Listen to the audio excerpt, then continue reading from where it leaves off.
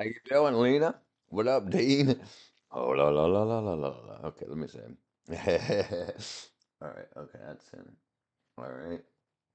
I just jumped on, so give me 1 second to set this up. Bang, bang, bang. Pop out, chat.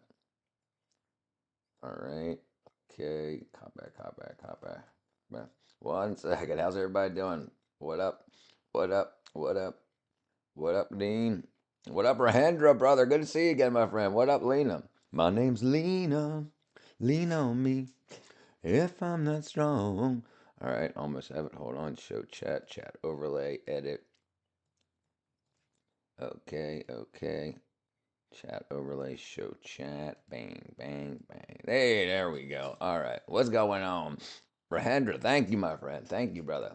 What's up? All right, let me get this in here. We got Calm, we got Lena first. What's going on? What's going on? What's going on? What's up, Rahendra, brother? It's a short A. Yeah, all good. Everything's going good. Everything's going good. I got my nice shirt on. It's getting a little chilly here in Georgia. Let me make sure I set this up real quick. What I miss, Lena? What I miss? It's short A. What's a short A? I guess he's saying hello, Lena. Rahendra's one of our moderators. He's been around for like a year. All right, small. Nope, wrong thing. Broke it. I broke it. Let's do this. Hold on. Okay. Chrome. Chrome. Oh, that's why it was broken. There we go. All right. Now we got internet.com. Call me Lena. Call me Lena on me. Lena. What's up, Holio? All right, let me get everything set up. It's a short A. Oh, the A in Lena. Gotcha. I thought, I thought, gotcha. Lena, Lena, not Lena. Lena. Is that correct, Lena? Is it Lena or Lena? Let me see. Let's try this. All right, cool. What is it? What's what? I don't know. We're chilling. We're straight chilling. I mean, what's up, Ben? What's going on? I mean, a big E. They call me Big E.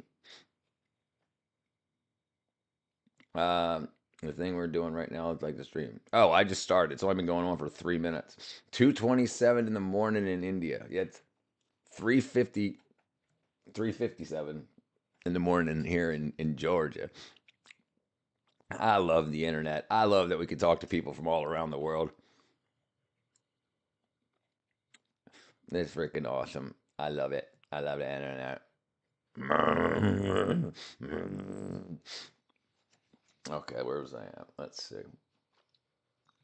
It's 2:27 in the morning in India. Yeah, Ben. Right now it's 4 p.m. 4 in the afternoon or the evening, whatever you want to call it, in Georgia. What is that? Okay, okay, that's dead. Let's track that. All right, I got a new marker. Okay, I'm just a bee, a tiger. All right, where was I at? Let's see. Let us see. There was something that I wanted to do. I can't remember. Oh yeah, hold on. I forgot to post here too. Oh,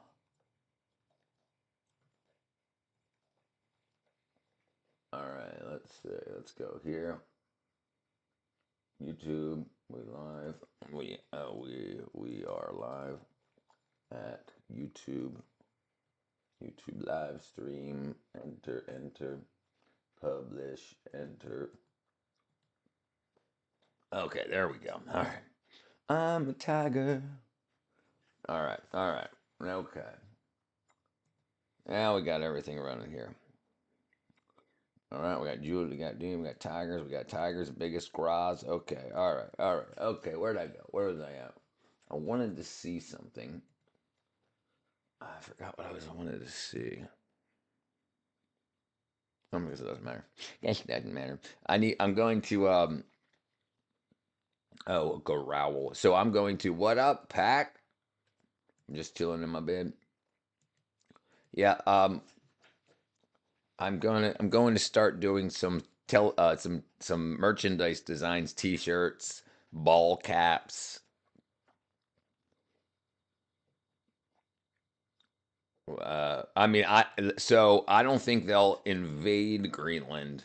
So Greenland, Denmark. So Denmark owns Greenland, but Trump wants Greenland, and it looks like Denmark. Well, I don't know 100% for sure, but it looks like basically a bunch of people from Denmark are going to get rich, and America's going to get Greenland. It looks that way. A telethon. No, they have two dog sleds registered as is what was said. Two dog sleds registered as their military.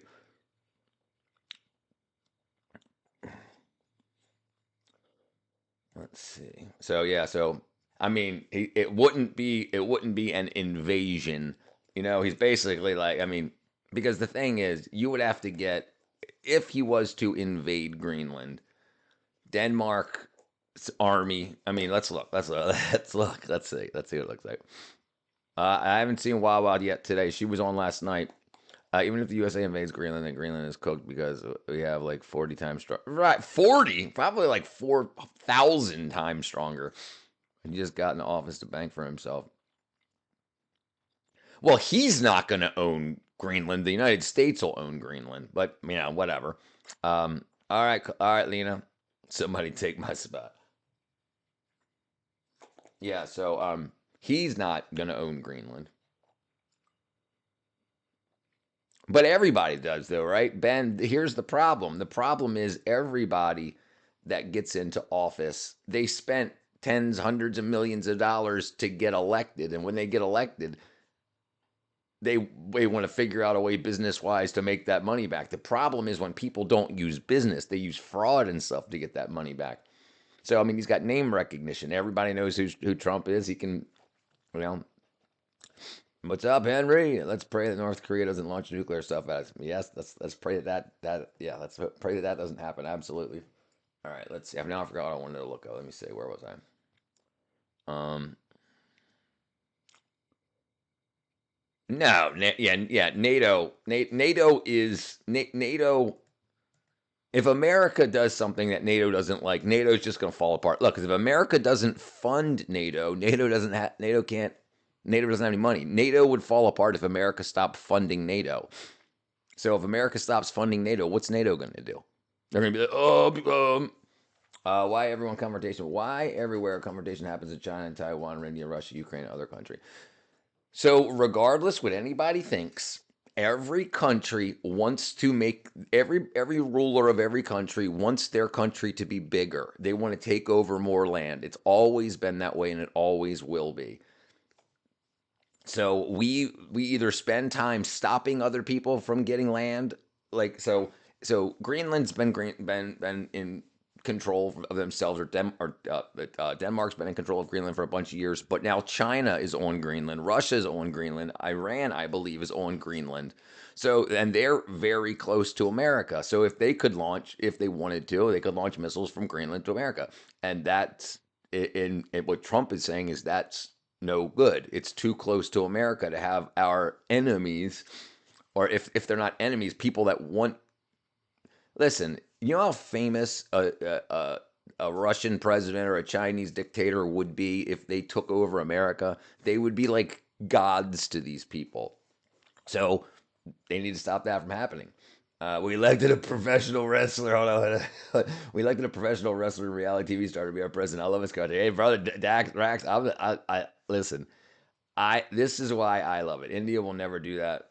China has expansionist policy, right? Well, that's what it seems like, and India, I mean, India is more likely to lay back. Like they let Pakistan separate from India. Pakistan used to be part of India. Well, China has a lot more resources. Yes, a lot more resources. It's like U.S. Army is like one of the best. Yeah, yeah, yeah, yeah. You can't. Yeah, listen. So this is what happened with with the world when China said they developed stealth technology detecting equipment, stealth detecting technology, and all the countries that aren't that don't like America bought this stealth technology, including Venezuela. So Venezuela had Chinese stealth detecting technology that was supposed to detect our stealth aircraft, our stealth, our stealth bombers, our stealth helicopters, and it didn't work. We walked right into Venezuela and took the president of Venezuela, whatever you want to call him, the president of Venezuela and his wife without being detected. So that proves to the rest of the world that believed that they had equipment from China that could detect our stealth aircraft, and it failed. It didn't work. So now everybody that bought stealth detecting technology from China knows that it doesn't work. So now they're like, "Oh, geez, they can come in and do whatever they want with us."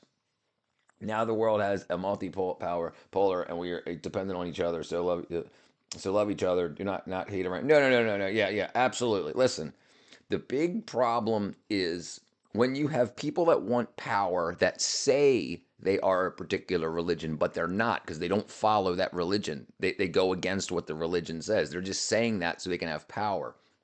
Why the long face? What's up? I'm just saying everyone loved Trump when he was a Democrat in the 90s. Yes, yes, right. Yeah, right. And this is why I think they're so mad. I think they're so mad because I think Trump knew the secrets of the Democratic Party. He was a billionaire, so that he knew how the other Democrats were getting rich, whether it was good or bad ways of doing it. Like how do Democrats that are in office, how do they get $400 million? Right? Without having a company, without doing anything. They make $180,000 a year, but they've made $400 million. Doesn't make sense. So when he left the Democratic Party, they were like, "Oh no, he just left with all of our secrets." Yeah, right. And the thing that's cool is if a reality TV star can become president. I mean, listen, it happened before. I mean, Ronald Reagan wasn't a reality TV star because reality TV didn't exist back then, but he was just a little actor. But the weird thing is Trump didn't even become a senator first. I believe Reagan was either a senator or a House of Representatives or whatever. He definitely did other. Hold on, well, let's find out. Ronald Reagan's political career. Okay, he was governor of California from 1967 to 1975, and then president of the United States from 81 to 89. Right. So he went from being an actor to a governor to president. Trump went from being, a real estate guy to an actor to president. So I can possibly go from a prop maker in the movie industry to president. Boy, inhumane society. Same thing happened to us Jews about just 75 years ago. Yeah, listen, the Jews should be pissed. Jews should be pissed. I'm not Jewish. I get called Jewish a lot because I have a big nose. Jews should be pissed about how the power plays still like how can that I don't know why the Jews sit back and take all the bullshit racism that's going on, like the fake racism for against like blacks and whites and blacks and browns. Like that's not like still even when you get people that are black and white in power, they still bitch about the Jews. So it's so obvious now they don't call it racism, they call it like anti-Semitic because racism's for black and white people.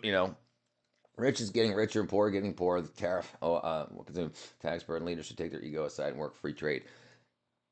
Rahendra, India has had tariffs against America for decades. Has decades. India has had tariffs. Why didn't India drop their tariffs?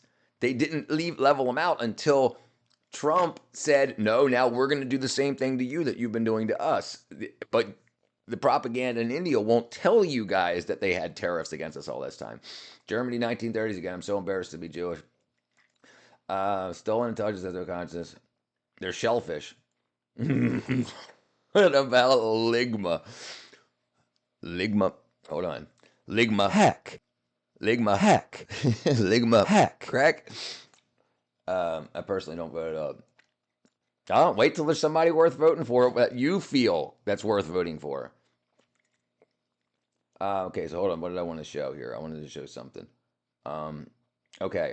So look at this. All right. What tariffs does India have against America? Okay, India has imposed significant tariffs on various U.S. goods, especially in response to recent trade actions. Okay, 50% on many products, including textiles, electronics, auto parts, agriculture, while maintaining high duties of 30% on U.S. pulses, lentils, and chickpeas.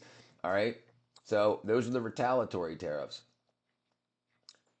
So so India won't accept U.S. apparel, gems, jewelry, chemicals, auto parts, machinery, and ceramics. And so then Trump says, if you're not going to accept our goods without tariff, we're not going to accept yours. But they don't tell the Indians. Don't tell the Indian government doesn't tell the Indian people that stuff. They just said, oh my goodness, Trump just put all these tariffs on us. Yeah, because you've had them against us. Ligma. I love the internet, dude. I love the internet. I'm so glad comedy's back. I'm so glad. I'm so glad.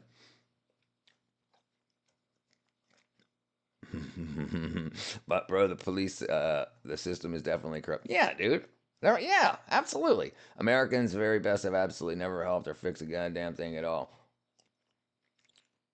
What? America's very best have absolutely. What do you consider the very best? Render, they imposed 25 extra for Russian oil. Yeah, and you understand why though, right? Because Russia still has is still in a war with Ukraine, so therefore the United States and the United States partners put sanctions on Russia, and the U and India is still buying oil from Russia. We'll see what happens now. Now that the United States interests have that $17 trillion in Venezuelan oil, we'll see what happens. I bet you that changes really quick. We are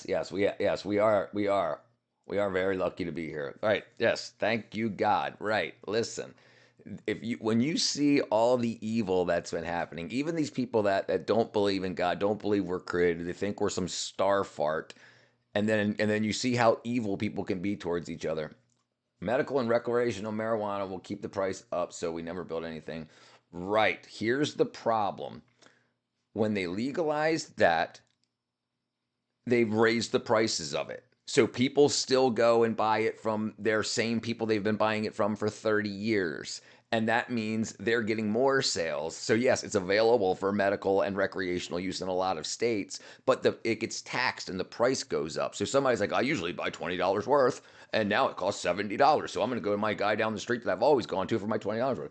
The inventor of nylon was after discovery. Nylon, yes. They didn't want hemp to replace it. Right? They didn't want hemp to replace it. Rudolph Diesel won his engine. Yes, Rudolph Diesel. Yes, he invented it on vegetable oil. Americans are the type of people that grow myrrh indoors just to complain about power outages, fires. Good, yeah. Yeah. Space Cowboy, how are you, brother? No, it absolutely doesn't. Yeah, Jesus is patient. But he's waiting for everyone to come together. Come together. Humanity and the planet have no representatives because the American people have successfully destroyed every real creator that ever lived. I, I I disagree. I think they've destroyed many of them, absolutely, but there was thousands of creators. That's why we have so much stuff. But yeah, and this is the problem: is that if it didn't help somebody make more money, or if it hurt another economy, then bad things happen to them. That's got to stop. And the people that were involved. That's why they call it the swamp. These people are just bottom dwellers, and they need to be held to account. And hopefully that's what'll happen. We'll see, but that's a problem. But then again, that's the American government. That ain't the American people. The divided states of Elon Stolen. Enjoy your new demon lords and radiation charged smart meter showers. No, do you think I'm? Do you think I'm not a decent, stand-up, coherent American, Odin? The energy bill is so high in Europe because of the sanctions. No, it's not. Absolutely not, Rahendra. No, no, no. Absolutely not. No. The electric bills are going up so high because they're giving power to all of their AI data centers and stuff, and they won't. You guys are still stuck on the carbon tax thing, and you're not burning fossil fuels like for energy or nuclear because you want solar panels and wind farms and stuff, which all have to be purchased from a particular country that handles all of that manufacturing, and that drives prices up. You have Elon for a brain and a heart. I do. You're talking about Americans. I don't know what you're talking about. Imagine a world where they didn't buy them. Imagine a world where we didn't buy Alaska. Um, that definitely boosts up your economy buying Alaska. Absolutely. Imagine having rights when Jesus, Nikola Tesla, Rudolph Diesel, and inventor of nylon did not. What What do you think the invention of nylon would have done for people? What do you think that would have done for people? Nylon didn't help anything. Diesels are used all the time, and people use diesel. The thing is, nothing happened with Rudolph Diesel. He wanted it to use vegetable oil, but it could be used with diesel fuel, and that was much, much, much cheaper to get into the government because a lot of these government wackadoos had stock in um, oil companies. Plastic is a byproduct of nylon. No, no, no, no, no, no, no, no, no, no, no, no, no, no. You don't, no, no, no, no, Odin. No, no, no, it's not. Plastic is a byproduct of oil, it's a petrochemical. Nylon is a petrochemical, long chain petrochemical. So you mix two together, and then when you start to pull them out, when oxygen hits it, I'll show you. I'll show you. You sound like you're just spouting propaganda. Um, Making nylon. Okay, so here's nylon synthesis right here. This is decane diol dichloride, and this is 1,6-diaminohexane. There are These are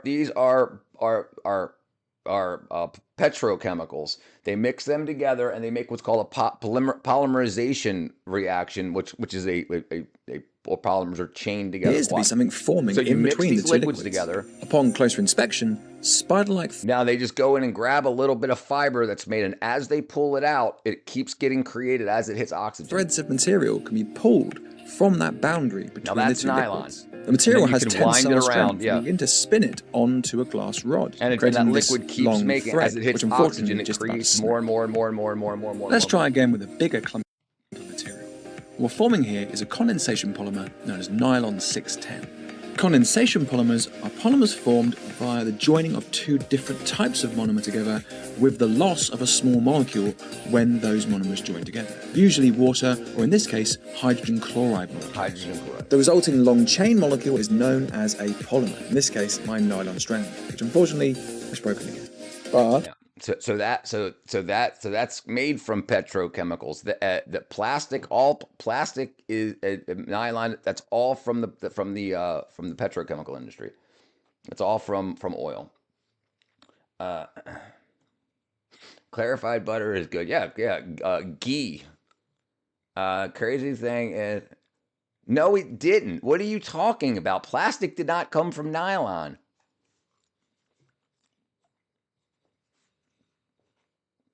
There's just a bunch of polymers. All right, let's see. Maybe I'm incorrect. Let me incorrect. The invention of plastic. Okay, maybe I'm wrong. Okay, let's see. Okay. Plastic's invention began with a man-made cellulose. Man-made cellulose followed by commercially celluloid. The first synthetic plastic Bakelite was in 1907. Okay. Okay, 1907. When was nylon created? Let's see. 1935. 1935 nylon was created. Plastic in 1907. Please tell me again. Please tell me again, Odin. Please tell me again how nylon went back in time from 1935 to 1907. Plastic was invented way before that. Nylon stockings came out in 1939. Nylon 66 was first synthesized. Nylon 66 was first synthesized at the DuPont facility in 1935. What up, Kahora? F-35 is so expensive, India will purchase a Rafale fighter jet $39 billion a piece. That's crazy. What up, Gulk Tug? The inventor of nylon was suicide after his career. Nylon was invented by the DuPont. Dude, now you're just talking trash. You don't even know what you're talking about. Dude, I'm 100% for honesty, but you're not being honest. And I'm not going to cover anybody that's 100% a lie.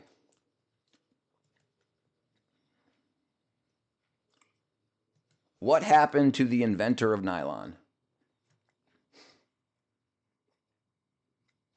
Okay.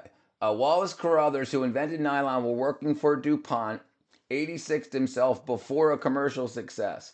DuPont, who owned the invention, continued through his team. So it's that synthetic fiber to mimic silk. So nylon went very, very popular after its invention. So it wasn't withheld after he invented it. It got much, much, much bigger.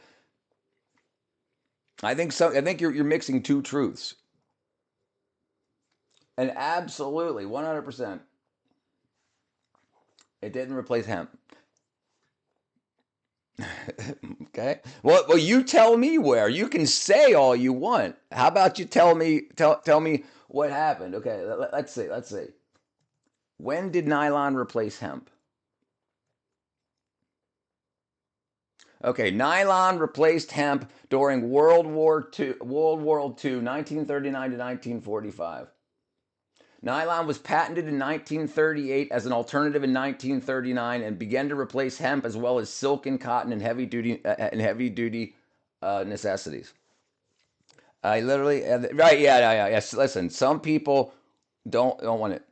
Yes, he did. He did kill himself, but how that didn't stop. That didn't stop how popularized it from 1938 when it was invented. 1939, it was in 1939. Its role as a direct replacement for help in heavy. It was cemented in wartime.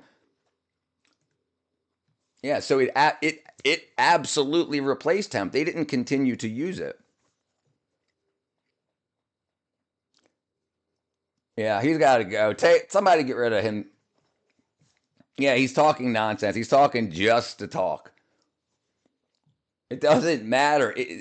If nylon didn't replace hemp, then hemp would still be around. It was invented in 1938, and in 1939, it became the biggest polymer in the world. No, not Julio Bear. Not, you're the wrong person. Odin, I said. Yogi, Treaty of Versailles is a burden for Germany is why World War II started. Hold on, Holy. Hold on. I'll take care of him.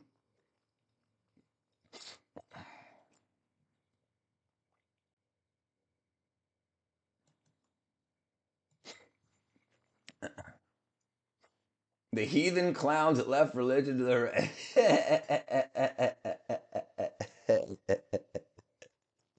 Oh, boy. Yeah.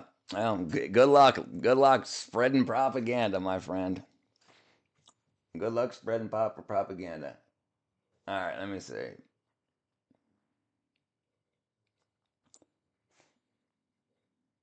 Okay, I got him. Hold on.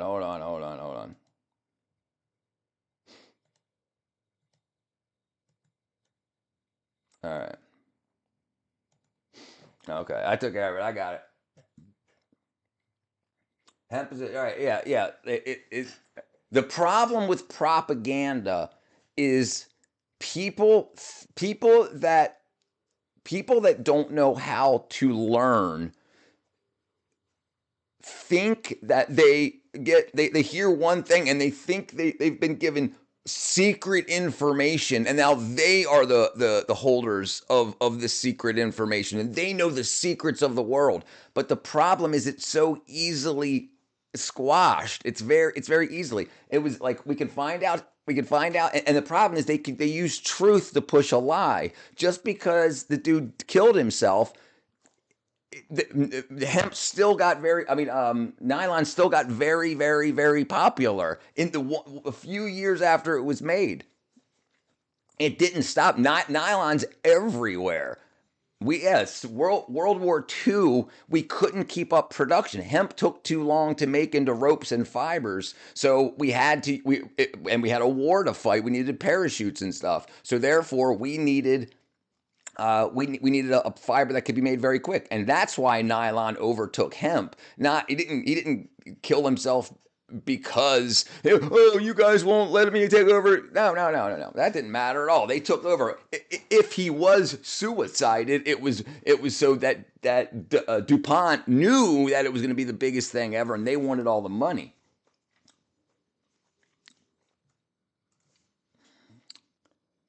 I switched it to 10 seconds. Your government loves you. Don't ask any questions. Then we go with the wife and dog. See, all right. Gulk 2 needs a wife. Yeah, very, very easy. This most people won't look anything up. Most people don't look anything up. And like so the way that propaganda works is you mix one truth with a bunch of lies. So you can say, yes, he was because this and that, and you look it up and it was the guy that invented nylon murked himself. Yes, well then everything else he said must be true, and that's the problem. Yes, yeah, sorry about that, Julio. Yeah, and this is what everybody must learn. No matter who tells you what. The reason I do this every time and bring stuff up is because I want to gain trust. And the problem with what Odin was doing was whether he knew he was lying or not, he was lying, and that's a problem. So he can mix a truth with a bunch of lies, and then if somebody just looks up one part and says, "Wow, he did," so this dude must be right, and that's the problem with people that don't know as much as they think they know, and then when they get caught, it's embarrassing. So that's why he's just like, nope, nope, nope. Rather than saying no, this is what happened, he just said, nope, nope, you're wrong, nope, and that's where people got to go away. Anyway, exactly. When they said the thing over and over, right? Yeah, yeah. So the way propaganda works is if you can convince people that you are the arbiter of truth, then when they tell you someone's bad or to vote a certain way, you'll believe them because they've never lied to you before. And therein lies the current state of America. Yeah. Yep. You know, but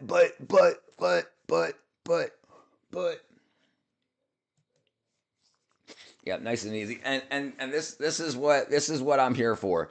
This is what I'm here for. So think about if Odin becomes a teacher one day, he's gonna teach his kids this bullshit, right? And and then they're gonna believe it, and then they're gonna spread out. So you have one person teaching 30 people, and then a lot of those people that'll believe it might end up becoming teachers, and that's where you get men can have children. Yeah, and this is the problem. This is what my main objective was when I first started this channel was to teach kids what propaganda is and how it works. It's not, the truth is out there, and you just have to spend a minute. But the problem is people think that information passed from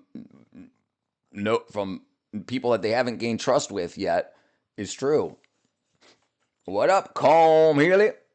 Cole, Cole Mealy, Cole Mealy. And think about all of the stuff you hear in the news today. Think about the wackadoodle ideologies. at like everything that they say. Like you hear immigrants built America, so therefore no matter what I say must be true. So we need the black. I say okay, both can be true, and some can be true, and some can be false.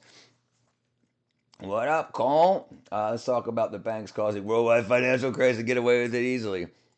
Ireland, Ireland, Ireland. We got a bunch of Irish, Colm. We've got Irish people from the Isle of Man, which I don't even know where that comes from exactly. Is the Isle of Man a the Isle of Man? Okay, so it's self-governing. Okay, so Isle of Man is self-governing. Okay, for some reason I thought that had something to do with. Let me see what the flag looks like. No way, that's a freaking awesome flag. Look at that. You're lucky I'm from Nepal. Okay, yesterday I moved to the United States, so I'm here. Well, welcome, Julio. That is an awesome flag. Um, okay, let's talk about banks. Okay, sure. So here's a big problem with banks and with propaganda. So like banks, people think they deposit their money in the bank and and that and they get a little bit of interest back. But what you're actually doing is you're loaning the bank your money, and by law, they've got to give you a return on your investment.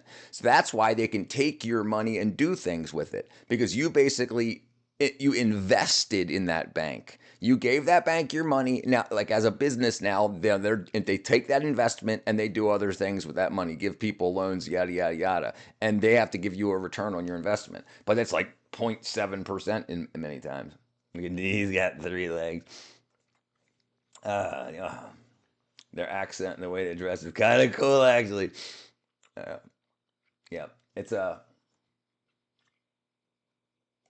weirdest flags in the world. Wow, what is this? Hold on, look at this. Look at this. I don't even know what that is. It looks like a bear wrapped up in a jump rope. What is that? Oh, here's another the Isle of Man one looking thing. Or I don't know if that's Isle of Man. UK feather flags.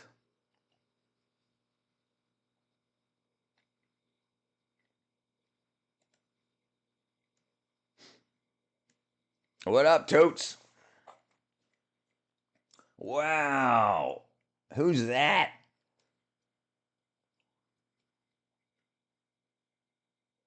Guam. I wish it said who they were. Look at that craziness. Jeez. Kneecap. Yeah, cool looking flags.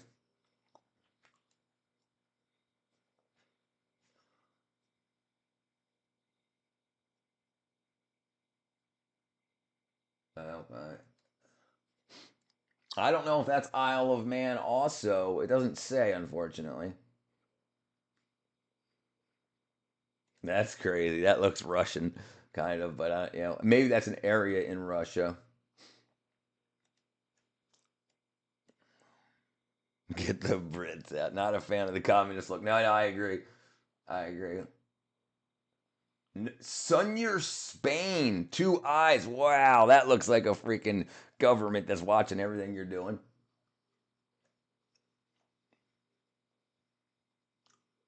I don't know where these are from. That looks like. Have you ever traveled me? Yeah, yeah, yeah, yeah, yeah, yeah, yeah, yeah, yeah. I've traveled to the British Virgin Islands. Spain got the 1984 look. That's exactly what I was thinking about. That's exactly what I was thinking about. Like go about your business. The unblinking eye.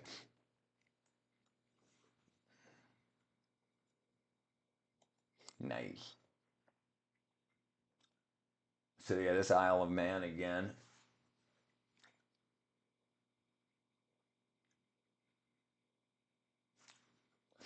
Wow, I wonder where that is. That's Batman's hideout. The Netherlands and the Czech Republic. Yeah, the Isle of Man definitely looks cool. Big Brother's watching. That's exactly what I was thinking. I've traveled to multiple countries before. I like to travel on it. Yeah, I plan on it. I plan on it. People that like to play cricket. Wow, don't go to this place. What is that?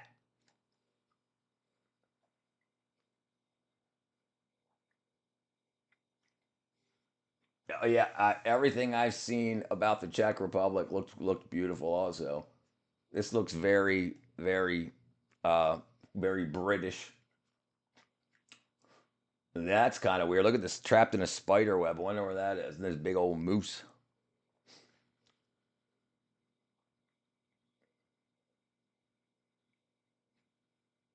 That's definitely rough, though, man.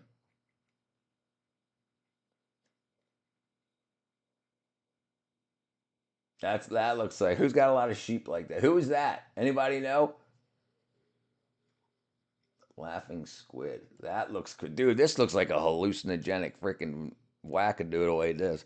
Yeah, the moose flag is definitely cool. What up, Julia? We got Julia and Julio.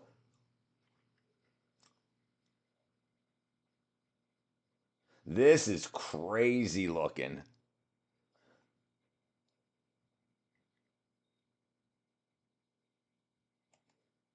That looks very classy. Welcome to class. What up, Julia? But the war zone?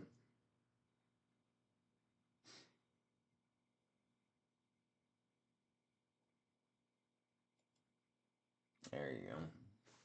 This is weird too. Wow, look at that. Hold on. Look at that. It's like a demon woman with a tail flying into the air. That's some witchcraft stuff going on there. This has got to be somewhere in Africa. Oh, Kanu. Okay. Oh, that's Ethiopia. Oh, I didn't know that. This is something Arabic. I don't know where that's from. Look at this. That's got to be somewhere in Canada. Big old beaver stepping on some blocks. Oh, he's stepping on a bridge over the water, I guess. Like a beaver dam. That's crazy.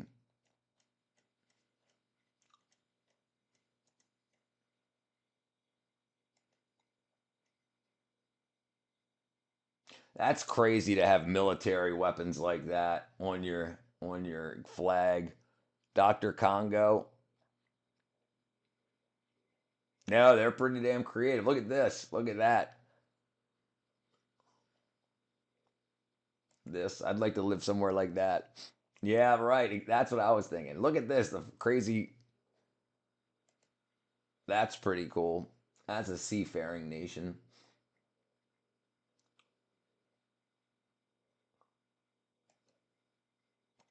That's looking crazy too. I mean, I'm guessing I can't tell if that's supposed to be Jesus or not. And that I don't know. I still like this a lot. Absolutely. That's so awesome. And this looks cryptic. And then this looks cryptic too. Like you can't tell what kind of sense it's supposed to make. This looks pretty cool. This looks pretty English. This looks like somebody was playing around with Adobe Illustrator and they could only use straight lines and curves, and they were like, "Man, this is the best I can do. That'll be $3,000." Looks more like a wise man from the baby. Yeah, yeah, yeah, yeah, yeah, yeah. Let's try to find out what it is. Let's try to find out what it is.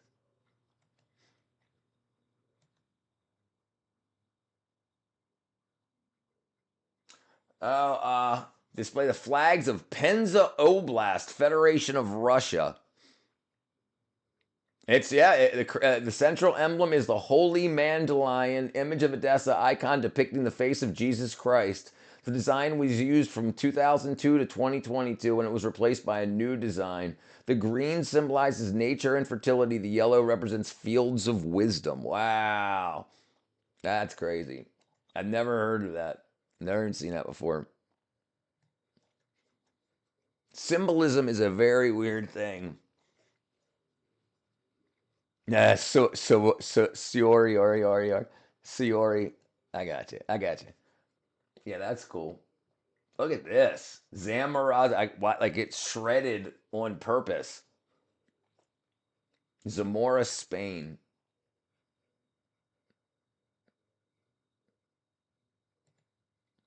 For my next trip, I'm either going to move to Russia. Yeah, no, it's still well.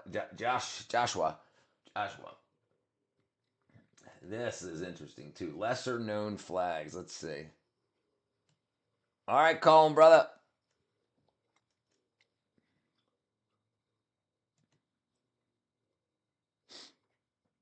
Oh, this is Greenland's flag.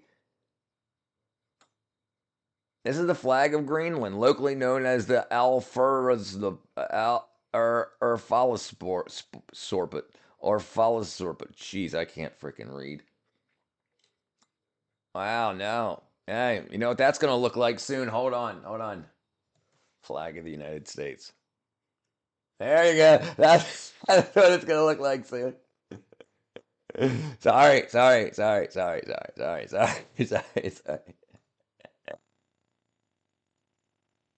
Oh man. Well, they wanted red and white. I guess soon they'll have red, white, and blue. Oh, what was that?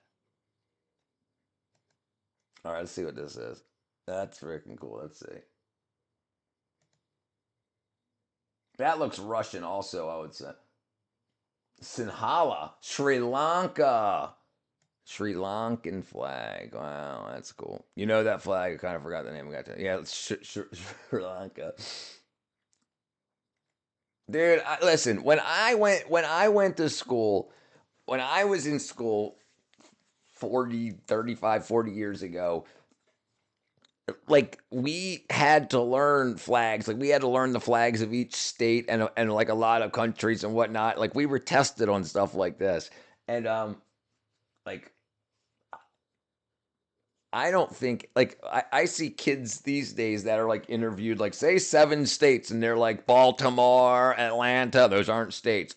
Canada, that's a country. And they're just like, I mean, I understand they pull the worst of the worst out.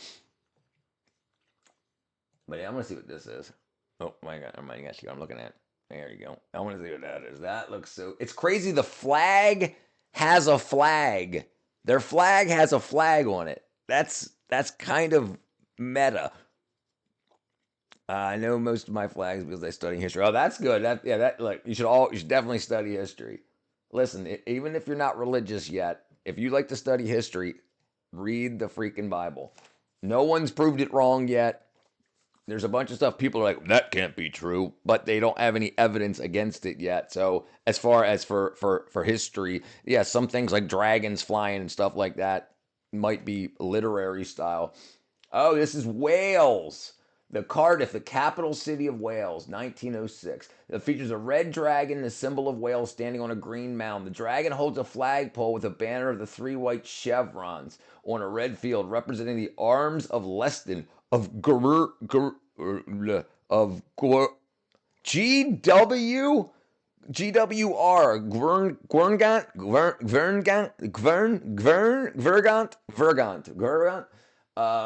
The last prince of Glamorgan. The leek is depicted beside the dragon, which is a traditional Welsh. That's freaking crazy. I'm still learning about flags long way. Brother, listen. Stop. You're going to give me nightmares. What's going on, Space Cow? Yeah, this is crazy stuff. Yeah, you got a long way to go. Look, I'm 49 and I'm still learning every day. It's pronounced like guar. Oh, yeah, you know what? I didn't even consider guar. All right, right. It's kind of interesting to know your flag's different. No, absolutely. So when you're out fishing and you see a freaking warship coming at you, you can know which country's firing on you.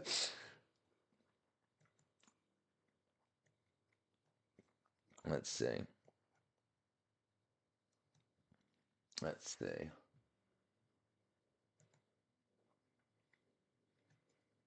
Oh, Bonaire. My folks have been there a lot. I didn't even realize that. Yeah, they used to go there diving. Yeah, right, Bonaire. The yellow stripe is the sun. The local flowers. The white stripe is peace and freedom, and the blue stripe represents the sea. The white stripe represents. Oh, wonder what that was. The band White Stripes and that stuff. The black compass and the rose in the center symbolizes navigation skills. That's cool. You think they would have used a compass or something?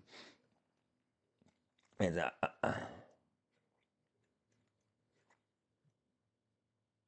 this looks crazy. This looks like something I drew in elementary school when they gave me the box of markers and a ruler.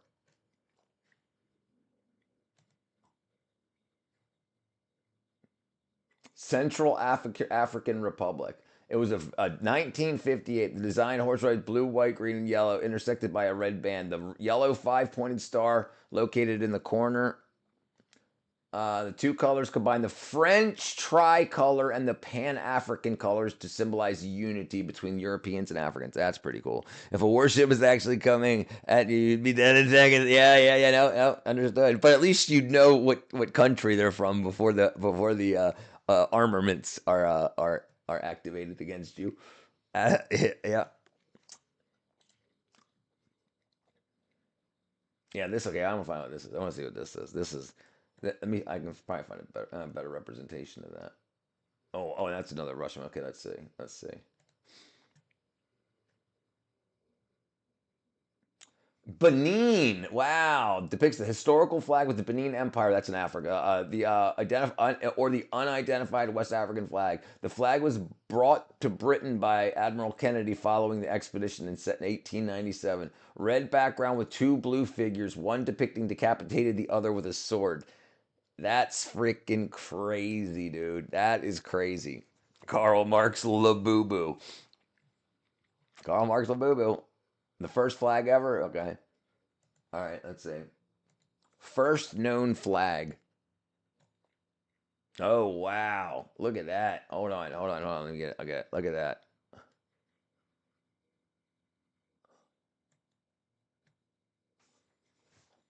So let's see. So this is okay. The death flag of Count Friedrich of Toggenburg. Friedrich of Toggenburg, historical textile artifact of the 15th century. The mythical beast, the griffin or similar creature, rendered in black. It's currently part of his. Wow, that's crazy. That's crazy. First flag. I can do this better. Yeah, there you go. No, absolutely. The more you know. This looks like a metal flag, the oldest flag in the world. So I don't know which one's the oldest flag in the world, but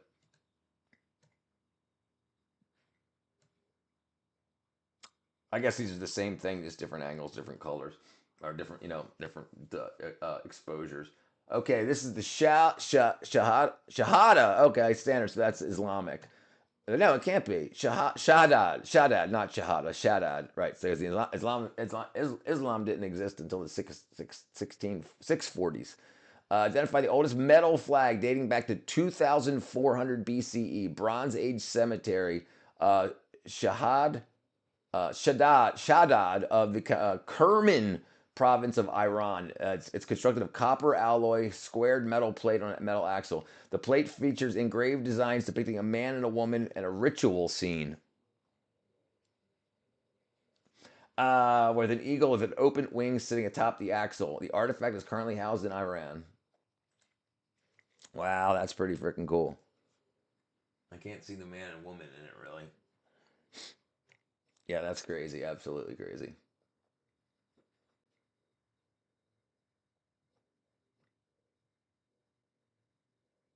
The first American flag. And then, dun dun dun dun. Oh boy. Yeah. Yep.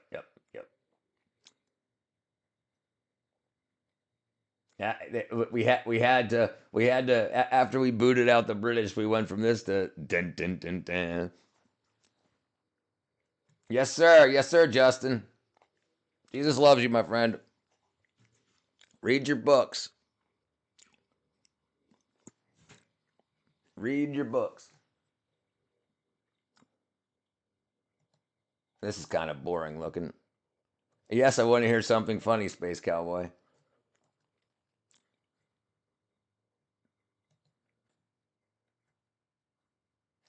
Okay, let's see. The flag, okay, this is Latvia. The flag consists of three horizontal stripes, a wide crimson red stripe at the top and bottom, separated by a narrow white stripe. The proportions are 2 to 1 to 2. The design is the oldest in the world, back in 1279.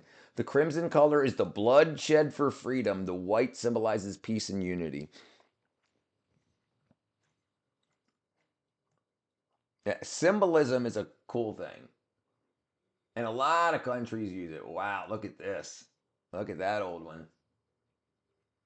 Look at those stars. Looks like a kid made it.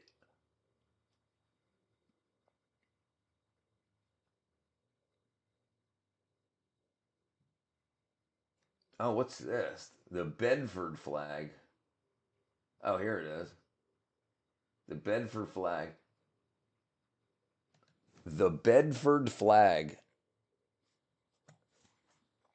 So this is the Bedford flag. Look at this. It's got like a cloud like in Charlie Brown with Pigpen, the guy that runs around with a cloud of dirt around him. All right, so this is what it actually looks like. Let's see. Let's see. That's a good looking one too. Let's see. Hold on. I'm waiting for. Okay, Space Cowboy says, I was at work and there was an electric riding horse for kids, and a mom's daughter was on it, and her mom told her to say the British are coming. No freaking way. No way. No way. No way. No way. Did that really happen, Space Cowboy?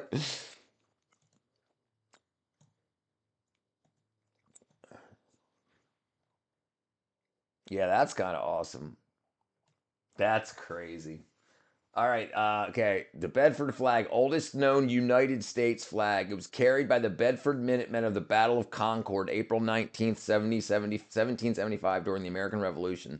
The flag is a crimson damask background with a silver armored arm emerging from clouds grasping a sword. The Latin motto, a gold banner wrapped around the sword, bears the Latin motto Vince aut more, meaning conquer or die. No, I never knew that either.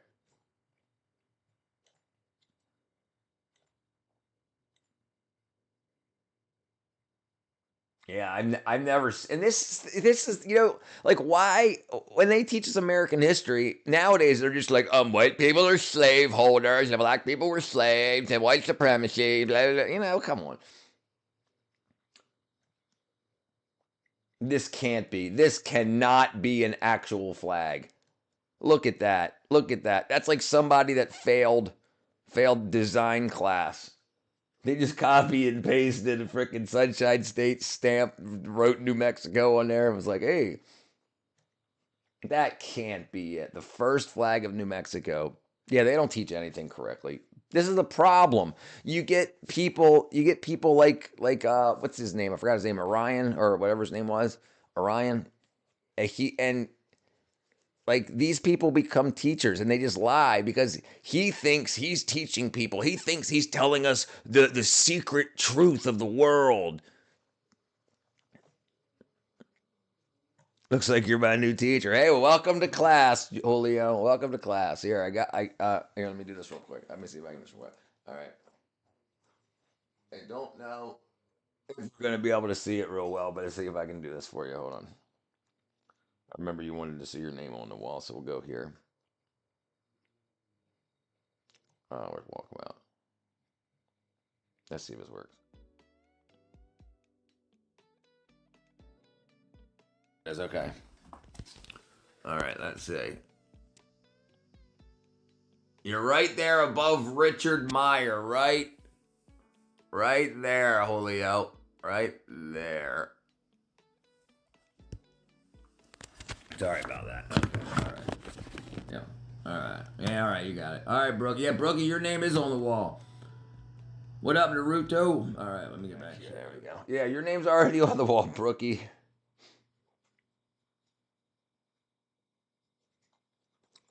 Is it possible for me to get mod back? For what? You don't even hang out here anymore, Naruto. We'll talk about it tomorrow. If you hang out, if you just want to come here to get mod and leave, then no.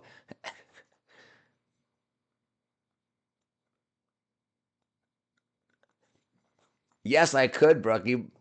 Wait. When I stand up to get over there, to get back over there, because I got to climb a ladder and stuff, and I don't feel like, I just switched the phone off. But yep. That's all right, Naruto. Just chill, brother. Big Drippy's gonna be mad at you, Naruto. Yeah, Big Drippy is gonna be pissed off at you, Naruto. Know that you're freaking coming around, freaking being cheating on him with moderator. Big Drippy's freaking awesome. If anybody doesn't know who Big Drippy is, let's see if he's live now. Hold on, let's do this. Let's see. Let's see.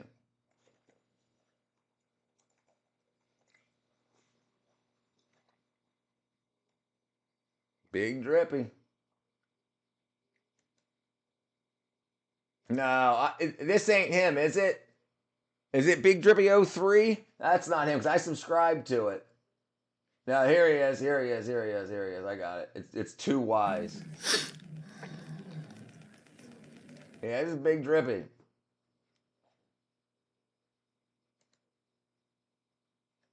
Let's see. Let's see if I can find. Let's see if I can find you guys in the chat.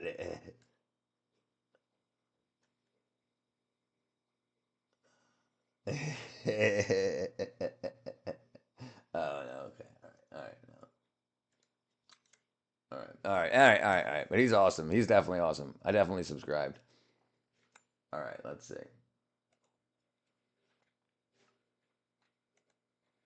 That's so crazy, though. That's so crazy. Look at this one. Hold on. Look at this one. Look how like uneven the stars and stuff are. I guess there's a couple of bullet holes in it. I know. I know. I'm like new to your streams. I never was like your streams. Was like. Hold on. I know. I'm like new to your stream. I never was like you for your last streams. Never. I was like you for your new stream. Oh yeah. Hey, there you go. Like 3. Thank you. Thank you. Thank you. Thank you. Thank you. Thank you. Thank you. Thank you. Les Claypool dressed up from Williams. Yes. Yes. That's Space Cowboys. Hold on. Let's pull that up real quick. Yeah, that's Space Cowboys. Well, I know it was a big brown beaver, and he rubbed it all the time. Then she found a big brown beaver was banging down porcupine. Oh, Space Cowboy 99999. He's a good man. Yeah, he's a good man. Yeah. No, you don't have to apologize for spelling on the internet.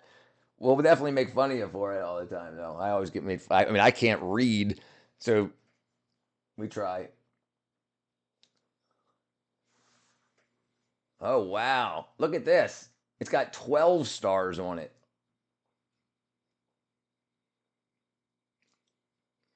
Wow, look at this. One with blue stripes.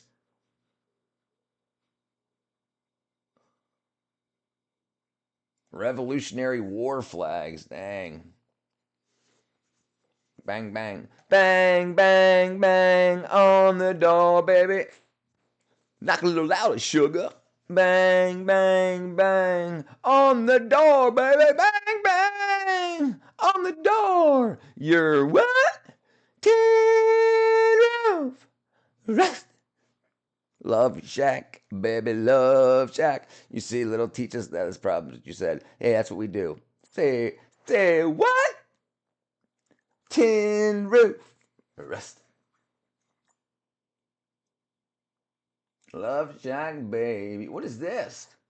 It looks like two atoms shooting laser beams at each other. Like it looks like a warning laser in operation. Bro, it keeps autocorrecting this. Rock Lansta. Rock Lansta. Hey, look, it happens to the best of us. Absolutely. None of us can seem to get through a stream without. Okay, so this is Panama. Oh wow, 1903. Unadopted. Yeah, because this is Panama right there, like that. So that's the unadopted one. Freeze frame. Tin Roof. But that is kind of crazy looking. It does look like warning. Well, let's see. Let me see what it looks like. Laser in operation sign. Laser in operation sign. Oh, come on. Laser in operation sign. Yeah, like that. Look, that's what it looks like. Like this here. Here's yellow. There you go. It looks like he just flipped those around. Yes, I recall the fix. Yeah. I never knew that they can. I never knew that they never teach in school systems. Crazy. No, it's absolute freaking. And this is the problem: is that they should teach. They can't teach you everything, but they should teach you how to learn. Like how to get knowledge for yourselves, not what to learn. But the thing is, when the Board of Education federally was made, they get paid and they get their bonuses for what tests the schools can pass. So as long as you can pass the test in the school, you can be failing the rest of the classes and they still get their funding. You're definitely my new teacher. Thank you, brother. Thank you, my brother. Hell in a bucket. Hell in a bucket. Was that the fix? Hell in a bucket. Oh, Grateful Dead, Hell in a Bucket. I did not remember that. Wow. 87. Look, there's Weir, Bob Weir with a duck. The fix. Deeper and deeper. One thing leads to another. One thing leads to another. What's going on, guys? What's going on? To another. And look how old these guys are. Like these guys, they got. I mean, that was in '82, and these guys are like probably in their 60s and 70s. Because I'm almost 50, and I don't look nowhere near like that. You didn't mean to do what? That's fine. Bruh, bruh. Achoo, achoo, achoo. One thing leads to another.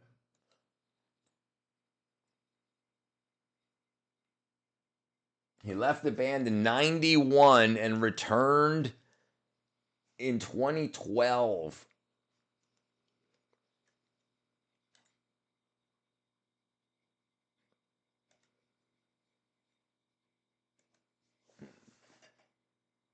'79, London, England. They were called the Portraits from '79 to '80, and then the Fix from 1980 to 1981. Then the Fix with two X's till present.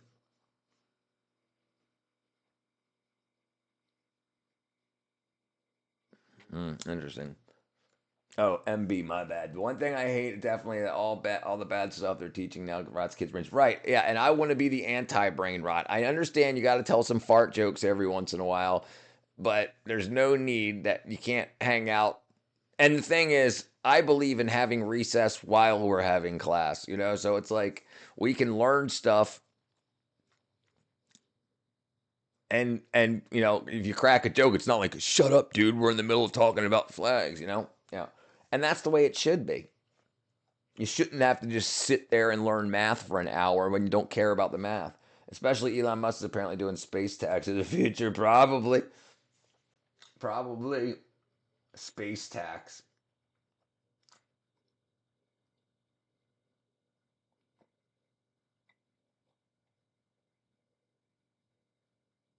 Wow. Okay. I can't drive 55.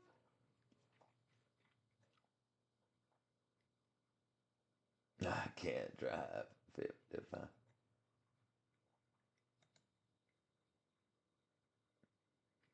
He's 68 years old. He's 68. He's almost 70 and he's still performing rock and roll music. I'm literally yapping too much. I just like asking questions. That's all right, brother. Don't worry about it. Don't worry about it. That's fine. Absolutely. That's what it's here for. As long as you're not just freaking saying 6'7", 6'7", 6'7", 6'7", 6'7", like that. Ew, ew, ew, ew, ew, ew, ew, ew, ew, ew, ew, ew. Oh, man. Yeah. Yeah, you're not yapping too much. If you have questions, ask them. If you have something to say it. Uh,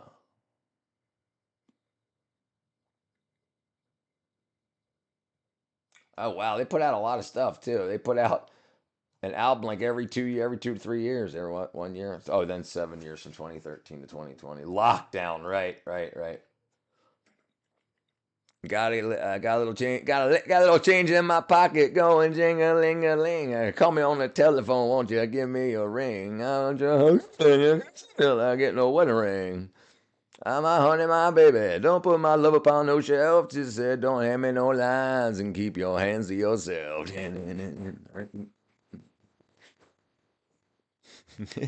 What up, Duo, brother? Oh, so Duo's the guy I was telling you guys about from Isle of Man. The Isle of Man. Yeah, boy, there you go. There you go, Duo. We got you represented. We got you represented. Oh damn, you two about me. Hey. Oh, I was back. Hold on, what? I was looking at your channel. I went all the way back to your first video. Yeah. I've been doing this for a while now. I've been doing and today, oh yeah, Space Cow. Today I got my my contract for ad revenue now. So now I get paid to talk on the internet without like so Christmas so about 10 days 20 days ago I got allowed to take, got to the point where I could take super chats and stuff like that. And then today I now get paid for my watches, my views, and my ad revenue. Wikipedia, when you want the Intel community opinion on something. Right. What up, Skippy? What up, Head? What's going on, Isla? We're talking about flags. We're talking about the Isle of Man.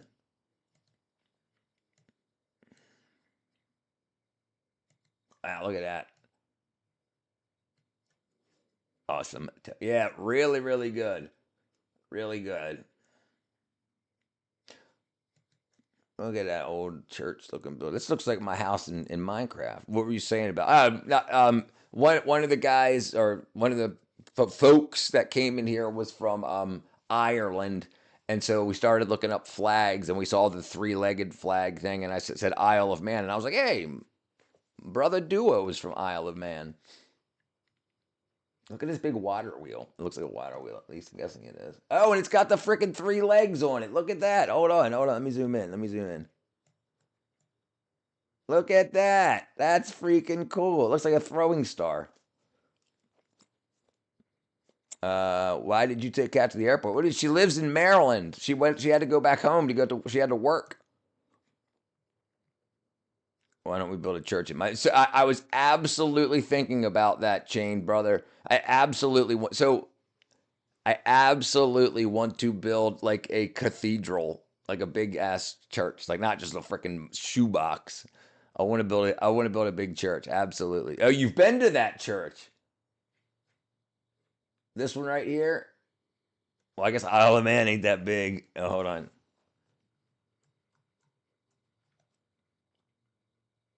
That's freaking awesome. It looks like they still mow the lawn there. Look at that. It probably gets eaten by sheep or lambs. Here's a fun fact: Texas was independent from the United States. You should ask ND if there's a rally against Trump in Denmark. When he jumps on, I will. Oh, that's cool. Wow, look at that.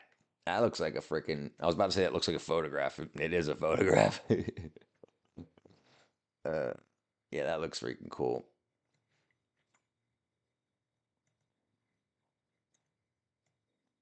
I got a little change in my pocket, going ting a ling a ling. To be honest, I wouldn't be surprised if some crazy person on Minecraft would play. Oh, jeez, dude. I'm gonna try to stay for the whole stream. All right, brother. I can't promise how long it'll be. It'll probably be like 4 more hours. Probably at least 9 or 10 o'clock. It's 5 o'clock now. Thank you though, brother. Thank you, brother. What are you umming about, Isla? Look at that weird beach. Did they make that? They built like right up to it. It looks weird with no greenery or anything. It looks like they added it.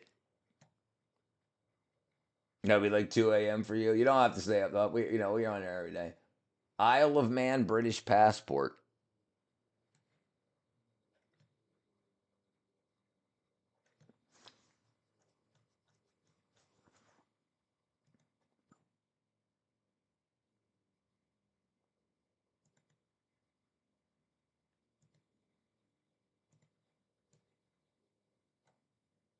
See?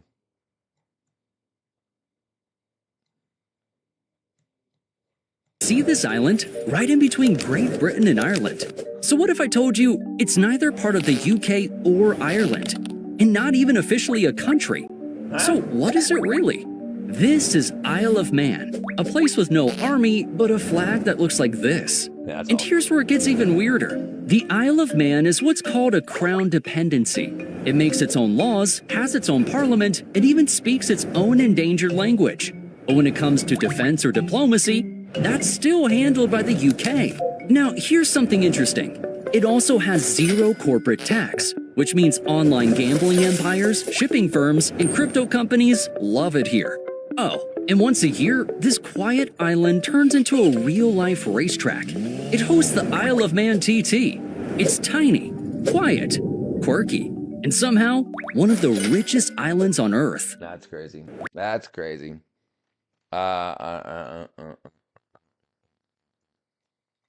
Most what I miss here. I wouldn't be surprised. Yeah. We know how rare you know how rare we are. As soon as you're born, we got picked. That's right. It's 2:10 a.m. Thank God it's Sunday. TGIF. My God, yes sir. Isn't there a place in the Middle East city that no one owns? In the Middle East, that you talk what Middle East? Like Cape Horn, Gabe Horn. Do you like Gabe Horn? That's freaking funny, dude. That's hilarious. Oh, that's freaking awesome. Yeah, man, I used to know some of the language, like a word or two, but I forgot after living in Ganje, Ghani. I saw those videos. It's crazy because they tried to make Americans name countries, but they have no idea. Yeah. They start naming states and stuff. Yeah, they're bad. They're like, name 3 countries. They're like, Los Angeles. Yeah, that was definitely funny. And what Middle East do you mean? Yeah, okay, let's see. Let's see. That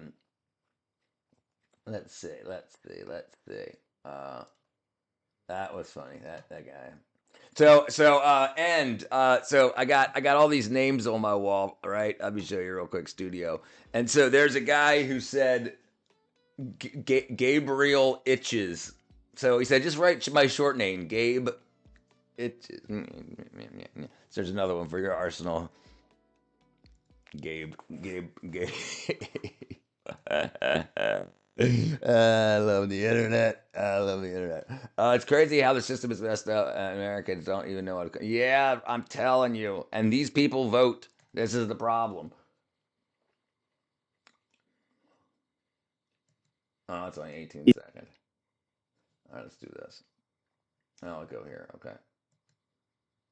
Is the Isle of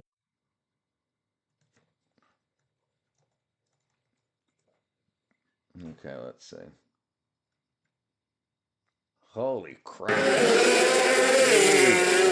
jeez. Man. That's freaking crazy, dude. That's crazy. Jeez.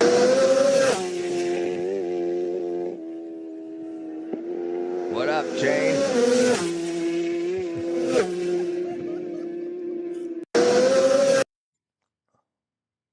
Yeah, that's some craziness there. Okay, shorts. Oh, where'd I go? It should be up here.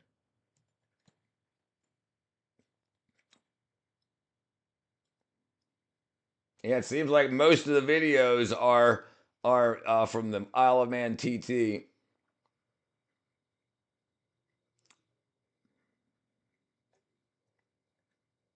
Isle of Man TT, Isle of Man. Holy crap! Oh my! Did you see? Oh my God! Holy crap! Holy crap! Holy crap! Holy crap! Holy crap! Jesus! Holy crap! Jeez! man, did you see that? That dude was doing like 748 miles an hour. Probably want to leave in Switzerland. Jeez, bro. One time we had an English in class and the teacher said island, and I said, I heard Isla. Yo, man, did you know I lived in Spain? I did not know that. Duo lived in Spain. Jeez, did you see that? Man. Oh, dude. Imagine smacking into those fence posts with your brain. Look at this freaking thing. Look at that, man. Jeez, dude. Gee, Jeffrey, big fan, big fan. Yeah, I don't think they're okay. Probably. Duo. How many people don't make it after the Isle of Man TT? Jeez, man. Oh crap.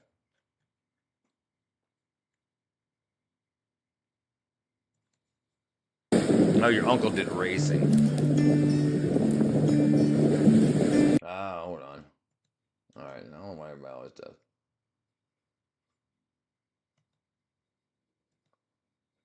King Charles owned the island. That's probably where Owned by the Jeffrey British royal family. You might think that Isle of Man is part of the UK, but it's not. Just like the Channel Islands, Guernsey and Jersey, it belongs to the British Crown.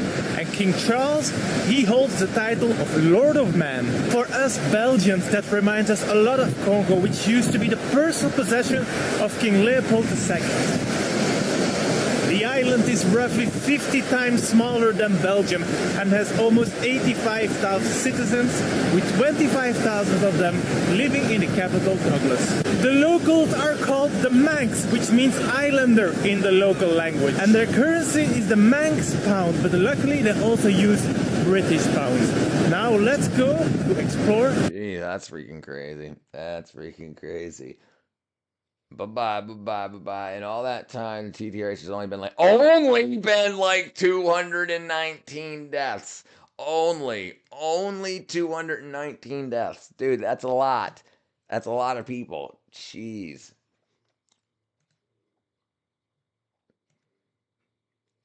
Isle of Man TT history.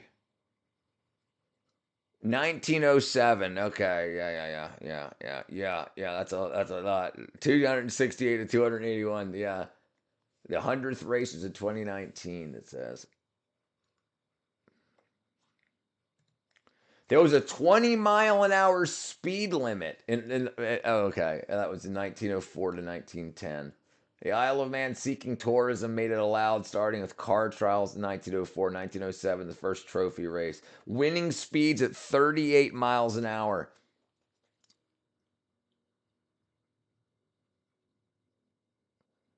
That's freaking crazy.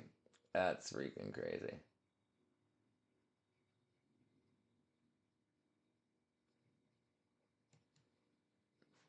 Lanier by Neuromod Devices uses dual mode stimulation to soothe tinnitus. Lanier People race for glory, not, they know they're not going to be here long. They want to make their name, their family. In 2022, like, man, jeez, that's probably where that big ass scene that we saw with the bikes flipping through the air. Think about that. Like, they were going 35 miles an hour back in the 1920s and 30s, and now they're probably doing like 150. Let's see. Isle of Man TT top speed history.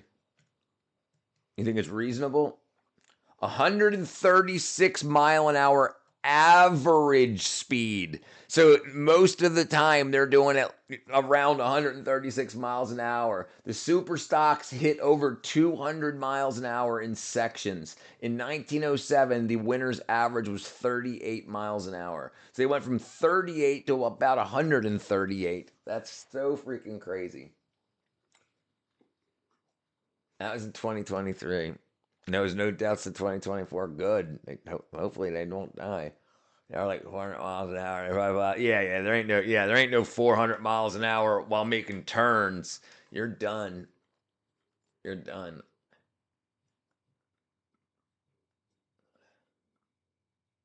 Average. Yeah.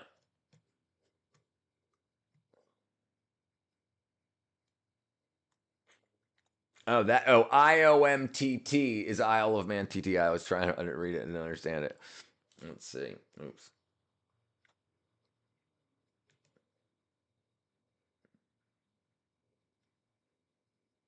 Let's see. All right, let's see. Yeah, that's freaking crazy. That's so crazy.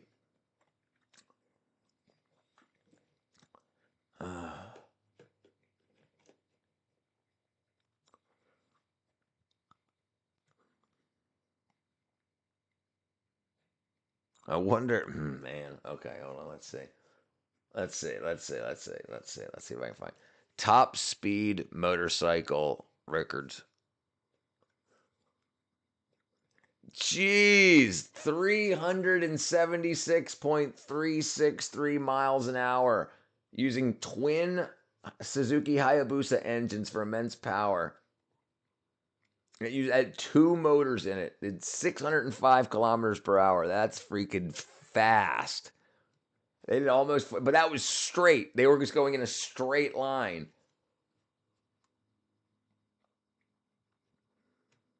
A street bike has about 240 mile an hour. That's crazy. I'm a failure. At what? We all fail, dude. That's what I do professionally. There have been guys amputations. Yeah. That happens a lot. Yeah, because they hit road signs and stuff like that. That takes off. I knew a guy that lost both of his legs to a road sign.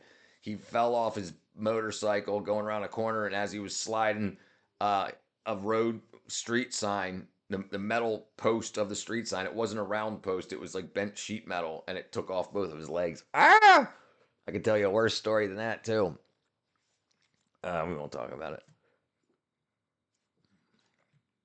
What are you failure at, Julio? All right, let's see if we can find this. Ack Attack. Okay.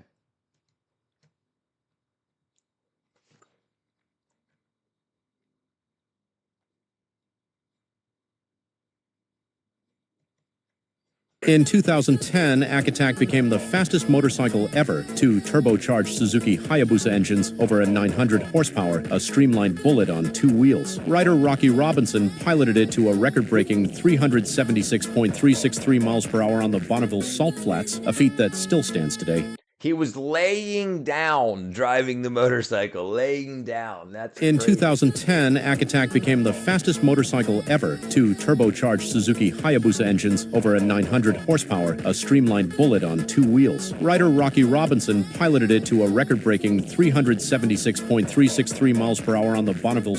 Jeez, you look like Brian Bell, the guy from Weezer. Hold on, let me see. Hold on. Brian Bell, Weezer. Hey, I kind of do. He's got a little more facial hair than me. Oh, back in the day, look at that. Hey, wow, he does kind of have my wearing like the same color shirt and everything, undershirt. That's crazy. Wow, look at that. Now he's got his hair a little bit longer too. Bill, now the signs, guys. Bill. Yeah, here's him a little bit older. Yeah, wow, he's got this thing. Dang. His nose is a little too small, but here you go. He looks like he always wears blue. Wow, he does. We're all tall and lanky too. Let me see. Let's see how tall he is. He's 57, so he's 8 years older than me.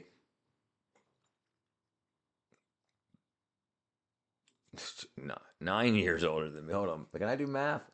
Yeah, 9 years. No, 8 years, yeah. Hey, Elliot! Hey, thank you, brother. What's up, Elliot? Have you ever had intrusive? Yeah, who doesn't have intrusive thoughts? Yeah, absolutely. You gotta, yeah, that's the devil knocking. What up, sus, brother? What up, Elliot? Why can't I post that? Why can't I make that? I gotta figure out how to put the jewelers up on the screen.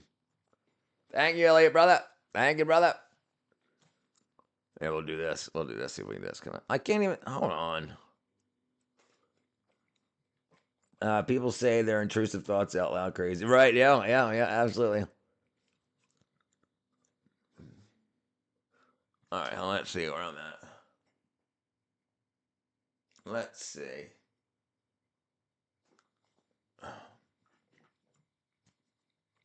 Yeah, hold on, Brooke. Freaking jerk. Hold on 1 second.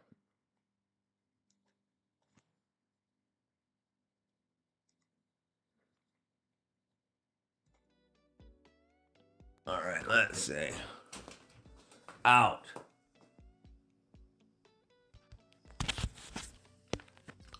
There you are right there, Brooke. There you go. If you want to see it again, just rewind. Oops. There we go. There we go.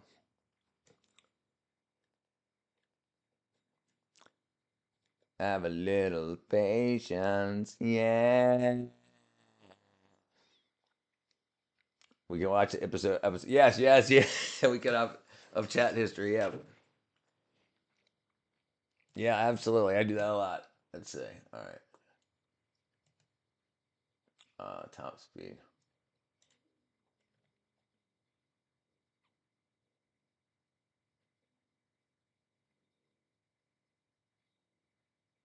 Mushroom screen. Holy crap. This old man used a sanding gun to trim his toenails. Then he poured out gasoline and set fire to the lawn in the yard. At night, the old man rolled out an Indian motorcycle. He had a dream to be the fastest motorcycle rider. But when the staff saw this motorcycle, they were stunned. The fuel tank cap was just a cork. The motorcycle had no brake system. It could only be stopped by the old man's face. But the old man didn't back down at all. With a push from the staff, the motorcycle staggered off. At the first speed checkpoint, his speed reached 160 miles per hour. As the speed increased, the heat from the exhaust pipe burnt the old man's legs. But he endured the pain and increased the throttle. Due to the high speed, the motorcycle violently shook. The old man had to raise his head to stabilize his balance. His goggles were directly blown off. He couldn't open his eyes, but the old man kept accelerating. He broke the Guinness record. Since the motorcycle had no brakes, it directly overturned. But Hannibal was very happy because he finally realized his dream. This old man... He was finally realized his dream. People are crazy. We need more money, Arthur. What's going on, Adam, brother? Horrible medical cures. Heroin syrup. Yep, we're hitting hard and heavy with this one. Back in the day when you had any sorts of pains or bruises, ouches or oozes, you had the freedom to tween off screen to your local drugstore and get yourself a healthy and unrestricted dosage of opium-derived morphine slammed right down your gullet. The obvious problem with having such an addictive substance readily available is, well, people got addicted. Right. So bad, in fact, that towards the end of the 1800s, nearly 1 in 200 people in the United States were suffering from morphine addiction, many of which were injured veterans of that uncivil civil war that had just ended a few decades prior.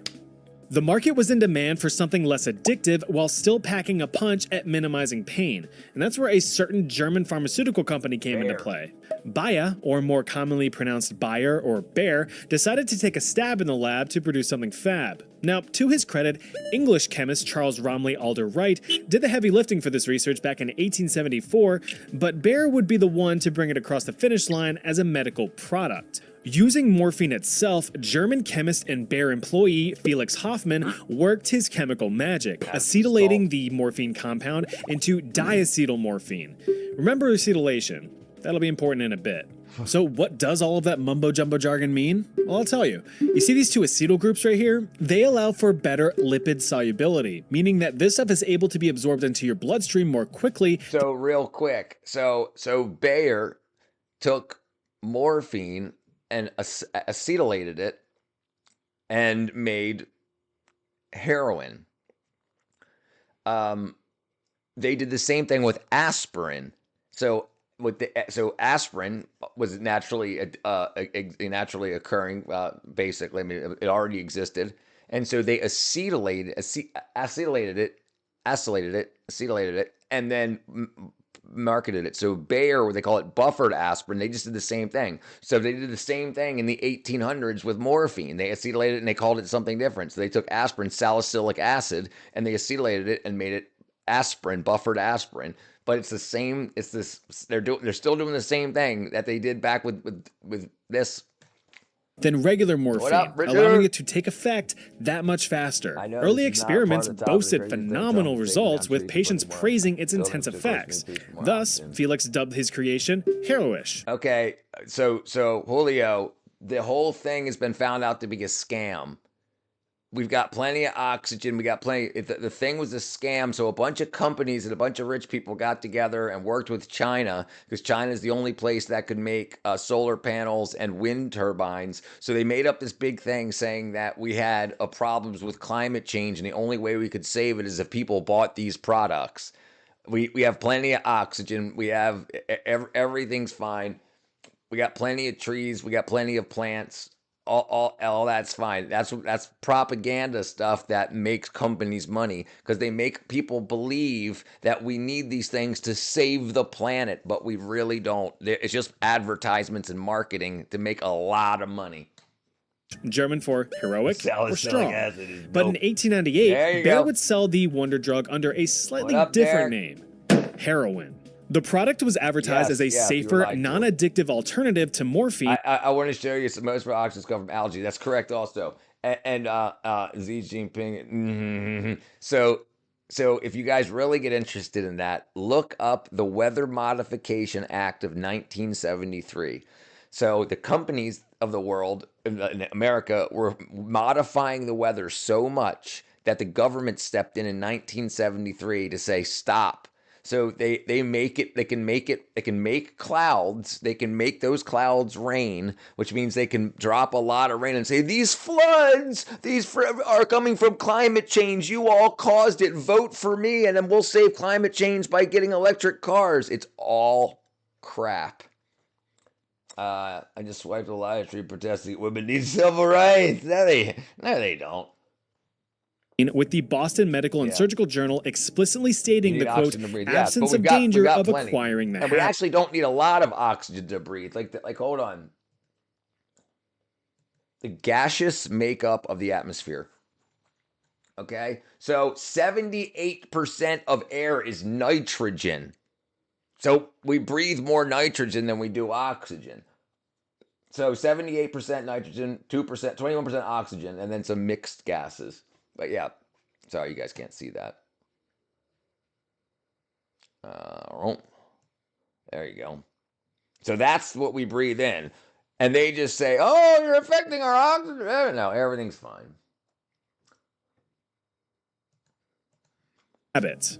Well, ain't that just a big bulging ballsack of irony? I say that because morphine was originally introduced to the consumer. What's an invaluable skill that immediately make you more valuable once you know it? How to learn.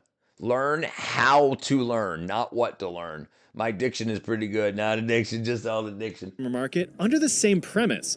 It was to be a safer, non-addictive alternative to opium. But instead of actually being safer alternatives, the subsequent products were just more and more potent forms of the same drug with heavier addictive qualities. Crazy, right? So now in the market, the Big H was sold in many forms: tablets, lozenges, elixirs, and of course, syrups. In addition to general pain relief, the syrup was claimed to be a suitable treatment for tuberculosis and pneumonia, which were very common at the time. It was even touted towards children as an effective cough and cold remedy, giving relief to not only sick kids, but their exhausted parents too.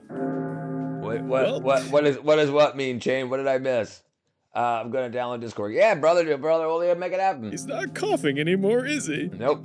So for years, Bayer was producing and distributing these products worldwide, creating the next generation of addicts. But what Bayer scientists failed to realize was that the human body was actually breaking down the supposed medicine back into its original form. Remember acetylation? Yep. Well, through The liver. biological deacetylation, Yep. the heroin molecules were just being metabolized back into morphine molecules.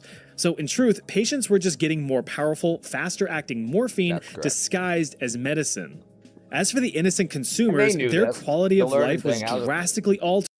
So how to learn. So like one of the worst ways to learn is by spending an hour on each subject at a time, by going down rabbit holes, by dissecting things. Like, for instance, if you want to learn something like math, you don't, you can say, okay, how does that math work? But if you look at things that you want to know how things work, and then follow the history and the math of things backwards, so dissection of problems. How problem solving is one of the biggest things that you need to know.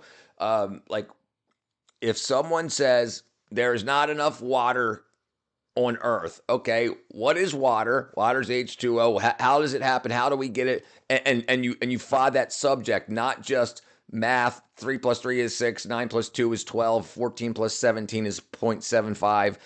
None of that is absolute. You can use things like calculators to get the math correct. So if you want to know how something works, you don't necessarily have to learn math. You have to learn how to learn.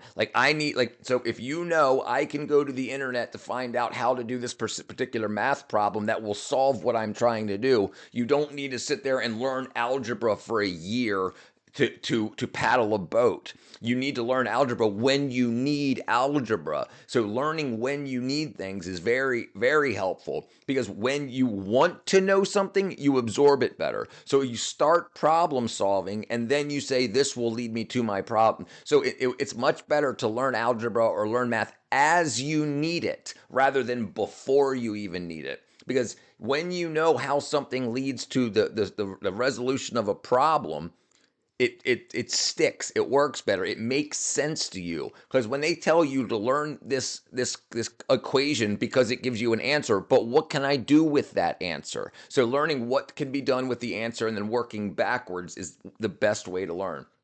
To me, apps that teach you things are not that fun. No. Microdosing, small bits. Yeah, yes. I agree. I agree. That's a help. So Derek, we all know the math of water. How do we make it? So water is very, very difficult to make, because if you filled this room, if you had a tank of oxygen and a tank of hydrogen, and you cranked both of them open, they won't mix together to make water, right? So what you have to do is you have to introduce energy, like a spark, to start the chain reaction. But unfortunately, when you do that, a lot of energy is put off. So you would blow your house to bits just to make a little bit of water. And you could learn that, like the energy that's needed to start the chain reaction. But yes, water is very difficult to make, or else we would make it. It's much easier to clean the water we do have, to desalinate. It uses less energy than to create water. But yeah, brother, Derek, if you want to talk about ADHD, brother, I'm right there with you, my friend, and I'm right there with you with what you're talking about. I do not at all anymore. I'm out of my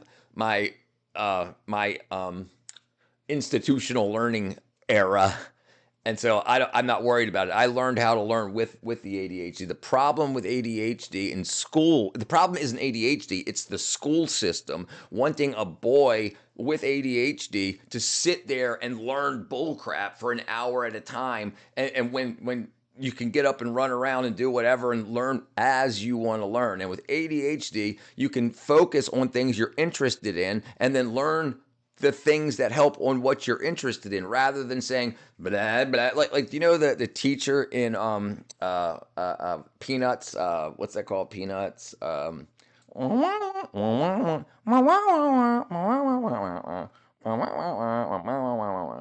Snoopy and Charlie Brown, yeah.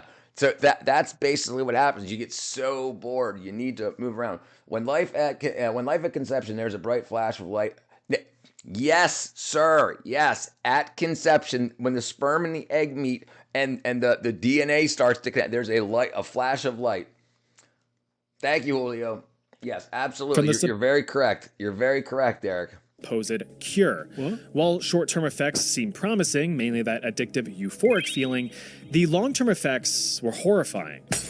Doctors who prescribed stronger versions of the product reported an overwhelming number of requests to up their dosages, a clear-cut sign of tolerance and addiction.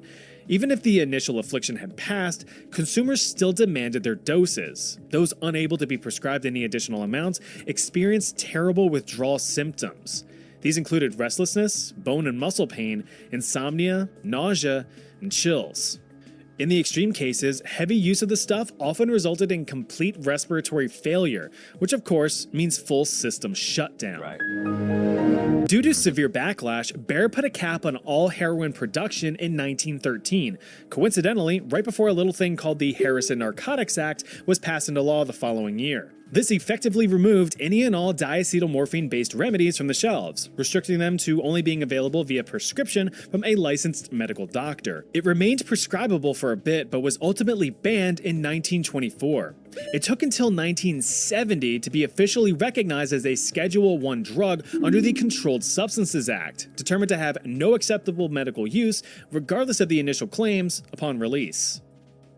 Augment just outperformed. It's absolutely wackadoodle. Absolutely wackadoodle. And the thing is, Matt, you know how much money they made off of that. So from that point on, they're like, how can we replace it? So even when it came up to OxyContin, oxycodone, they did the same thing, saying this is the new, they just repeated their script. Now this is the non-addictive yada yada yada, and then oops, we were wrong, but they made $13.8 billion on it and had to pay $3 billion in fines for lying. So they still were $10.8 billion in the green. Yeah.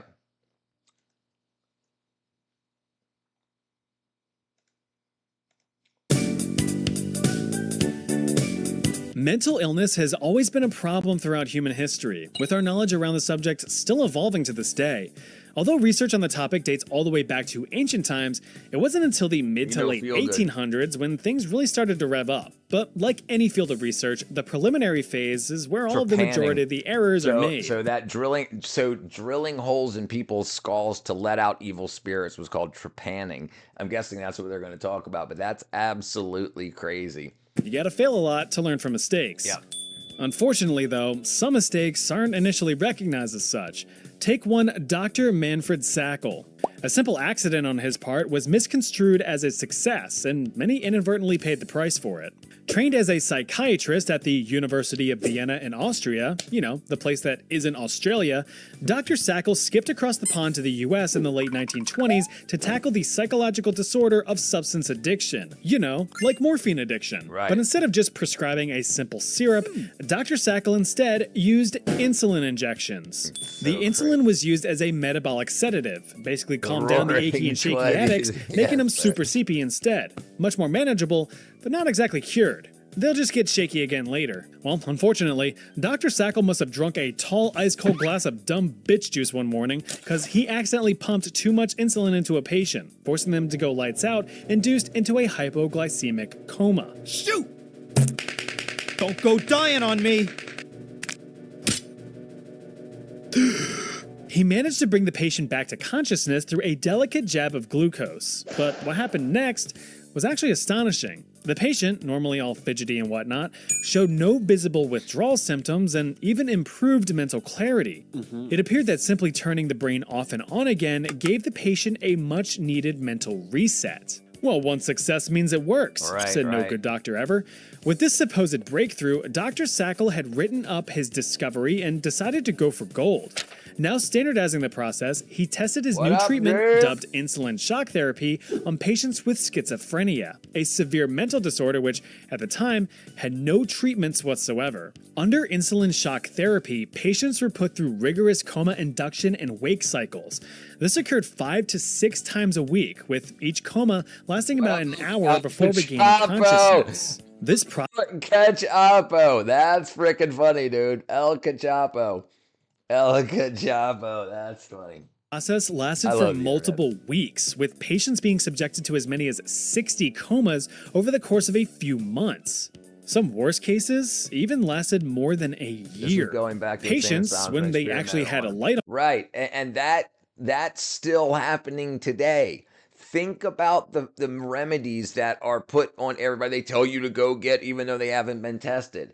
Because if it worked, they'd be trillionaires. But unfortunately, a lot of people get hurt in the meantime. Nothing is new under the sun. They still do this shit. They still say, because listen, they got to test it, right?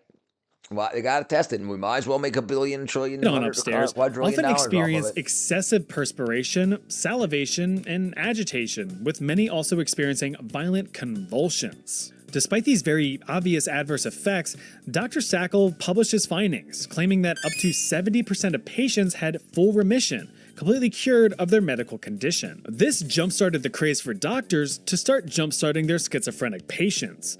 But the repetitious hypoglycemic comas did little to benefit the body. Long-term effects from insulin shock therapy included severe memory loss, reduced attention span, and slower brain activity. These people had much more difficulty learning or even thinking.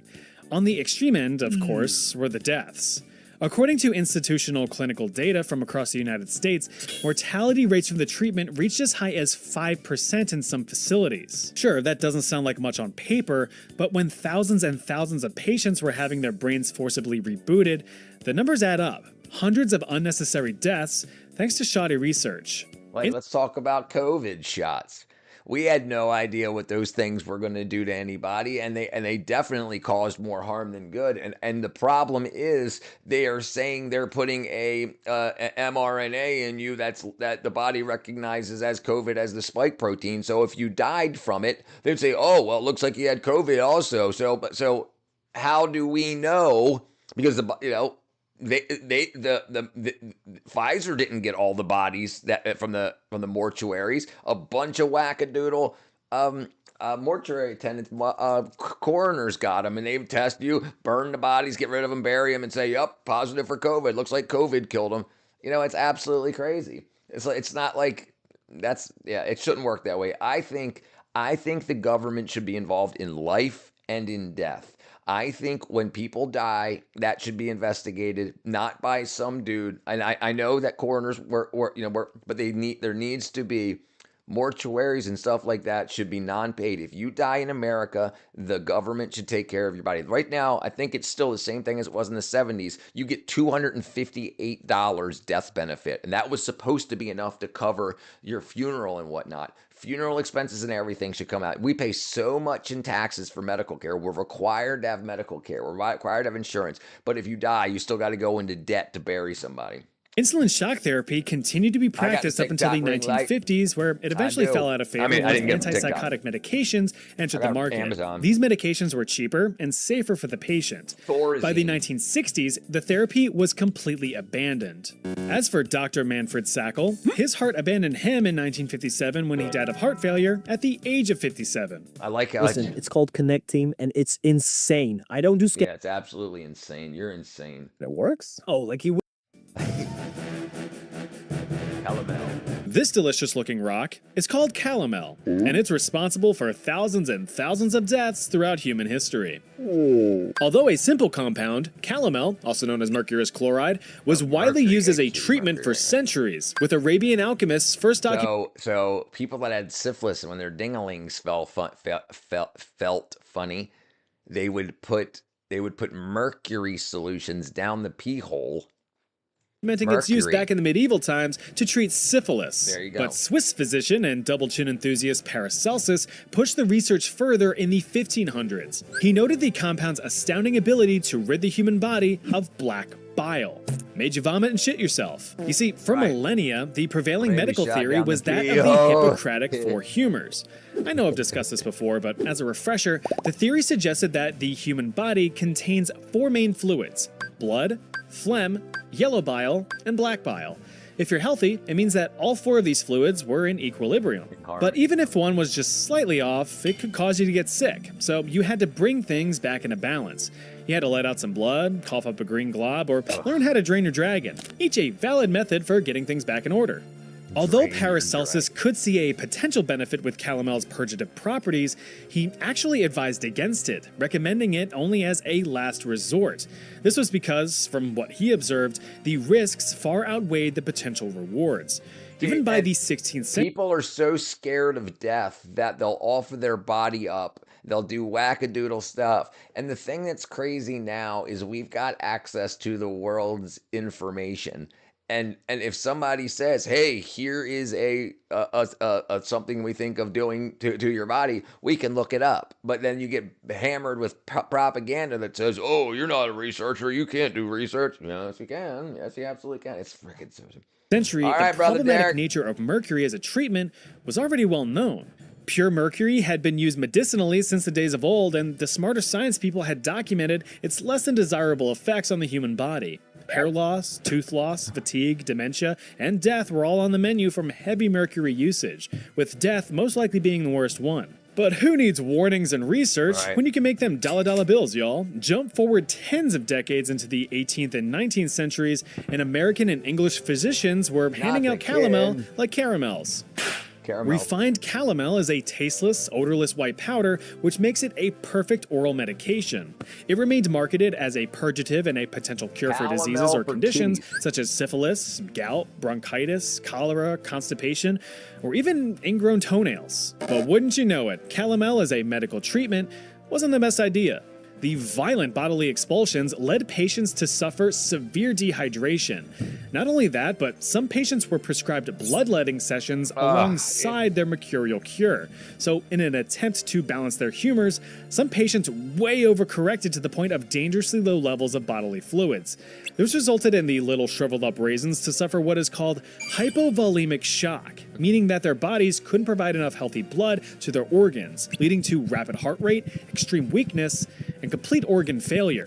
But to some of the most brilliant medical minds at the time, this simply meant that the treatment was working. Scottish fellow William Cullen, a leading medical authority in the 18th century, saw these symptoms simply as, quote, nervous energy leaving the body, which, according to his logic, would eventually lead to a cure of the underlying disease. Any death that had occurred was not the fault of the calomel, but the disease itself. Regardless of his positive thoughts on the matter. This is the same thing that they use nowadays. Your death wasn't from the vaccine, your death was from the disease itself. He still cautioned excessive use of calomel and only recommended minimal effective doses. After all, like any substance, it is the dose that makes the poison. Well, one Scottish physician wasn't going to discourage the brave heart of this Scottish physician, Benjamin Rush. Not only a successful and world-renowned physician and philosopher at the time, Benny Rush also signed the American Declaration of Independence, so technically, he's a founding father. But that, of course, doesn't absolve him of his mistakes. And there were many. Take, for instance, the use of calomel to treat yellow fever in the 1790s. He took Cullen's recommendation for minimum doses and painted it with one of his own four humors, cranking everything into maximum overdrive. Benjamin Rush instead overprescribed calomel in, quote, heroic doses, combined with excessive bloodletting to put patients through what he called depletion therapy. Can't have any bad fluids in your body if you have none at all. His treatments, if you could even call them that, are estimated to have resulted in thousands and thousands of unnecessary deaths throughout the 18th century. But aside from egotistical doctors, calomel still remained in the medical spotlight. Luckily, its fate would be sealed in the 20th century, just at a terrible cost. Instead of being prescribed outright on its own, calomel began to be used as an ingredient for several consumer products throughout the 1900s. This included cosmetics and this is the problem. Like even our current laws say, if in America, if you can convince everybody to give 2-year-olds the vaccine, then the company that makes the vaccine is no longer criminally liable. So you can convince a bunch of politicians to say, hey, we're making billions of dollars, so let's put it in little babies just in case it kills everybody. As long as people say, okay, we'll give it to babies, then they're no longer criminally liable. This is actually the law in America.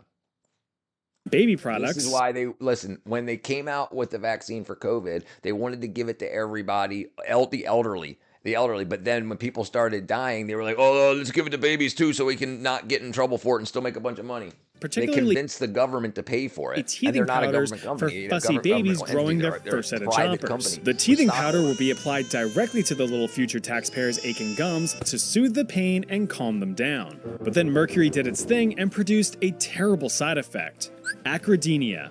This is a deadly form of mercury poisoning that causes the skin to turn pink and painfully swell and peel. According to the Western Journal of Medicine, the death toll from calomel-sourced acrodynia reached as high as 585 from 1939 up to calomel's formal ban in 19... Bloodletting was sketchy. Do you know that's how George Washington died? From bloodletting. Those lucky enough to have survived still suffered lifelong neurological damage as well as devastating developmental deformities. Calomel is still used to this day, but only as a scientific tool. Today, people with money are the people who are the most rare to go to jail, unlike people who go to jail for one jail. Right, because the people with money create jails. They have jails built. And then they say, hey, well, these jails need to make money so we can make the money off the government. We can say, hey, we'll hold your prisoners for $80,000 a year. And the more prisoners, the more money they make. And then the thing is, then you can say, hey, because I made a bunch of this money, I want more prisoners. I want to open another prisoner. So, hey, judge, I'll give you $500 for everybody that you give a month to. In electroanalysis, rather than putting Tiny Tim into a Tiny Toon. God bless us, everyone.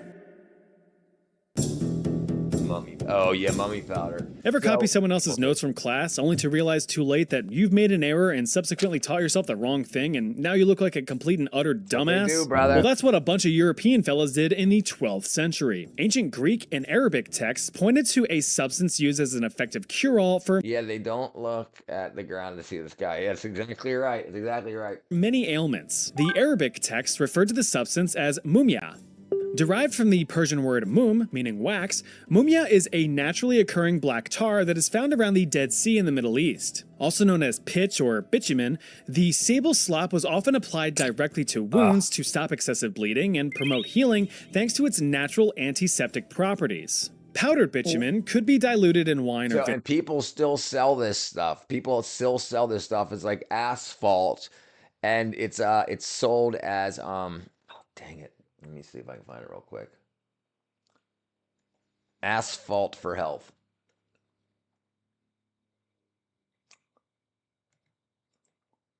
Shilajit, it's called. Shilajit. It's asphalt. And people take it and they're like, no, it's freaking amazing. Shilajit. Vinegar to supposedly cure other conditions such as headaches, fever, or a grumbly gut. That's all well and good, but when 12th century European scholars were translating Arabic texts into Latin, some incorrect pieces of the puzzle were being forced into place. So it's funny you're talking about paint. Mummies, they used to grind up mummies' flesh and make a brown paint before we could make artificial brown pigments. And it was called Mummy Brown. Look at this. Mummy Brown paint. Mummy Brown paint. Yeah, here it is. Mummy. I know it's hard to see. Let me zoom in a little bit. But this was made, and they didn't know that it was called Mummy Brown, but the artists just thought this is the best brown. They didn't know it was ground up dead mummies. So they would dig up bodies, and then when they ran out of mummies, they ran out of paint, and then they were like, no, we don't have any more bodies. We can't make any more paint. And they were like, holy God.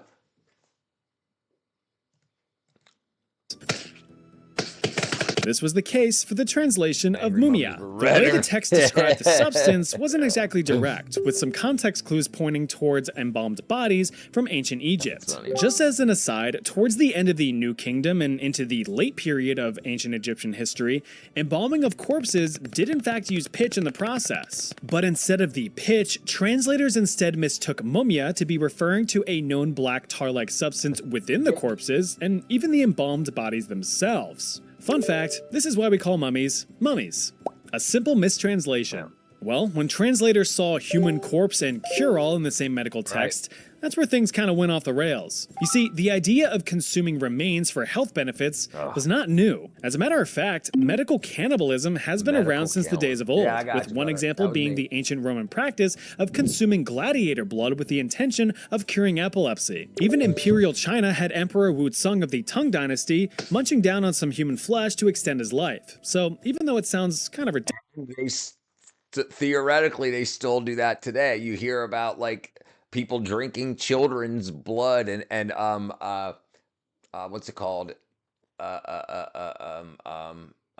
methylated adrenaline, adrenochrome, which is made from its oxidized adrenaline, from very scared people. That's crazy. Ridiculous, it wasn't out of the realm of we don't know. This is a possibilities. theory. But this error sparked quite the lucrative craze. Once the mistranslation was published, European apothecaries began bombarding Egyptian traders with orders for genuine ancient remains. Thus began the mummy trade of the 12th century.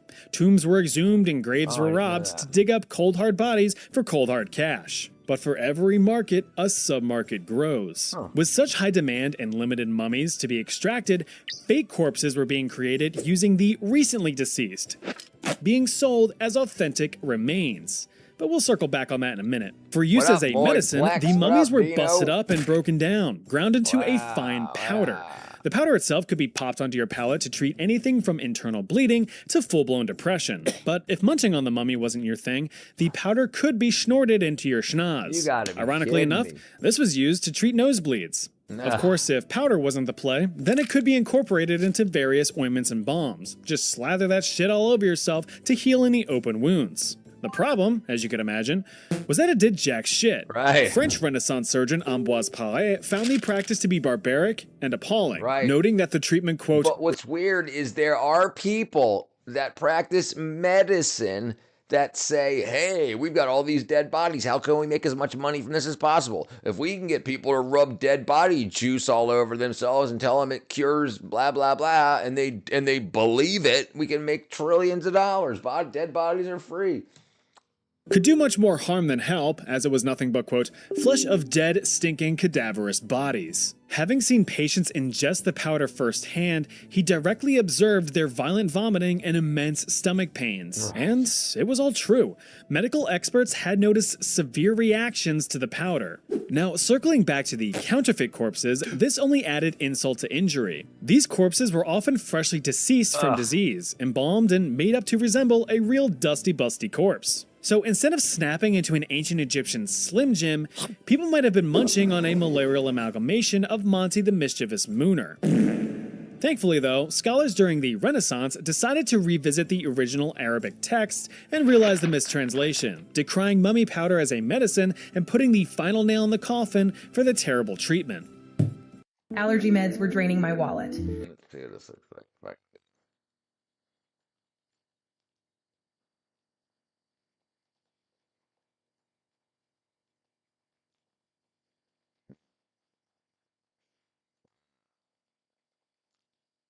Let's see. Let's see if this even works.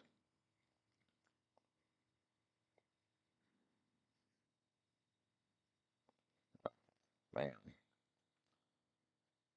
Oh, stop. Pointy short end of this stick then, schizophrenics. Per our insulin shock therapy section, schizophrenia was a huge problem in the early 1900s. Besides Dr. Sackel's super sleepy sit-up setup, nothing was being proposed as a possible treatment. Well, one Portuguese fellow was determined to change all that in 1935. Antonio Egas Moniz, a fancy-sounding name for a freaky-looking dude. Looking like a melted Lego figurine with his snap-on hair and lack of skin pores, Egas Moniz catapulted himself into the forefront of modern psychosurgery. He theorized that mental illness was simply the result of abnormal neural connections in the frontal lobe of the human brain. Basically the human up, equivalent Jim? of poor cable management. Jim, He developed this theory by researching other works in the field. For example, physiologists John Fulton and Carlisle Jacobson ripped out the frontal lobes of an aggressive chimpanzee, making it much more docile and agreeable, albeit a bit more drooly.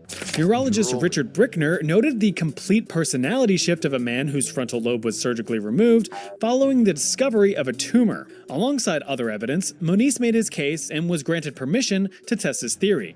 He took 20... So granted permission means they're going to try something, and if it works, cool, and if it doesn't work, they don't get prosecuted for it. So if they say, hey, I found a freaking vaccine for itchy butt cracks, and it makes people die, as long as they got permission to do it, there's nothing, as long as they find out they didn't mean to kill anybody. We're trying to save the world.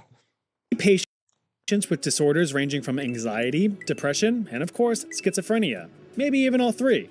Because of physical complications, Moniz couldn't actually perform the surgeries himself, so he had neurosurgeon amigo Pedro Lima deal with the matter. White matter, to be precise. White matter fibers, in case you didn't know, are a critical component of our brains. They're the main avenues for information sharing across the different parts of the brain. Their existence is what allows us to learn, think, express emotion, breathe, and move. So let's just fuck all them things up with a sharp scrambling needle and blasts of pure alcohol. That should do the trick. Yeah. And according to Moniz, it did. Of the first 20 poor unfortunate souls who went under the needle, 7 were considered cured, with another 7 classified as improved, and the remaining 6 deemed unaffected. One patient, a 63-year-old woman diagnosed with paranoia, hallucinations, depression, insomnia, and anxiety, had most of her symptoms washed away with a few alcoholic sprays to the brain. For this discovery, Moniz was eventually granted the Nobel Prize in Physiology or Medicine in 1949. But just a couple 100 million inches across the Atlantic were a few American neurologists eager to bring Moniz's technique stateside in 1936. James Watts and Walter Freeman Jr. thought that this medical marvel was the coolest thing since sliced bread. While they were successful in recreating the procedure, they opted for optimizing the route, setting records in the 80% category by creating the transorbital lobotomy. Why create a hole in the skull when we have 2 perfectly penetrable eye sockets built right in? Gripping a sharp ice-pick-shaped surgical tool called an orbitoclast in one hand and a fucking hammer in the other, you can already feel the cringe. The orbitoclast was tapped into place behind the eye socket, breaking through a thin layer of bone and creating a shortcut to the frontal lobe. The sharp tool would then be delicately wiggled from side to side, severing the majority of the frontal lobe connections before being removed. Freeman and Watts' method was cheaper, faster, and, if you believe it, safer for the patient. The initial results were astounding. Patients appeared to have reduced psychotic symptoms, calmer demeanors, and overall diminished suffering. Sounds good, but looking at this with what we know now after decades of medical advancement, this was to be expected. You see, when you destroy many of the avenues for information that regulates mood, emotion, and cognition, you're going to create dull, emotionless, and cognitively void humans. That's exactly what happened. Follow-up reports on patients, if they survived the surgery, showed that many of them became apathetic, had noticeable reduction in motor skills, lacked any form of creativity, or any sense of personal identity. They weren't people anymore. They just simply existed. Although psychological symptoms heavily declined, so did their quality of life. But of course, that didn't stop neurosurgeons from jamming ice picks into brains. To them, sedentary potato humans were the better alternative to the majority of mental hospital patients. Between the late 1930s until falling out of favor in the 1970s, it's estimated that over 50,000 lobotomies were performed. But that's okay. And I think this is what SSRIs do to a lot of people now. They just want to quiet the brain down a little bit. Quiet it down. Formed in the United States, with Dr. Freeman personally performing nearly 3,500 with his own bare hands. Although never formally banned, transorbital lobotomies are only performed nowadays for extremely rare cases, so you shouldn't have to worry about your keg getting tapped. That's freaking crazy. Oops. Alright, man. That's freaking crazy, dude. Jeez. I tell you what. People, the medical industry is freaking barbaric. Alright. See ya. It's freaking barbaric. Absolutely crazy. There's no need for that kind of stuff at all. All right, let's see. Hold on. Let's see what's going on here. You've got when the problem with theories is there's no evidence, there's very little evidence and no proof. It's a theory. If there was proof, it wouldn't be a theory. So people say, well, theoretically, if we hammer a freaking spike into people's brains, it'll calm them down a little bit. When I did it to this monkey, he didn't complain at all. And they're like, okay, cool. Here's a bunch of, and usually it happens in jails first, like especially with like vaccines. You got a bunch of people that are around each other in jail because you have a whole bunch of people that have to share, building rooms and buildings together. bunch of people have to eat dinner all at the same time. And so they can be like, hey, these people are already here for the rest of their lives or for 10 years or 20 years or whatever. So we can tell them, hey, we'll take 10 years off your sentence or whatever if you take this. It's actually very crazy. It's actually and the thing is, it happens all the time. Like, look at this. Look, well, I don't know. Okay, hold on. Okay. Using prisoners for medical testing. Okay, is now, and remember, it doesn't say, what's up, Raven? Long time no see. It says, the use of prisoners for medical testing, it says particularly drug and cosmetic testing is now largely prohibited. Not prohibited, largely prohibited, which means there's a space in there. Piercing their eye. Okay, 1970s. Inmates were exposed to facial creams, chemical warfare agents, dioxin, often for minimal pay and permanent injuries. Syphilis studies. Researchers intentionally infected Guatemalan prisoners with syphilis without their consent. Other studies. Injecting cancer into Ohio inmates and irradiating the testicles of prisoners in Oregon and Washington.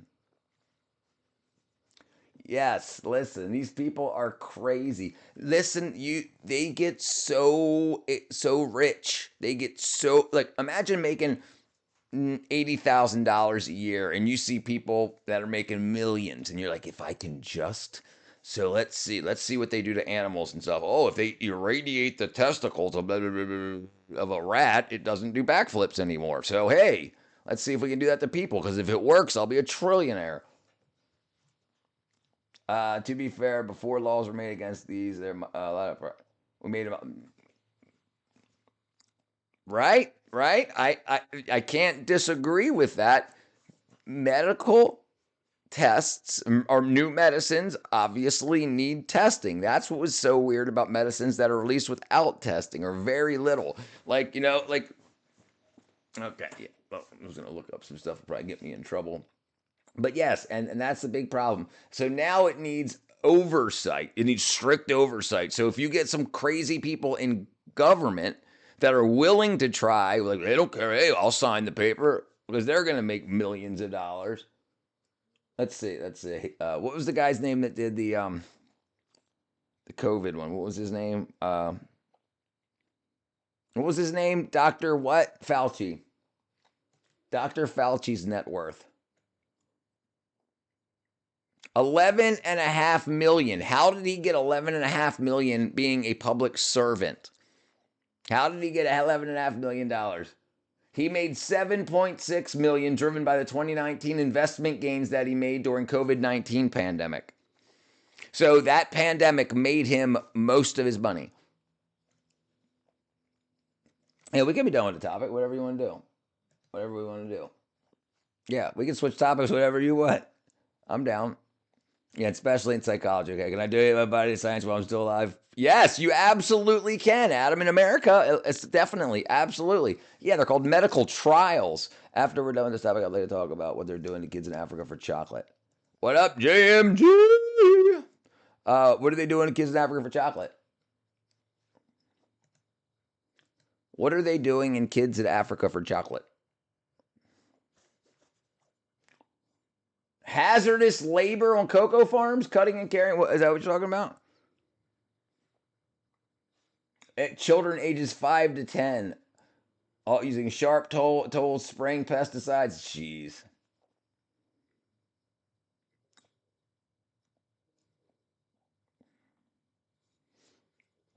Oh, lithium mines, right? Child labor in lithium mines, Africa. Africa. Come on.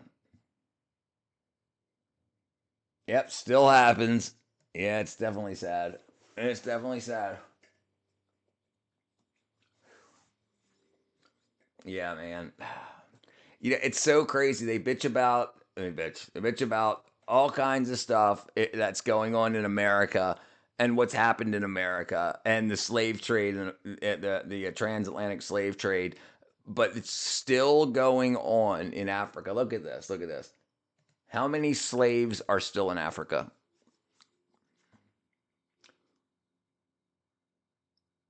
Estimated suggestions that tens of millions globally forced labor, forced marriage, and exploited in mining, agriculture, and domestic work, making it a widespread issue across the continent. So we still have slaves in Africa. There are still people living in slavery in Africa.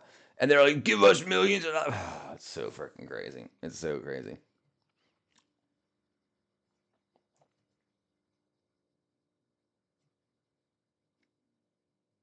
It's so crazy.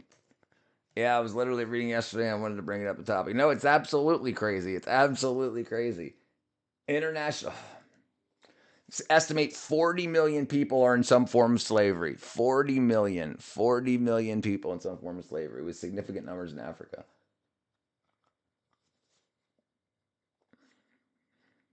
Why it's hard to count. Slavery is often clandestine, making it difficult to count in identification difficult. Huh, that's crazy. All right, I'm gonna grab a glass of iced tea. I'll be right back.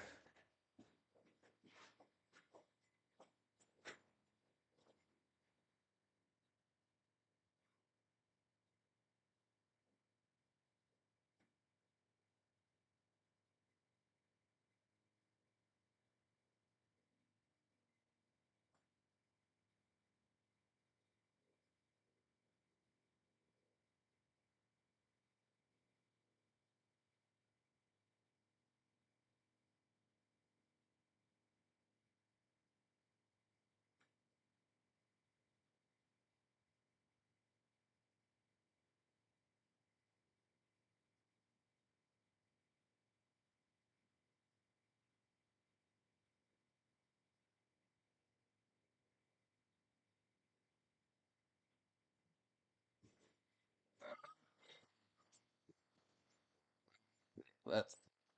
Ugh.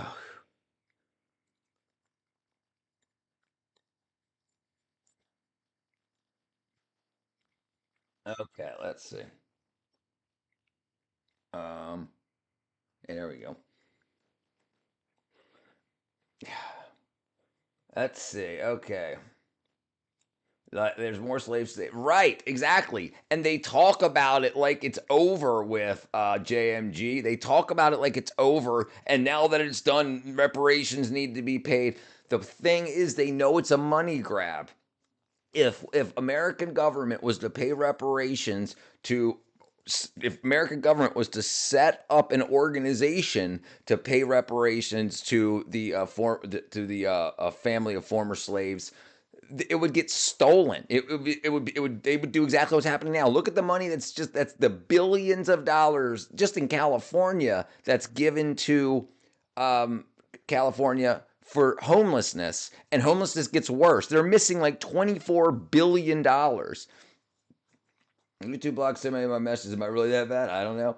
Like, we should be grateful because they make the chocolate mostly. I agree. You should be grateful. Why are you guys so quiet? How is your worldview different from how is your worldview different now than in the late afternoon? What up, internet watcher? I don't know. My worldview is pretty much the same. I follow a pretty. I mean, not strict at all. My mind can be changed. It's open. But I like to follow evidence.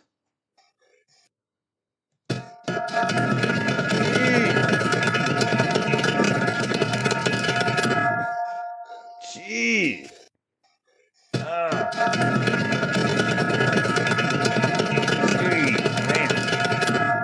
What's going on?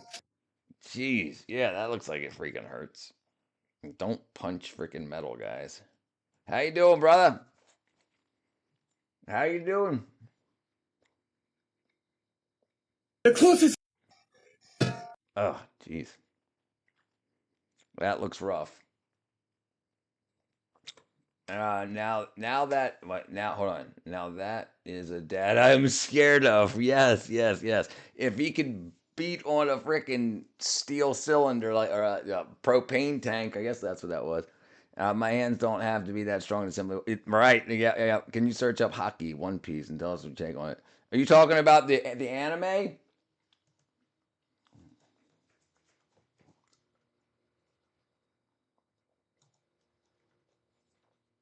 You talking about the anime?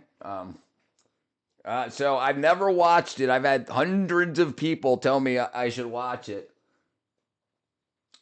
but I'm not. So I'm not very familiar with it. I'm gonna have to watch a couple episodes. They bring millions of new workers and they die 2 weeks after they get in Africa. That can't. Yes, it happens all the time. I mean, yeah, it happens all the time. Just made photos. All right, brother. What up, Robert? Yeah, I don't. I really don't know much about One Piece. I know a lot of people like it, but that don't really mean a lot of people like freaking a lot of stuff.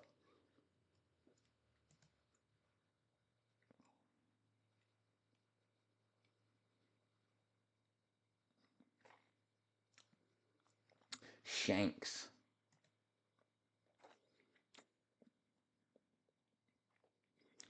Yeah, yeah. I really don't know. What do you think about it? What do you think about it, Chosen brother? What do you think? I mean, a lot of people seem to talk about it. A lot of people say it's good. I mean, I guess I haven't really heard anybody say it's bad or like they don't like it. Like I guess, but most people only bring up stuff that they're interested in. But yeah, what's the latest? Not too much, really. I'm gonna pee in a toilet.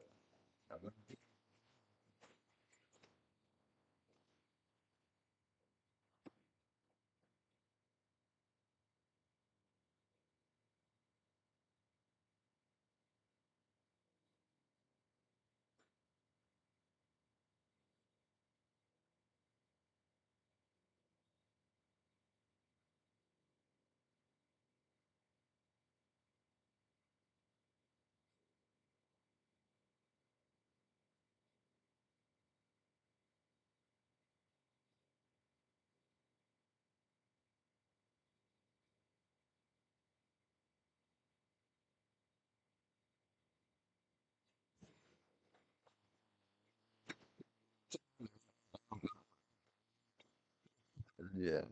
Keep forgetting I have a microphone on here. I think hockey is real, but I'm not sure if spiritual pressure can have color like Red Dead Hamilton. All right, if you love action anime, then you would like. Okay, I think hockey is real. Okay, let's look it up. Check it out. Let's check it out.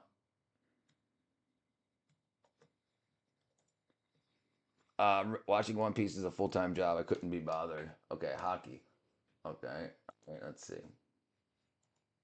Hockey primarily from the manga anime is One Piece is a spiritual. Okay, but what about real life?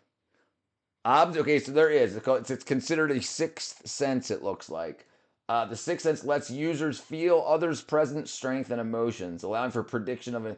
Okay, so I'm a believer. I believe in God. I believe we were created by something very very intelligent.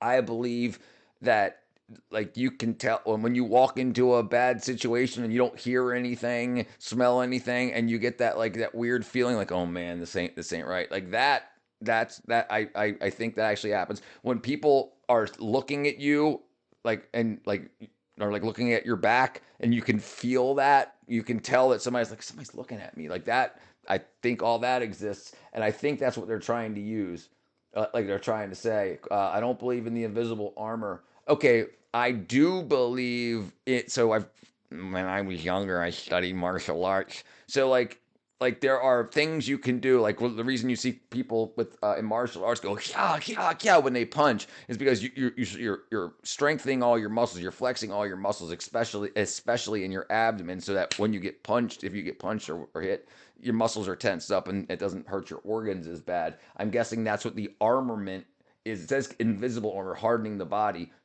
turning the black. I don't believe in that at all. But I do think that actual things like what I was just talking about can be considered things like that. Like imagine being a creative, being an artist, and you are thinking about when you do that and you harden parts of your body by flexing the muscles very very rigidly, and they can extrapolate that into something more with a storytelling arc. The way you feel spirits to clean your ears out, good with cotton swab, and then humming to feel out through your ears. So One Piece, a goofy 19-year-old saves the countries around the world because these strangers fed him once. No, that's, yeah. So there are people, now this is overblown, but when people do good to somebody, like you have a starving child that gets given an opportunity and then they decide that they're going to do good, like there's things like that, but not freaking saving the world from nuclear explosions by eating freaking whatever. That's a bunch of crap. As far as I can tell, I've never seen anything like that with my own two eyes. I used to do shin hardening. That's absolutely a thing too. And I've hardened my shins accidentally from skateboarding. I've been smacked in the shins so many times with my skateboard. I've hit my shins doing skateboarding to the point where it used to hurt like a very sharp, like throughout the body pain. And now it's just like, oh, damn it. It's kind of an educational stream, fun jokes and stuff. That's kind of crazy. I hope you know what I mean. Yeah, brother. No, that's fine. We could listen. Real life shifts around, so it doesn't have to stay one way or the other. It can exactly did skating and Muay Thai and Minecraft. We'll do Minecraft at 8. We'll do Minecraft at 8, Shane, brother. Check my link.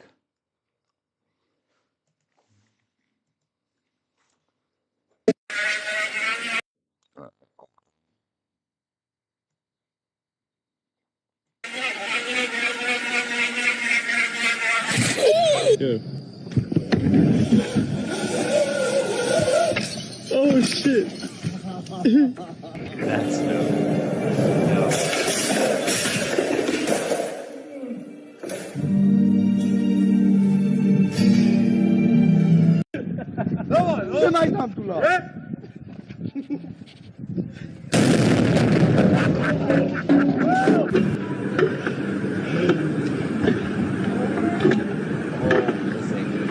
we forgot about gravity.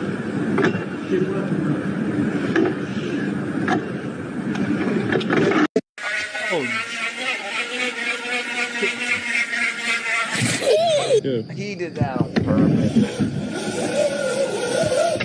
Oh shit. Dude, man, I tell you what. Yeah, they are. Yes, but some of them were bad. Tried to use harden, but it failed. Skating put dents in. I can cut both my shins now, brother. I'm right there with you, man. I'm right there with you. I've got. It can't have been bone. Well, maybe like bony. Yeah, I'm right there with you. My shins are definitely roughed up. I did some serious skateboarding as a youth. As a youth. Yeah, putting dents in it. The way you would use the strongest form of hockey is by feeling like your will is strongest in the farthest of you where you are. Okay, and so in reality, this is often told to people like people that strap bombs to their chest. They're told that they have the protection of God and it can't hurt them. So it's usually, this is stuff that's usually told to warriors as lies. Blah blah blah. Hiya. Hiya. Hiya. Yeah, that's but that's a big thing, like ladies and gentlemen, United States Marine Corps. Now that's like pep talks to hype people up, and it. Think about when I was a kid and I would watch cartoons with like really heroic people that would do stuff. I would absolutely think things like that, like I could do it. I can do it. You just have to think hard enough. I remember being like 8, 9, 10 years old, and I had to stack firewood because we lived in Maryland and it used to get really, really cold, and we had a fireplace, a wood burning stove in our basement. So I was like, if I think hard enough, I can move this wood with my mind. I can use telekinesis. And I remember trying so hard, and then No, never worked. I've got something bitter on my lip. Bleh. Speaking of which, hold on. Speaking of which, you play Erwin Smith's final speech. It's very motivational, despite the sprite. Erwin Smith's final speech. Is it copyrighted? Let me see. Erwin Smith's final speech.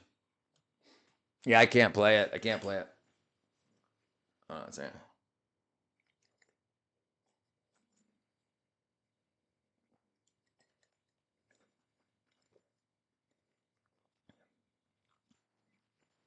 Unfortunately, my apologies. My apologies. Let's see a transcript. There you go, transcript. Okay.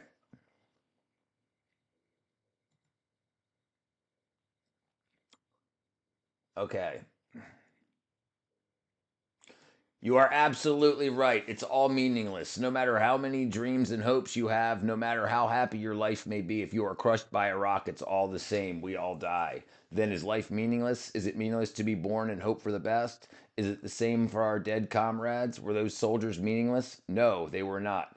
It was we who given meaning to those soldiers, those brave dead, those poor dead. It is we, the living, who can remember. We die here and entrust the meaning to the next living. That is the only way to resist this cruel world. Soldiers rage, soldiers scream, soldiers fight. We're American. We can do whatever we want, right? Uh-oh, Juice Boy don't like, he prefers warm drinks. Let's see.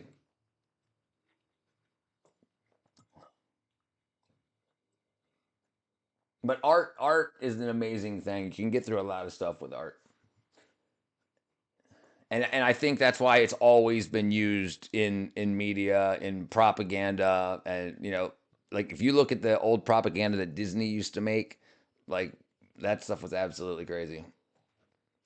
Down with ice, up with room temperature.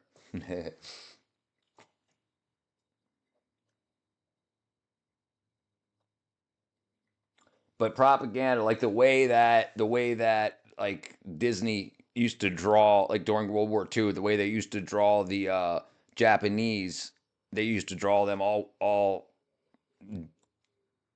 dumb looking, basically, to make them look less human. Who ruined Disney? Was it Bob? That's what it seems like. That's what it seems like, Chosen Brother. That's what it seems like.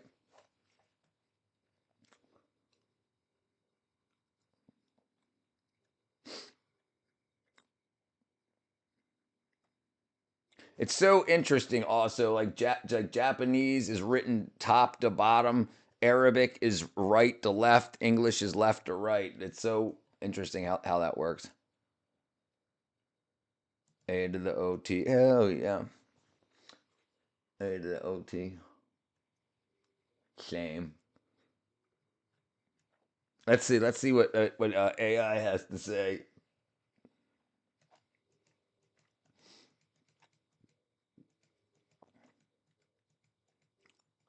All right, let's see.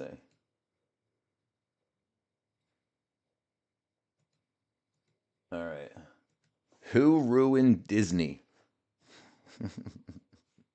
There's no single person that ruined Disney. Recent criticism targets CEO Bob Iger and Bob Chapek for perceived decline in quality, creative missteps, over reliance on remakes, quote unquote woke content, financial issues with Disney Plus, and prioritizing profits over legacy. While past criticism focused on Michael Eisner's later years for similar issues. It's amazing. It's amazing. Omewa Munshinadero. Well, that was Japanese. Well, that was Japanese paper made out of. Hold on. Well, that was Japanese paper made out for them to feel comfortable enough to turn it into a scroll. Oh, gotcha. Nani? Yeah. Yeah, it's amazing. It's amazing how when you you have a spaceship that's going up, it's going up, and then you just say, "Hey, we're doing great. I'm gonna retire. You take control." And then people are like, "Oh, I got a good idea. We're gonna just absolutely go go crazy with Disney. They they had such great IP. They had such great properties. Like, and they absolutely listen. Most people want to go to the movies and stuff for an escape. They want to get away from the news. You know what? Like why can't we just have 22 hours of Fox and CNN and MSNBC and stuff? And then when we go to the movies, why can't we have 2 hours of creative make believe? Why do they have to continue what's going on in the news in the movies? It was an absolutely horrible idea because yeah, these things are supposed to be an escape, not just more of the same. And the thing is, the news always changes. What's popular to hate? Like these guys that came in here that says they don't like ICE. They will when a Democrat's in power. Like Obama deported more people than Trump did, and everybody loved ICE. Last 2 years ago, Biden used the hell out of ICE. Nobody cared at all. They were all for it, and then now they hate it. So it's like they don't even know what to hate. They just hate what they're told to hate, and they probably don't even know why. And that's the big problem. That's the problem with propaganda. So you have Republicans out there, you Democrats out there that don't know what you hate. Like, write it down. Write down on a piece of paper what you hate and when you started hating it and what will make you stop hating it. And then when you find out you don't know what you're talking about, scratch it off the list. Because people are like, they're like, did Biden use ICE? According to Wikipedia, the Biden administration and Department of Homeland Security, under leadership of Alejandro Mayorkas, reined in deportation practices of Immigration and Customs Enforcement, ICE, prioritizing national security and violent crime concerns over petty and nonviolent offenses. The Biden administration did it.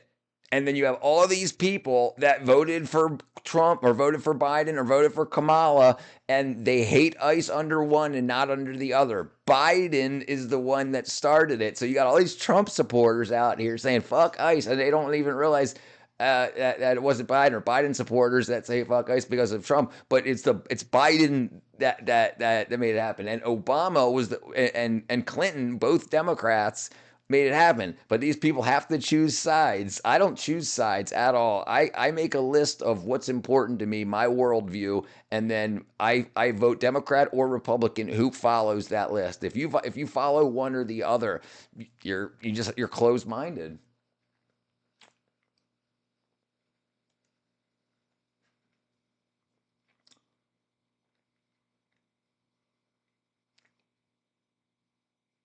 Biden administration, ICE arrested 500,000 aliens. 500,000 aliens in 2025 alone. In 2021 alone. That's right, 2024, 500,000. Dashboard, a full month of Biden administration. Last full month, they had 500,842 aliens arrested. And that was ICE under Biden. They didn't do anything about it. No, but they didn't hurt anybody about it. Yeah, we still alive, brother. We still live? What? I mean, it's not the same one from earlier as the second live, Charlie. But yeah, it's a big problem, and I'm so tired of liars. I'm tired of Republican liars. I'm tired of Democrat liars. I'm tired of liars. I'm tired of people that change with the weather. Like who's the best president? Biden was the best president. He deported a lot of people. He used ICE. Well, screw ICE. Oh, wait a second. What do you mean Biden did that? Oh, well, that was fine, man. That was cool because these people were probably bad people. But Trump he's arresting people that are brown and we're white, so they need our help because we got white supremacy and white privilege. Okay, cool. You got no idea what you're talking about. I don't argue with children. What up, Andu? Yeah, brother, we still alive. Charlie, cheap Charlie. ND. Oh man, Space Cow wanted me to ask you something about Greenland and what you guys are talking about Greenland. It looks like the media here, ND, it looks like the leaders of Greenland of Denmark are talking about having a couple week long meeting. Are you the guy with multiple jobs, doctor, plumber, teacher, astronaut? Seriously, what job didn't you have? So beyond, I had 25 jobs by my 25th birthday. And I was a contractor, so I didn't do doctor, but I did plumber. I teach. My father was a rocket scientist, Johns Hopkins Avery Propulsion Research Laboratory. My mother and father both retired from there. But yeah, absolutely, I had a lot beyond, John. No, yeah, how you do? How you doing? How you doing? Yeah, I've had quite people wouldn't keep me hired, and like whenever somebody did something bad to somebody, I would quit. So that's why I had 25 jobs by my 25th birthday. I did a lot. I worked for the zoo. I worked for the movie industry. Like the stream. Hey, thank you, John, brother.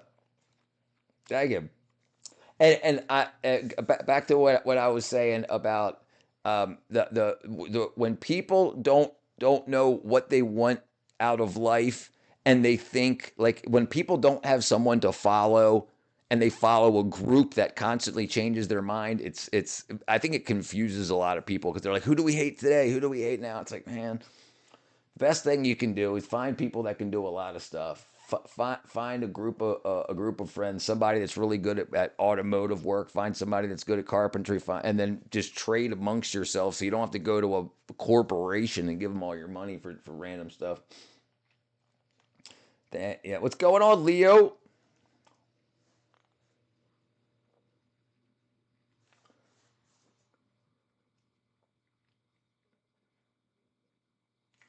Let's see.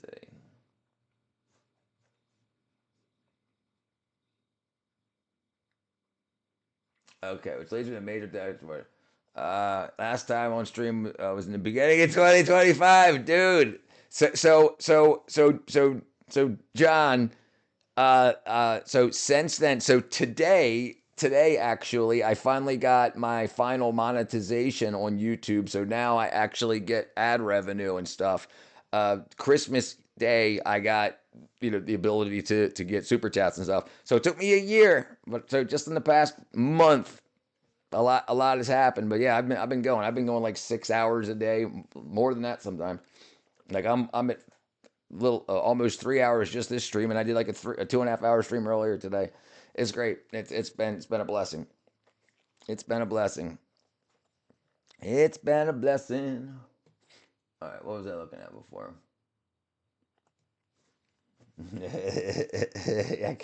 That's cool that you remember me.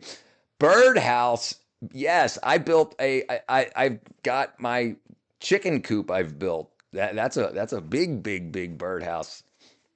That's a big birdhouse. But yeah. So when I was in high school, we had wood shop and metal shop. And metal shop, one of the big things everybody made was an ashtray.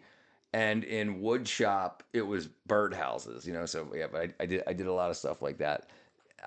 Life was different for us as students back then. Like, this was before all of the manufacturing was out of America. So they wanted people. They were training the future taxpayers to work in manufacturing, and then that all went away in America. So now they need brains. They wanted Americans to be the managers of the world. So everybody else, all the other countries, can make our stuff for us. We'll design it and tell them what we want done. But unfortunately, some people need to work in the match factory. Some people don't have the cognitive ability to do things. Thank you, John. Thank you, brother. Thank you, my friend. All right, let's see where we were at. Oh, dumbest deaths in history. There we go. Let's see.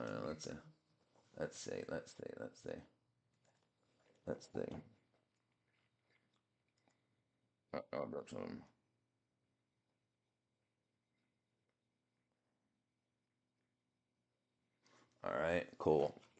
Why would the younger generations keep up with this regime? Brother, listen. I'm going to tell you what the big problem is here, okay? The big problem is our schools teach kids that Marxism and socialism is the way, when they should be developing a new, different form of government and then try to go towards that. The problem is they don't like capitalism, but they call themselves progressive, and they want to go back to an old form of government that's never worked successfully before on the long term. And then they say, well, it was just done wrong then, but they can't say how they would do it differently. And they're told they're being progressive, but they're going back to old things, which is the opposite of progression. Yeah, and so, but people don't say, how do you create a government? That's not what's taught. What's taught is this was better than that, and this sucks, and everybody's poor because of capitalism. So that's a big problem. People should be taught how to create governments, how to argue, how to debate, not argue. Yeah, how to argue properly, how to debate and stuff like that, and create things. They don't. They just say, hey, this book's already been written, so let's just use this government layout, this government plan, and people. And then the people around them will be like, yeah, if we did that, everything would be great, everything would be awesome. The problem is sometimes degreed people, colleged people, they're not as smart as they think they are. They think they're the intellectuals that will rule the world, or rule the country when socialism takes hold. They don't realize how easily they were tricked and influenced. They will be exactly the opposite. They'll be the ones in the match factory. They'll be the ones digging coal. The people who wrote the Constitution probably didn't know how to make a sheet of paper. What colleges? Think about this. What AI did the framers of the Constitution use? Didn't exist.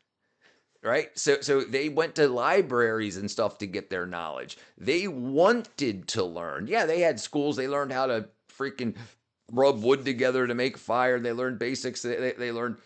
I mean, remember, calculus didn't exist till what? 17? What year did Isaac Newton invent calculus? Okay, 1666. 1666. So he didn't learn calculus from school. He invented it. I'm not saying everybody, not even most people, don't have the ability to do that. My real question is, what do you think they meant by free slaves? What do I think they meant by free slaves? By free the slaves? What do you think they meant by free slaves? Who are we talking about, Miles?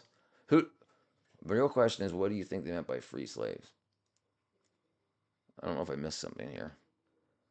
So like you talk about the Africa thing, like right now, you talking about currently? Currently, no, there's more slaves in the world in Africa than there ever have been. How many slaves are currently in Africa?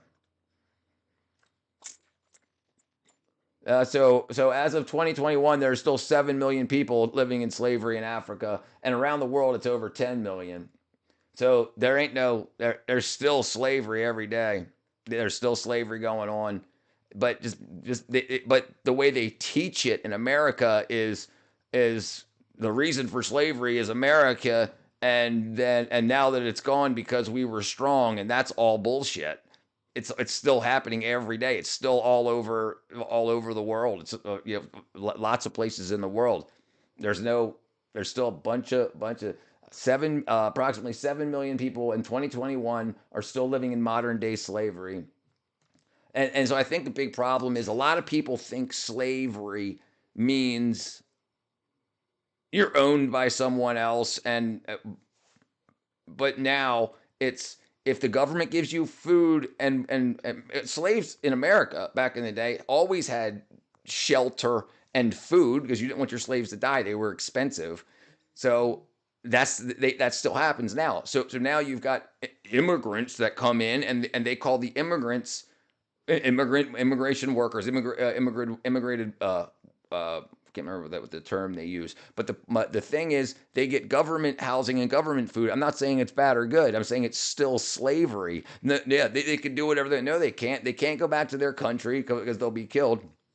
Yeah, so there's still and even the politicians nowadays say, we don't want to pick our own strawberries. We want them to do it. So that's not progressive. That's the opposite of progressive. That's going back to having the government pay for people's food and shelter, and then having them work for menial wages.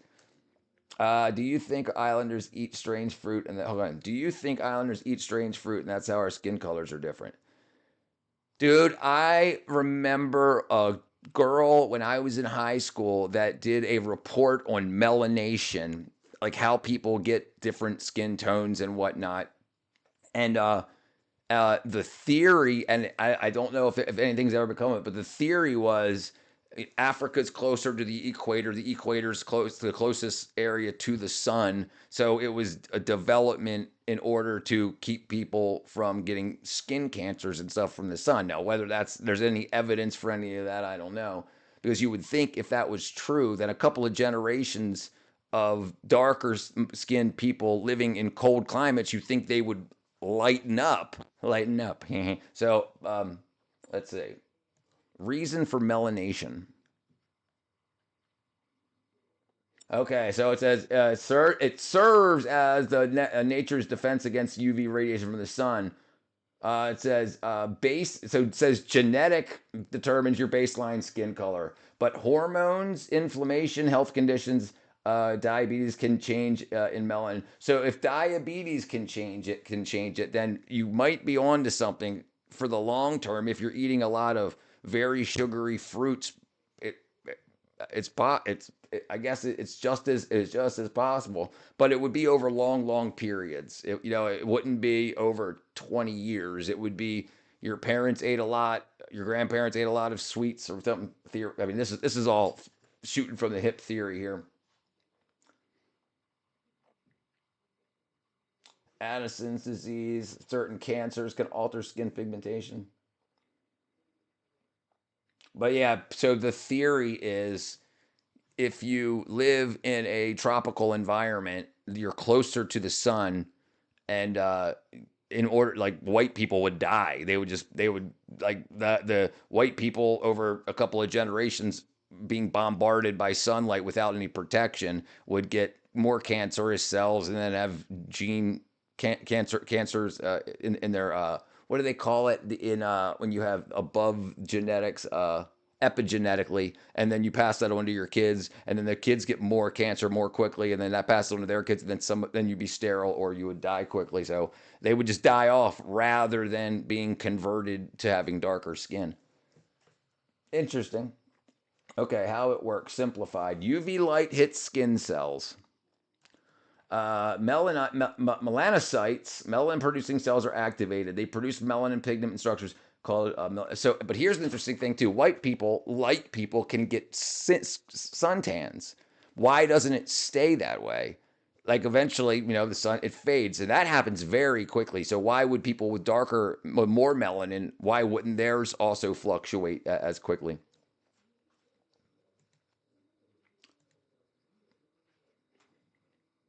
Melanin is evolutionary adaptation for survival, balancing the need for sun protection with adequate vitamin D synthesis, finely tuned by genetic and external factors.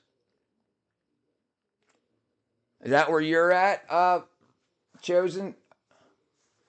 Are you in the tropics? What it's called, tropics? Yeah. Eat strange fruit. Is that also in that manga? Fruit changing skin color. I'm Winterland, Minnesota. Oh, okay. It says fruit changes. Okay, it's probably talking to the skin in the fruit. Eating fruits and vegetables rich in these pigments can give the skin a healthy golden orange glow because of pigment deposits in the skin, but it's reversible, temporary and reversible. So I guess it's temporary and reversible unless you continue to eat those pigments. And some fruits and vegetables get their color from being in the sun. So if you don't ever have winter, you're probably onto something. If there's never winter, like in Africa, it's like 73 degrees or whatever in most places, like average all year round. They don't have to get ready for winter, so they never have the so that hey maybe that's pretty interesting. Pigment shift.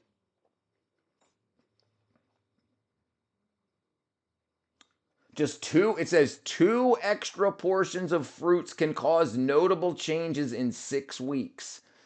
Now, whether that's true or not, that's what it says on the internet, so it must be true. Yeah, 2 extra portions of fruit. So if you're eating 10 extra portions a day, or all day eating a bunch of fruit, I don't eat hardly any fruit. That's pretty interesting. Yeah, that's pretty interesting. They don't need soup or shovels. Soup.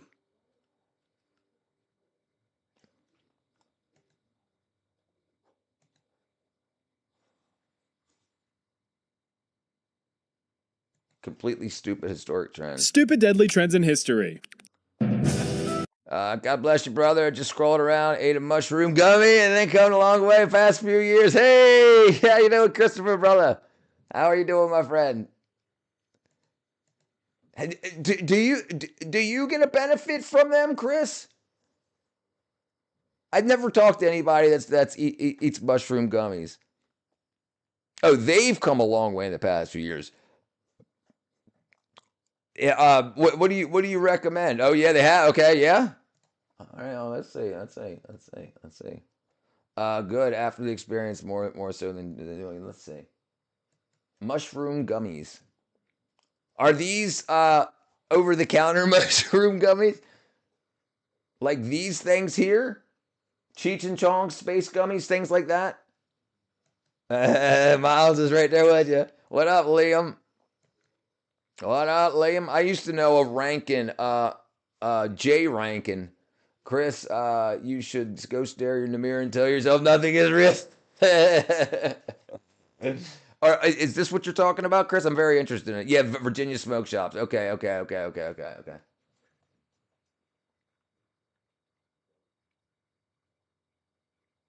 Mushroom gummies have recently surged in popularity. The medicinal gummies and unregulated, often Amanita muscaria. Really? No way.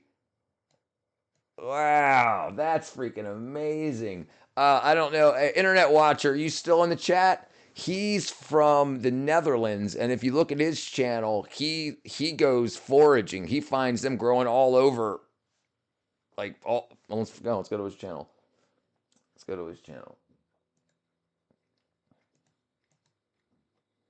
I'll get back to you on the exact. Yes, if you could, that'd be awesome, Chris. I'm really interested.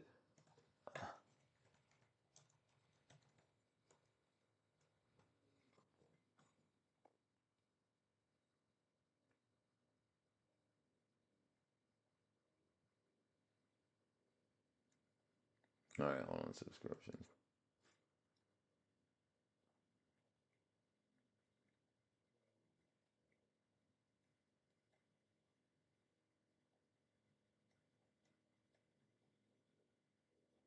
Yeah, I subscribe to like everybody. Oh, I got a bunch to go through. Hold on, let me see if I can do this. Hold on, let me see.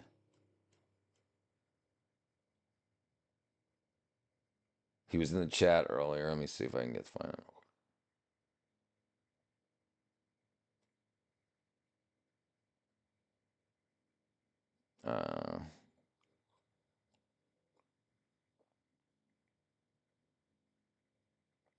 Let's see. No. All right, let's see. How do I get my...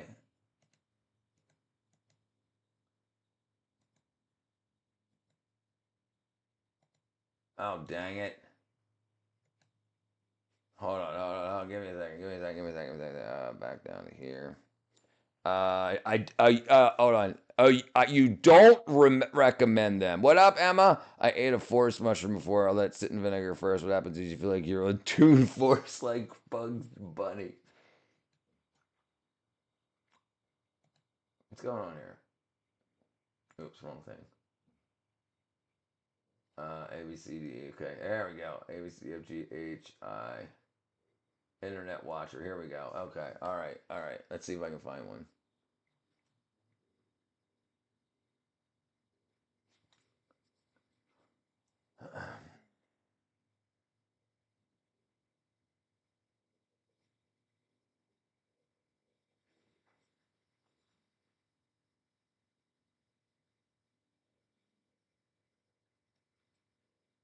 I haven't done. Yeah. It's been way longer than that for me, Miles. Way longer. Decades. my brother now, okay, here it is. Here it is. Now I gotta I can't play the music, but he's showing his collection here. Yeah.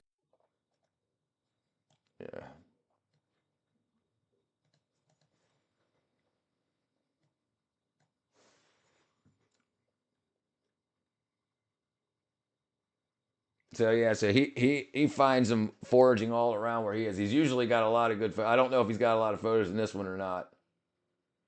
Oh yeah, he does. He does. Here we go. Here we go. There you go. There you go. Right there.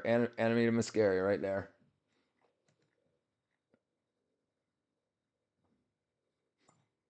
Yeah. Used to call me on the cell phone. Used to call me on the cell phone. Yeah, it's amazing how easy they used to be to find. I chose the brown and beige ones, not the red polka dot ones. The red polka dot ones are, they say that's where the story of Santa Claus came from. There's also some that you can't eat. You have to let a reindeer eat them first. I believe, I don't think it's Amanita muscaria. It might be, but you have to have a reindeer eats them first. And then the reindeer's body absorbs the bad kill you toxin. And when it pees out is the consumable, so you can drink. And then so they think that this is where the flying reindeers and the guy that drops gifts off and the big sack was his bag that was used for collecting his stuff. You recall last time you had amnesia. All right, let me see if I can find it. Let me see. Joe Rogan Amnestida. Damn it, what's it called? Joe Rogan, where Santa Claus comes from. Amanita muscaria. Yeah, here it is right here. Here it is right here. The relationship between Santa Claus and this mushroom is very strange. Caribou are connected to a mushroom called the Amanita muscaria mushroom. They're addicted to this mushroom. People do psychedelic ceremonies and they go outside of their yurts to pee. Caribou will knock them over to try to get to their urine because their urine is rich with the smell of this mushroom. The mushroom looks like Santa Claus. It's red and white. It also shows up under pine trees. When it rains, the mushrooms will pop up, bright packages. Just under the tree. Exactly. Boom. Gets crazier. To dry them off, the shamans would pick them, put them in the pine needles to dry them off. They were discouraging these shamanic rituals. People had to sneak into people's houses to perform them. And one of the ways they would come down the chimney. They did that was to climb down through the chimney. So the shaman would drop down through the chimney with a bag of mushrooms. The caribou, which is pulls Santa's reindeer, they're flying because they're tripping their balls off. They're high as fuck. Wow. The more you know. The more you know. The more you know. Isn't that interesting? Isn't that interesting? I leave notes behind for my future self. I always end up saying thanks, past chosen. Past chosen. Yeah. What up, Redbeard, brother? Right. So it's very interesting. And the Santa Claus that we know of now is the Coca-Cola Santa Claus. Like, that's how we know. And Coca-Cola used to be a big company. Do you know that they used to put an 8-ball in a gallon? Every gallon of Coca-Cola had an 8-ball in it, but back before they had to take it out, and they added more sugar and caffeine to try to replace that. So it used to have an 8-ball in a gallon of Coca-Cola. Right. Santa, just a guy got right. Oh, Amnestia, yes sir. I'm freaking loser. That's how bullying works. I'm just a freaking loser. That's how bullying works in school, and I don't know what works. What do you mean? You have to either avoid the bullies. If you can't avoid the bullies, you got to take action. What Frenchman discovered he could eat snails? Dude, I don't know, man. I thought the same thing. I had snails on a cruise once when I was 13 years old. We went on like a Disney cruise that ended up at going to Disney, and I got escargot because the name looked cool. And I remember eating them. They gave us like the dish that's got the little cutouts in it. Yeah, I'm eating them. And I'm like, what are these? Snails. What are snails? Slugs with shells. Wow, never knew the portions. Visit World Coca-Cola neighborhood, didn't mention it. Yes, 8 ball per gallon, 3.5 grams per gallon.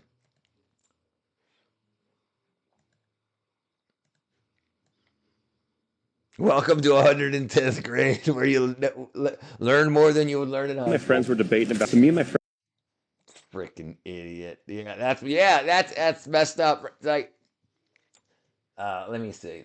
So here's another interesting thing. If you guys are interested in that, so because they had to replace that in Coca-Cola, they had to replace it. So they had to add enough sugar and caffeine to try to make an equivalent feeling, and you can't put enough sugar in a liquid to get you there to feel an effect without the body. The body will naturally purge, it'll naturally vomit.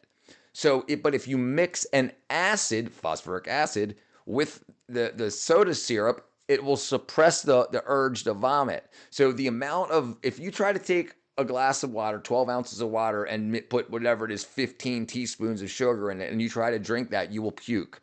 But if you add like a teaspoon of phosphoric acid in there, it will keep you from puking. Some people say, and I don't know for sure, that the reason that Coke syrup will settle your stomach isn't the Coke syrup. It's the phosphoric acid that keeps you from puking. That's how you keep enough sugar in you. And we think that this is possibly a reason that so many people can get enough calories in themselves to get obese, because it quells or stops the purge reflex. So now you're pounding sugar into your body, calories that you couldn't normally keep. Your body would naturally vomit it up. Yeah, brother. Yeah, absolutely. What doesn't kill you makes you weaker. The receipt's in the bag. Have a good day. My smell phone isn't working properly. My shell phone. What's going on? Phosphoric acid sounds awesome. Yes. That's right. It gives you a natural purge. Like, when you're a kid and you're eating Hollywood Halloween candy and you'll get sick. But there's, like, I think it's, I want to say, okay, let me say, hold on. How many teaspoons of sugar is in a 12-ounce Coke? 10 teaspoons of sugar in 12 ounces, 39 grams of sugar in 12 ounces of Coca-Cola. Yeah, you would get sick. It would make you puke it up. But the phosphoric acid in Coke keeps you from puking. Let me. Phosphoric acid in Coke to keep you from vomiting sugar. Let's see what it says.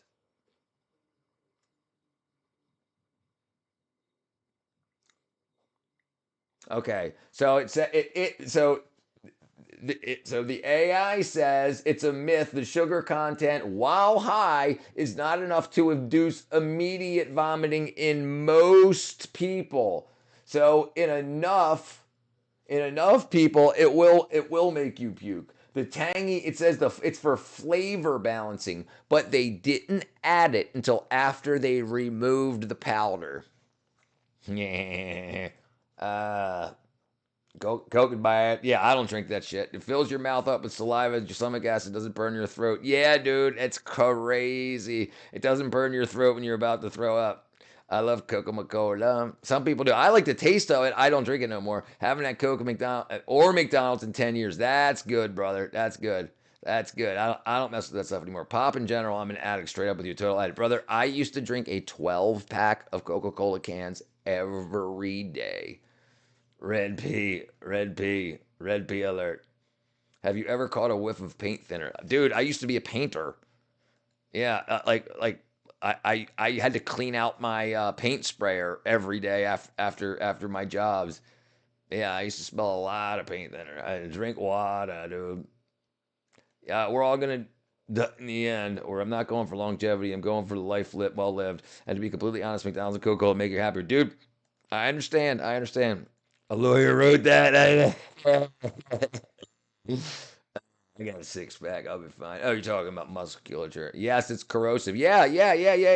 No, the problem with it is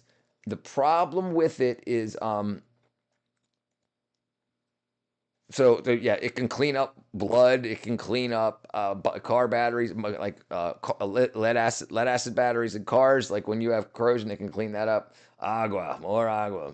Freaking. Let's see. Using cola to clean car batteries.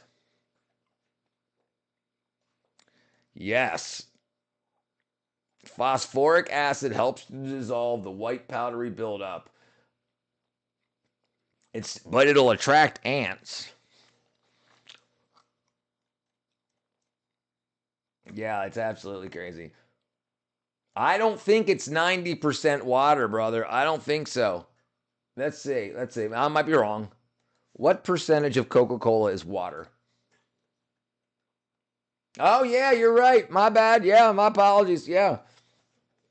Yeah, I was thinking it would have to be. Oh, yeah, the sugar contains water. Yeah, my bad. I should have taken a second before I spoke. My apologies. Yeah. What do you recall? Do you recall what happens when you drop a car battery on the ground? It gets grounded. Yeah, ants. Dude, okay, let me see if I can find this. Car infested with ants. Infested. Car infested with ants. Watch this.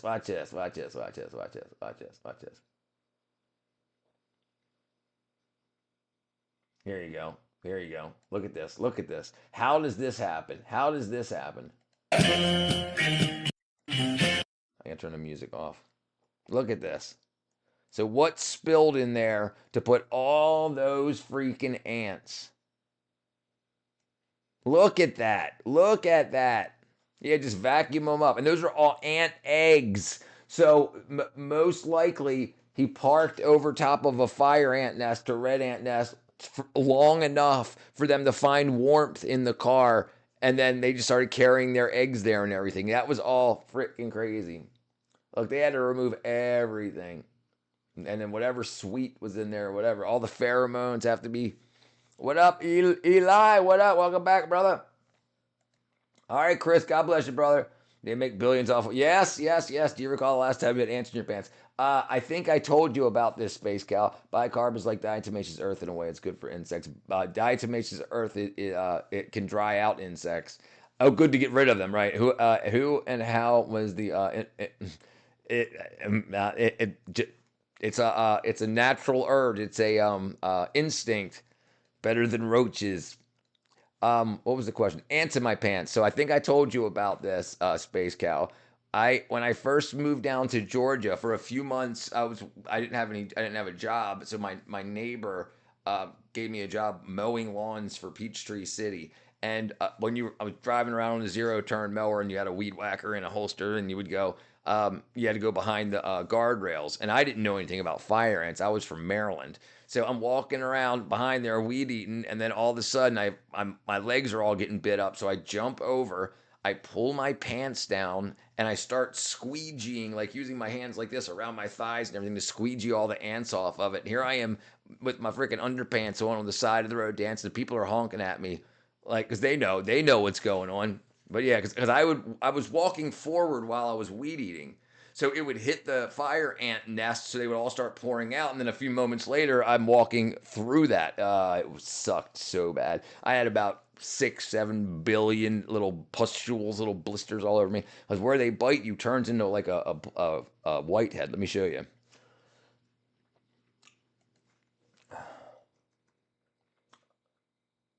Fire ant pustules. Look at that. Look at that stuff. This is what it looked like all over my body. There you go. These are legs. Look at that. All over. They look like huge whiteheads that you can't like pop. Look at this. Jeez, look at that. Yeah, man. Yeah, sorry. I don't like this imagery. Last time I got stung by a bee was 23 or 24 years ago. I was 25 years old. I remember I got stung right in the center of the forehead. I do not enjoy this imagery. Yeah, do you know how you can get rid of rats? Rats can't burp, fart, or puke. So what was he just mentioned here? Sodium bicarbonate, Arm & Hammer baking soda. Sprinkle it all around where the rats go and on rat food, and when they eat it, it'll hit their stomach acid and make carbon dioxide. Just like when you add vinegar and baking soda together, it'll give them internal bleeding because they can't burp or fart the gas out. They can't puke up the stuff, so it makes them pop. My sister, on the other hand, likes Dr. Pimple Popper. Oh, no. Yeah, poor rats. Yeah. Let me see if I can find something on sodium bicarbonate for rats. It says, yeah, inhumane, unreliable and inhumane. Relying on gas buildup from stomach acid to cause internal rupture. But it says rats don't often eat enough out of caution, and they can't expel the gas with traditional traps. Professional methods being more recommended for control. How's it going, Eli? How you doing, brother, man? Doing good, my friend. Doing good.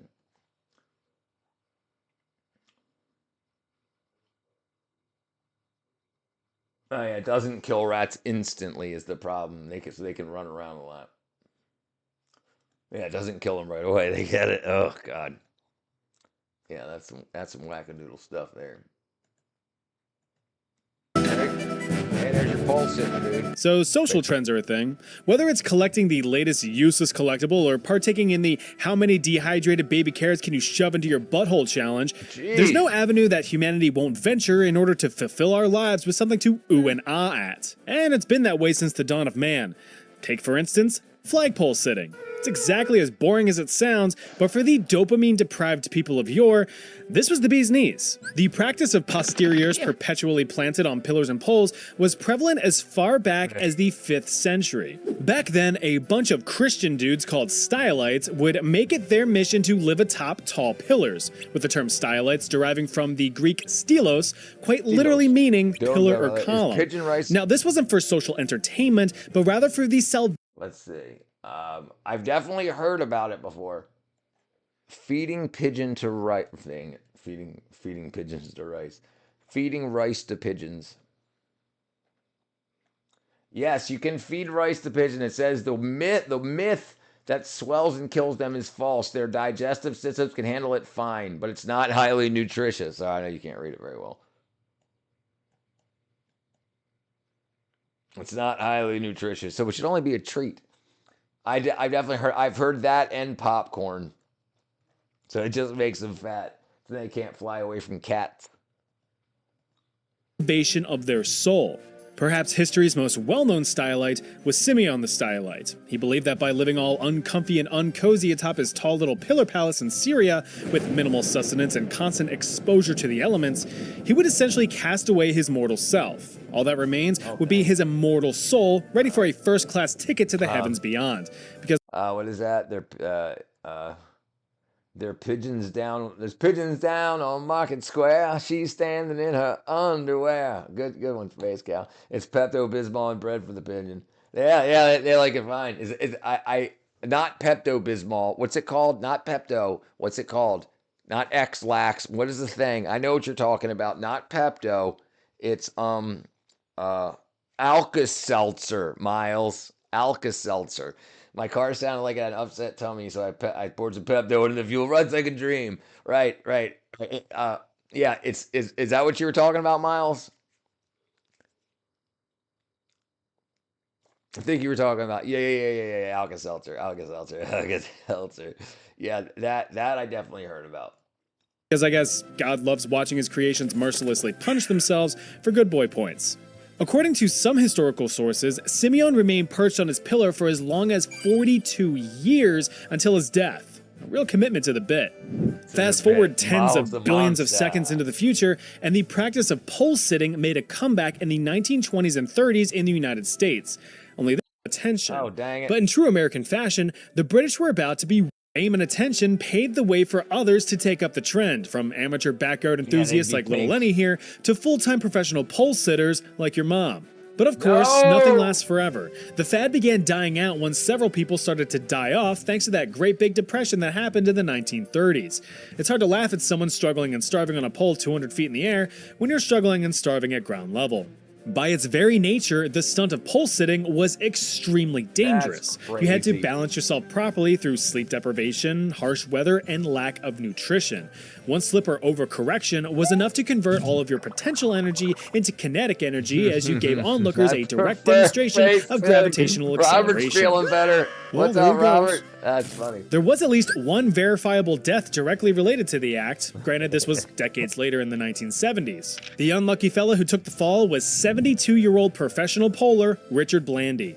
Dear old Dick spent a record-breaking 125 days atop a pole in Stockholm, Sweden just 9 years prior, surviving mostly on whiskey and 3 packs of cigarettes a day, or as I like to call it, the stepdad special. Then things hit a wall for Richard, or in this case, the ground. In 1974, while finishing up a 4-day promotional sitting at Dixie Square Mall in Harvey, Illinois, a trailer accidentally reversed into his tower, causing it to collapse and Richard to plummet to his death.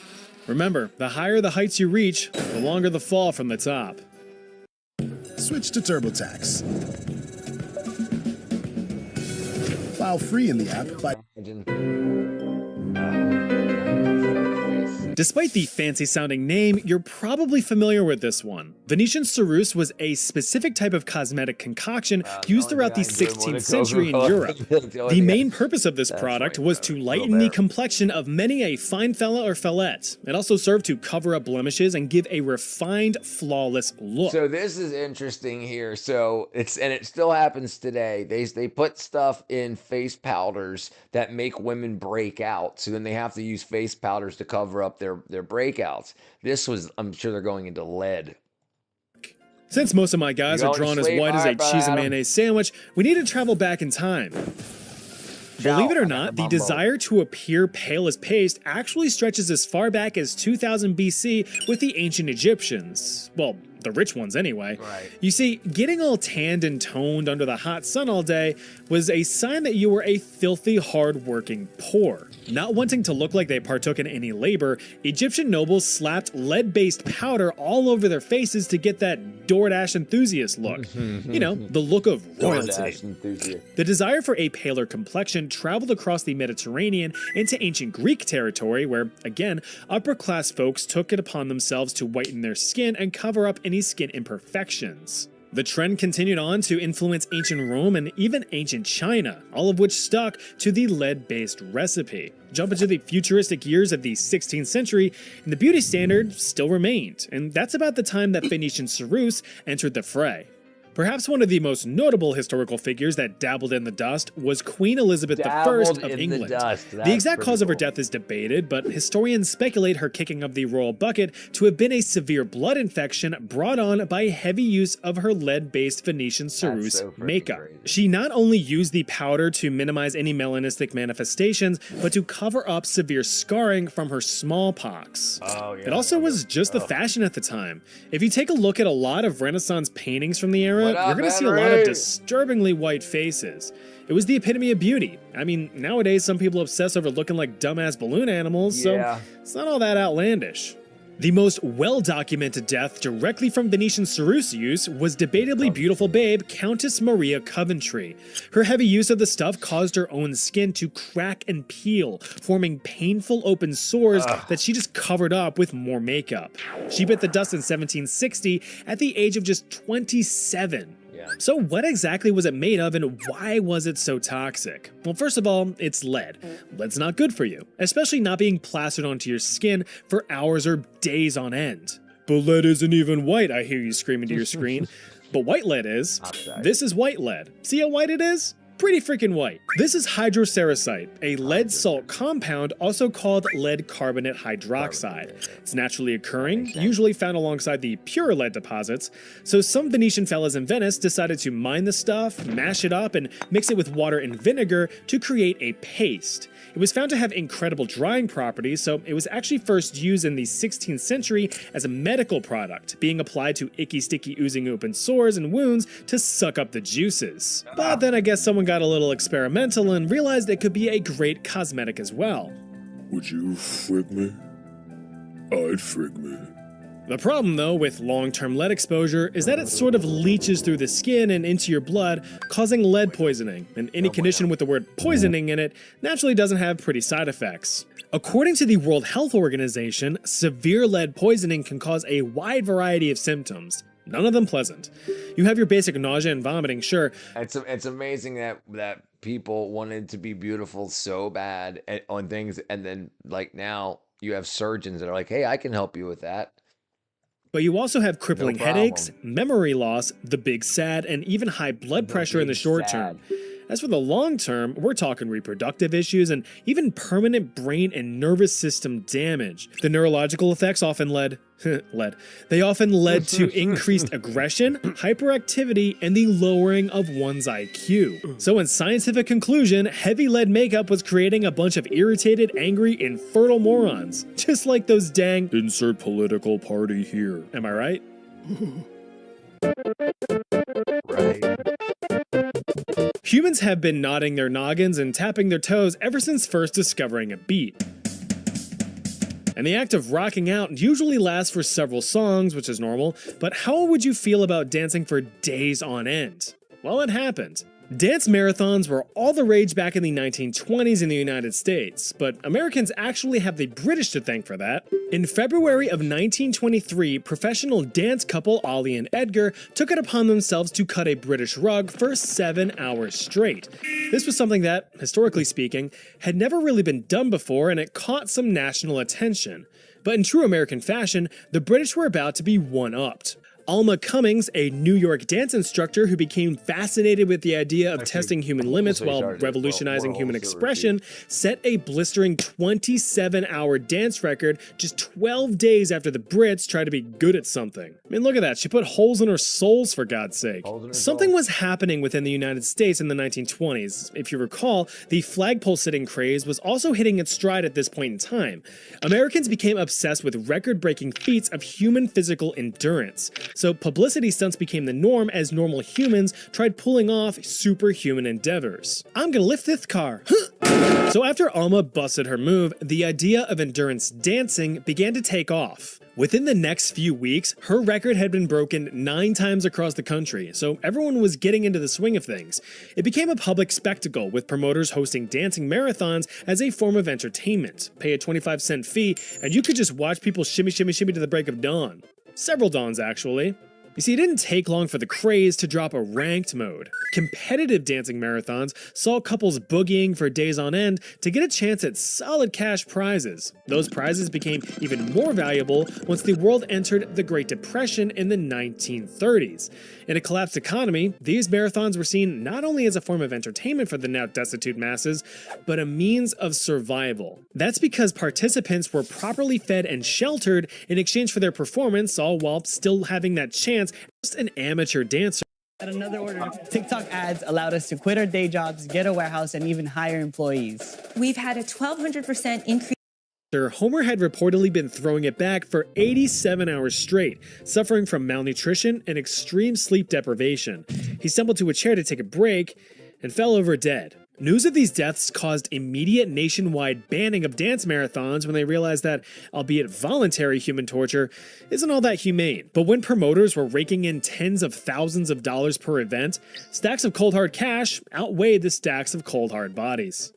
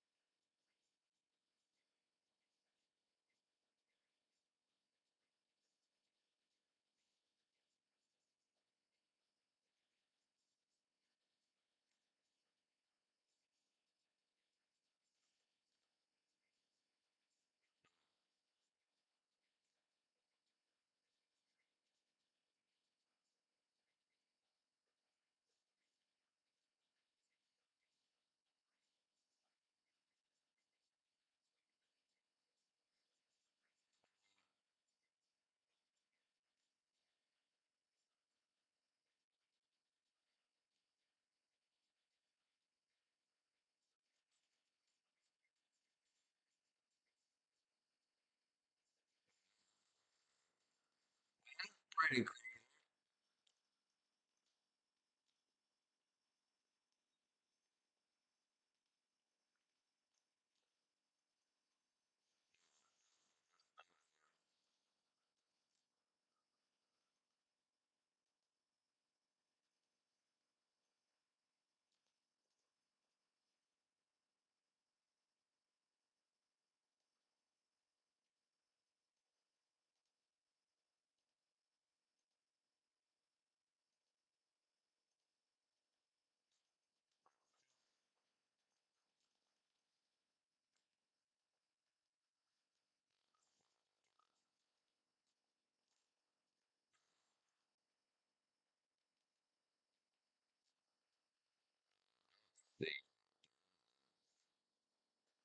My favorite YouTuber.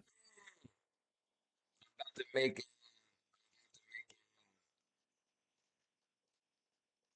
I'm about to make it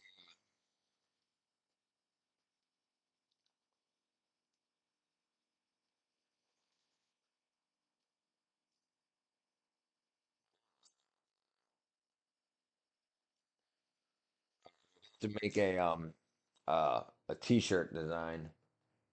Richard sounded like Elon Musk. All right, let's do GIMP. All right, I don't think Richard sounding like Elon Musk. that ain't me. That's you. Where are we at? Let's transfer that over. Let's transfer this over. Bang, bang. Okay, bang. Okay. Okay. Share. Bluetooth. Receive a file. Oh no, no. Cancel. Share. Bluetooth. Receive a file. Turn on. Oh yeah, 'cause I forgot to do that. Oh, that's probably why my phone lasted so long.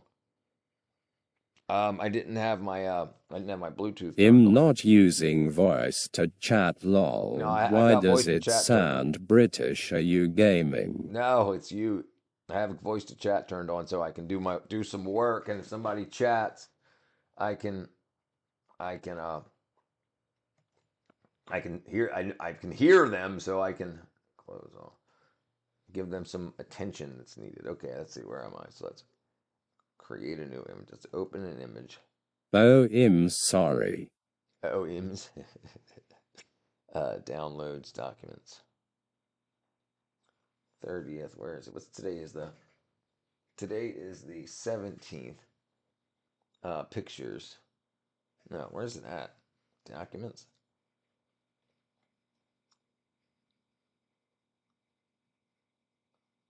November 17th. Where in the heck is January 4th? Oh, right here. There we go. There we go. There it is.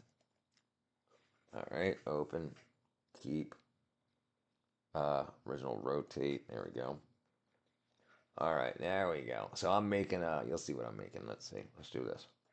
I can probably turn this on so you can see what I'm doing while I'm doing it. Let's go this here. Let's go vertical. Okay. And then I'll do this. We'll change here. We'll go to GIMP.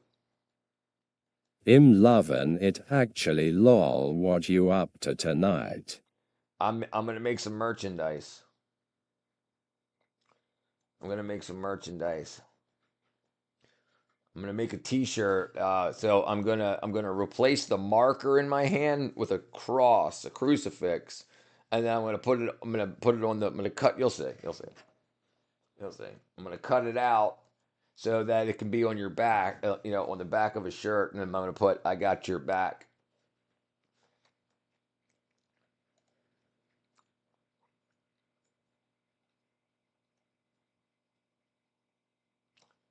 All right, so let's do it like this.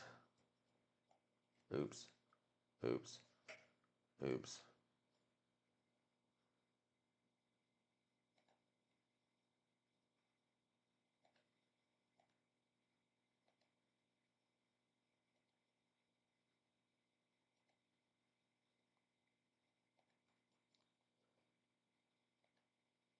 You re-talented. You got this lol voice to chat. Actually sounds like Dracula. Yeah.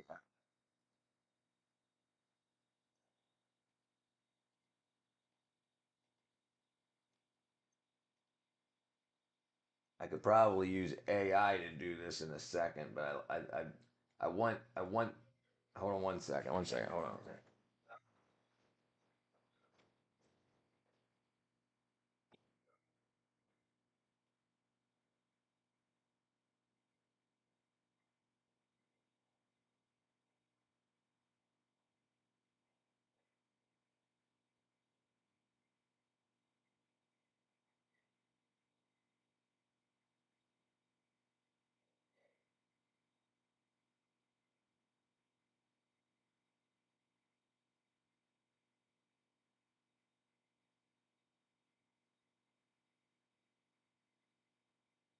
Hello to the two quiet people in here, I mean 3.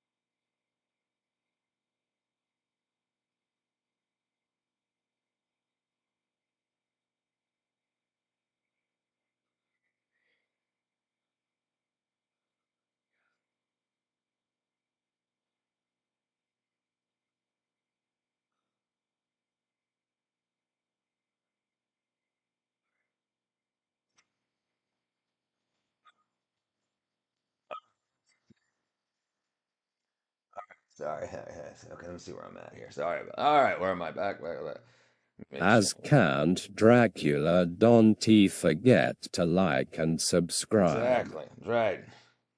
Like and subscribe. Okay. All right. So that. Right.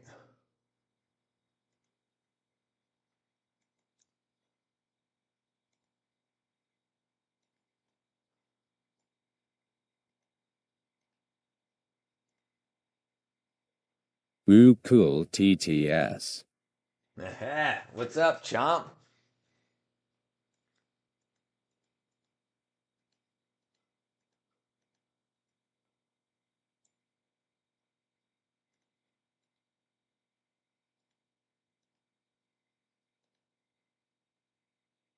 Come on.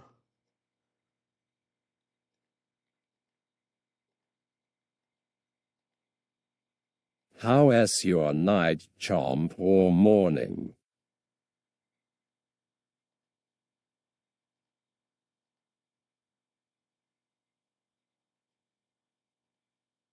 How can my feet smell when they don't have a nose? What up, Andy?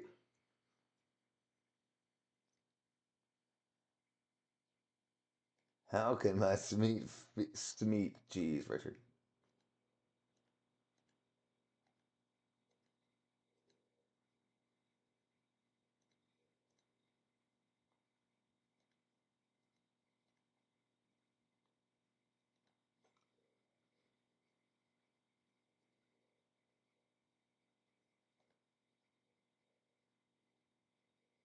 Why does it only sound like Dracula for me? Each person has their own sound, so I can tell when multiple people come in, when different people come in, you know.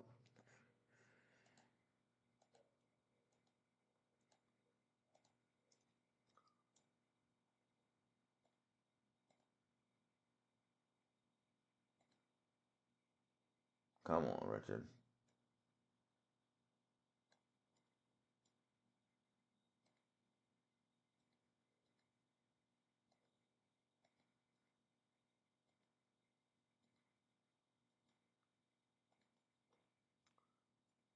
Come on, almost got it. Almost got it.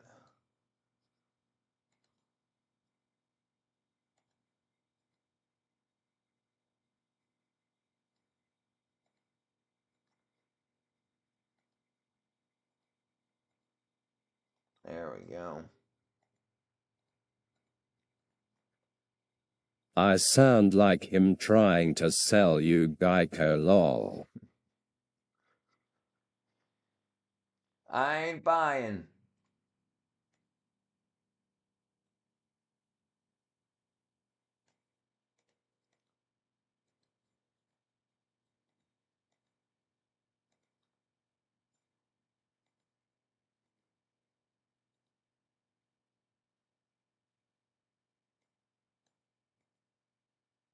Come on, almost got it.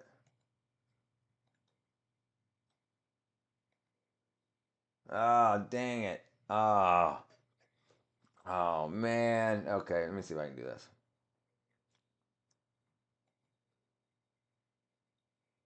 Dang it.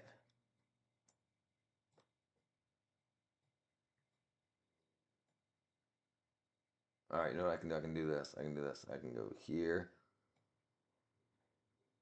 Ah, oh, I can do this. All right, dang it, Richard.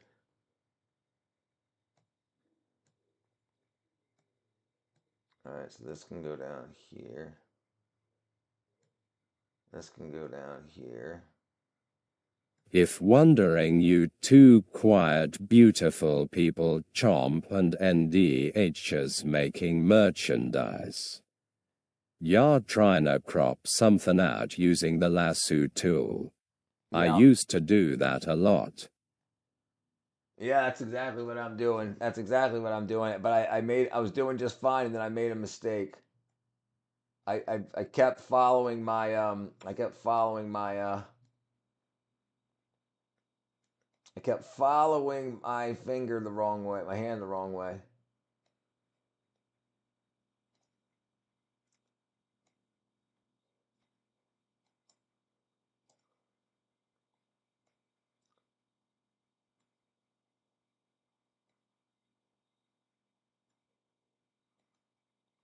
There we go.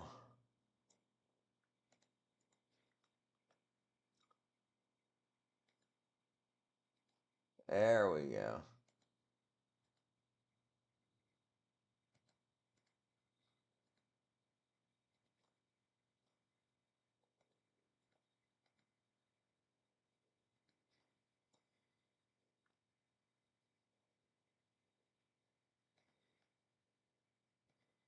All right.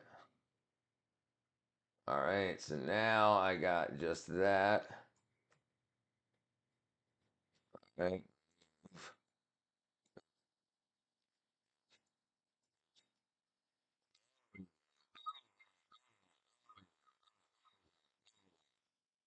Now I got.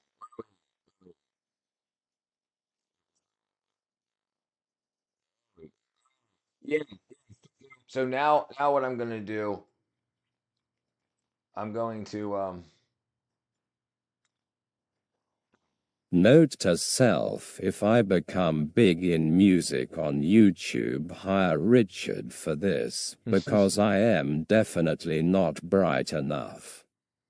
What's this for LMAO? I'm gonna make a shirt. I'm gonna make a shirt, and so I'm gonna replace this marker in my hand that you see right there. I'm gonna replace it with a cross, a crucifix, and I'm gonna put "Got Your Back" or "I've Got Your Back" and something like that. So I'm doing some Christian merchandise. You know, it's gonna be so. I'm gonna be holding a crucifix, just that with a sleeve like that, just like I don't know what you can see. Let me see if you can see it. So that I'm gonna hide that. It's gonna be like that, but there's gonna be a crucifix. LMAO. I think it'll be awesome. I think it'll be awesome. He's got your back. Something like that. Something like that. Save as documents. Let's go to pictures. 110th grade. Open with. Okay, nope, wrong thing right here. Add file. Add folder name. 110th grade merch. There we go. And this will be called. He's got. He. What up, Shayna? You should put a prop of a version of Stranger Things on fire in the background as Americans love fire. Make it cool as hell. People ain't buying some boomer merchandise. I am with my sister. How you doing, Shayna's sister? I ain't doing that. What do you think? I think you're on the wrong side of the game, Head. I ain't putting no freaking fire. I'm making a Christian, making some Christian merch. I'm not putting a freaking strangers, and I can't use anything that I photographed on stage. It's I signed a contract to not release anything that we did. Some Stranger Things merchandise. Hello, Shayna's My sister said hi. Hi, Shayna says now. All right, let me see. So I need a cool crucifix. All right, let's see. He's like, burn it. I'm gonna put a cross on there. Put it in flames. I'm just fucking with the ad, screwing with the ad. Did you sign a contract to say only good about Israel? No. Oh man, it might have been in there. Who knows?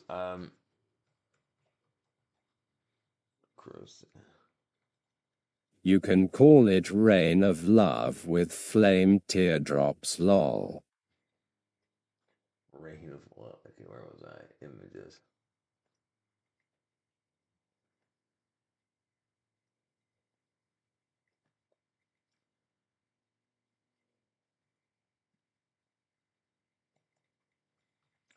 All right. Okay. Now I'll take this. So then I'll go here. I'll take this guy here.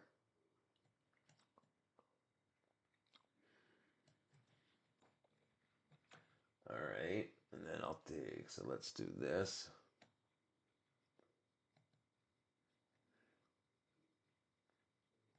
Wait, no, Don T, that sounds too much like Rock of Love.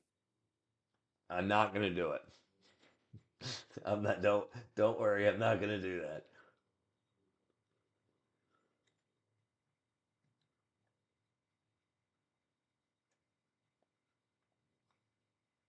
High res.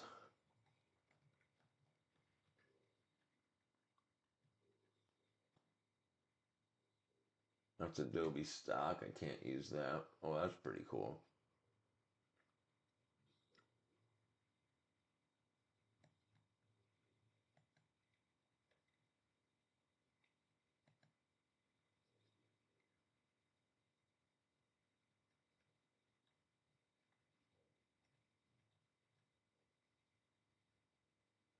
All right, let's see.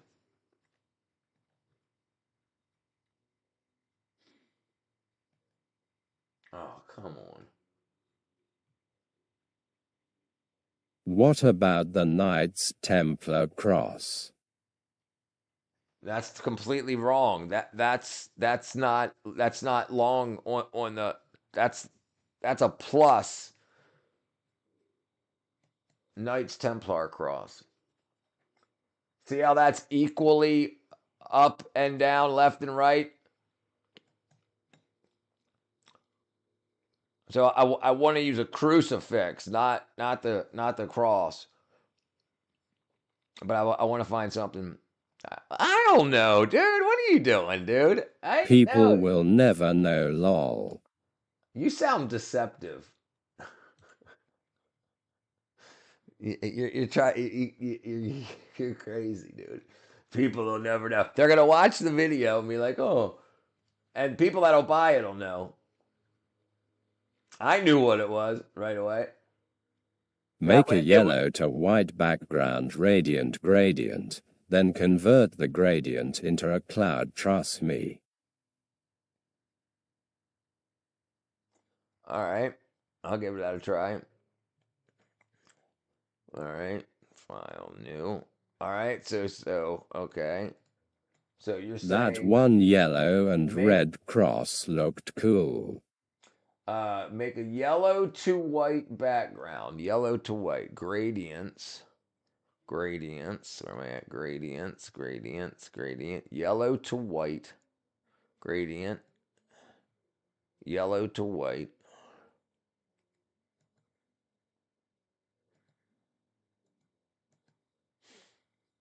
Okay, foreground to background. I could make ya one real quick and DM it to ya. Yeah, I mean, I'll start working on one if you want to do one while I'm working on it. Absolutely, yellow to white. All right, yellow to white background. Can you? Oh, you can't see what I'm doing. Duh. Okay, I thought I had it on screen. Okay, yellow to white background, and then convert the gradient into a cloud. Yeah, white background. Are you talking about to make? Yeah, you make it. If you you make it. I'll work on what I'm doing, and if you make one, I'll use it. Absolutely. Yellow and red cross looked cool. Let's see.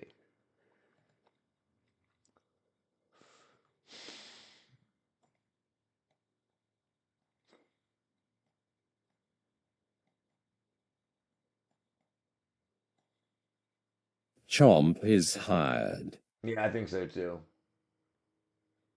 I think he's hired.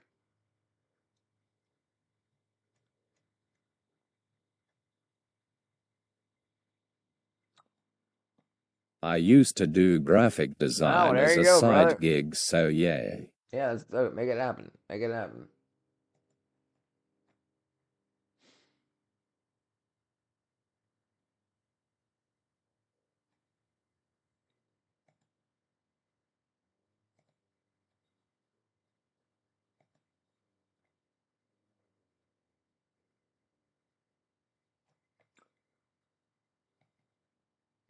That's pretty nice.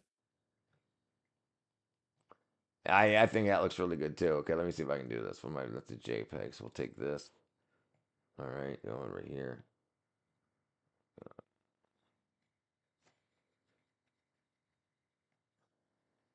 All right. All right, image, layer, scale.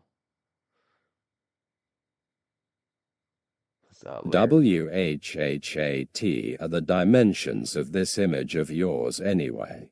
Oh, I don't know. It doesn't matter.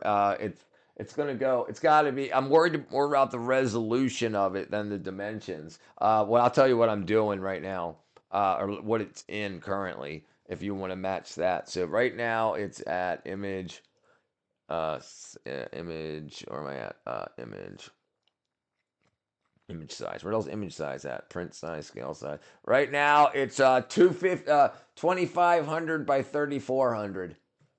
2500 wide by 3400 tall.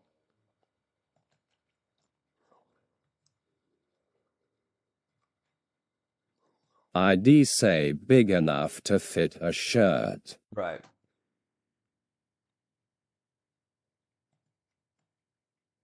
Yeah, big enough to fit a shirt. File, open.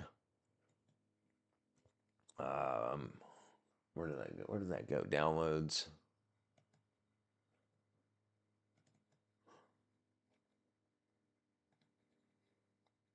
All right. All right, so now I can do this.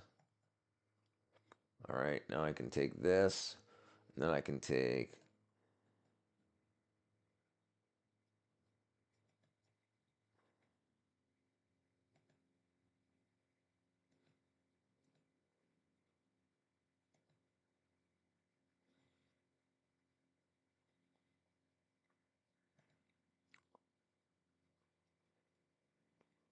You can do American made on the back with the cross held by you in the middle. This is going to be on the back because I want it to say, he's got your back.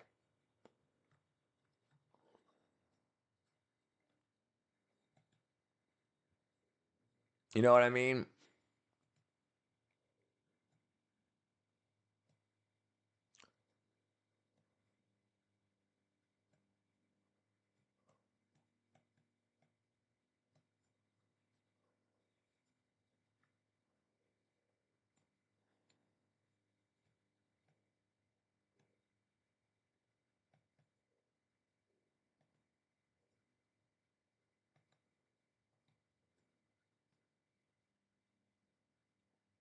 Oh, shoot. Okay, I know I had the wrong thing, too. All right, let's do this.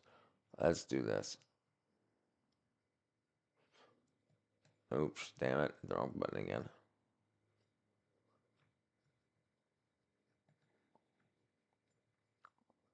All right, so what I want to do is I want to grab this.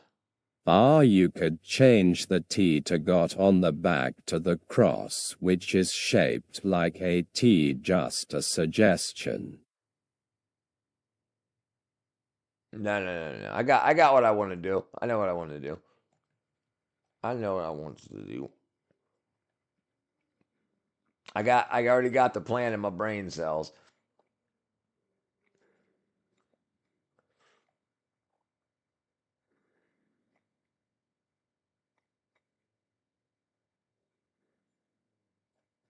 So you know what I can do? Got this. Yeah, I got it. Yeah, I used to do this for a living. Back when I was 25, I was a graphic artist and graphic designer. I did it. I mean, I haven't done it in a while, but yeah, I got this. I can't remember how to do an alpha channel. To convert the white to alpha channel. There's a way easier ways to do this than I'm doing it. I just can't remember. Can't remember exactly how to do it. Okay. Remove background. I think I do filter.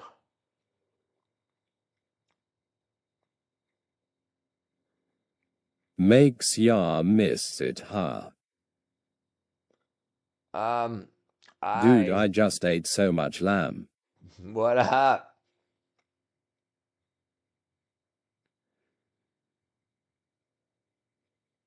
I am fucking full.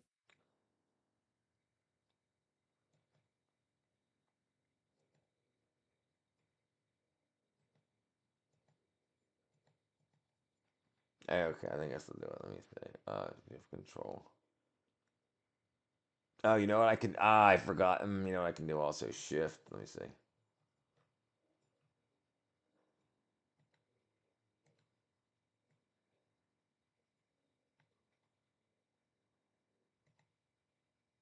No, that's white. Okay, all right. I forgot. I forgot I needed to do that too. All right, let me do this. Let me do this. Oh,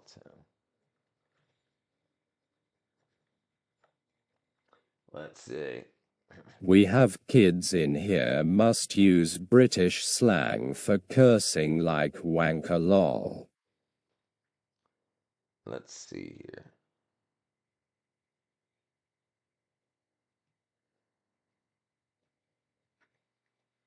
Oh, no. Oops, I did it again. All right, let me see if I can do this.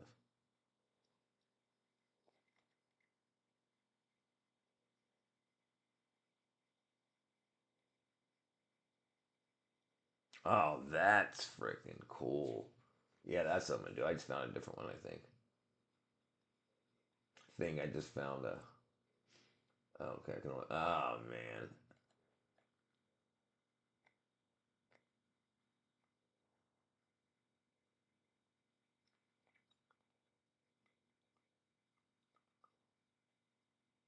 Oh, that's really cool, too. Oh, I can't do it. Dang it. Let's see. All right, where am I at?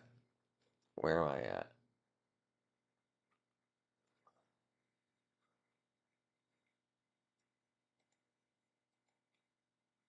Maybe. Okay, let's see. What do I need to do? Maybe what? I probably saw the word offensive. All right, let's see.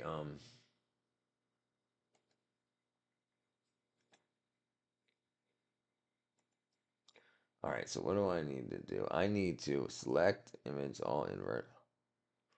Okay, none. Oh, Control Shift A. Okay, all right. Select selection editor.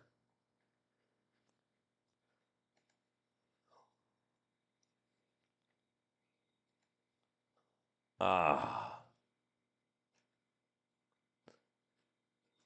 All right, quick mask. That's what I wanted to do. All right.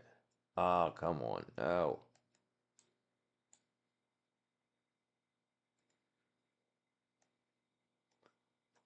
All right, so I need a bigger brush.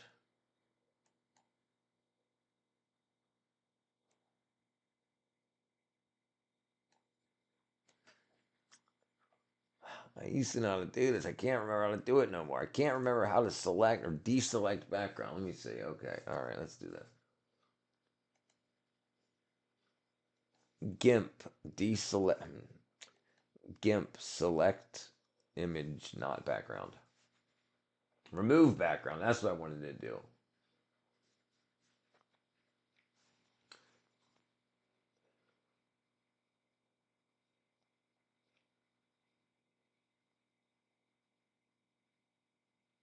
All right, foreground select tool. Where's the foreground select tool? Tool.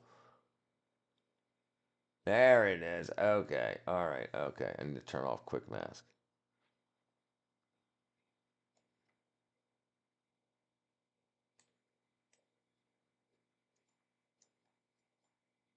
You dirty dog. All right. So let's do the.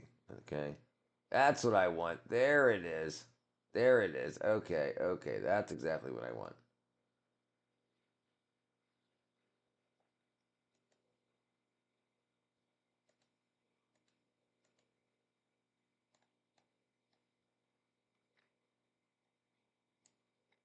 Okay, where am I? That's what is good about the channel. We are learning something tech-wise. No worries, Richard. With failure comes eventually success. Oh, we'll absolutely get there. We'll absolutely get there. Foreground select tool. Free select. Foreground select.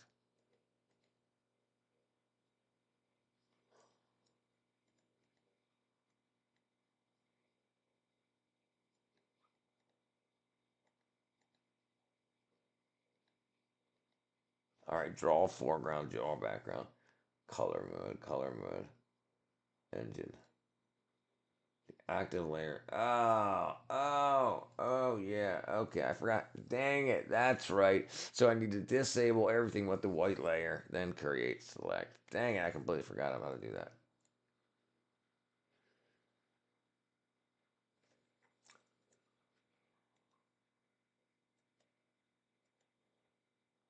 All right, okay, I see. You definitely want to quit until you got it right. No, without a doubt, no. Oh.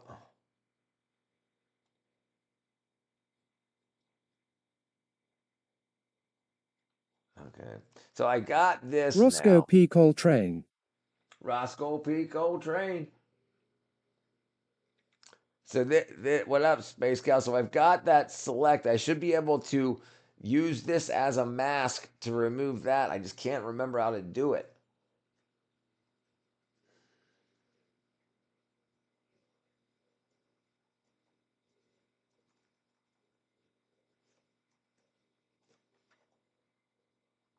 You know what you are, you're a dipstick.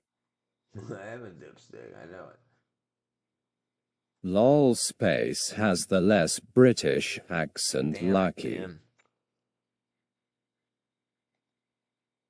Oops. Oh, file open.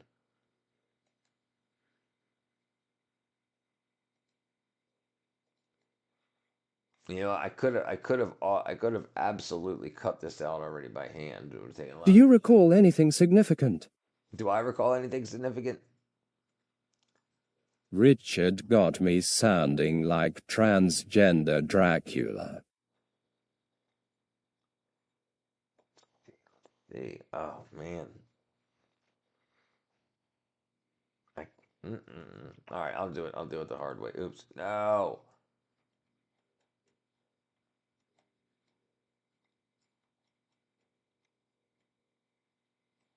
All right, let's see. Let's see.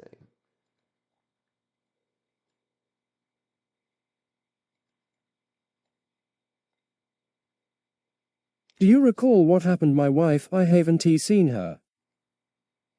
Oh, okay, there. Sorry, lol, I like your voice, Space. No, I haven't seen her either.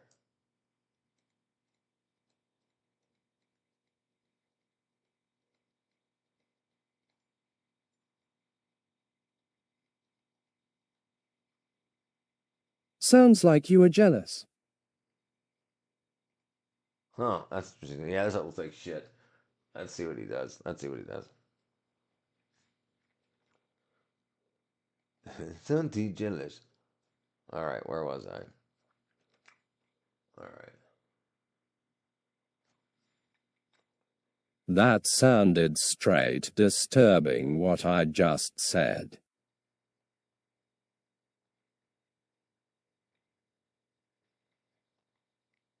Yeah, yeah, it did. All right, where was I at? Okay.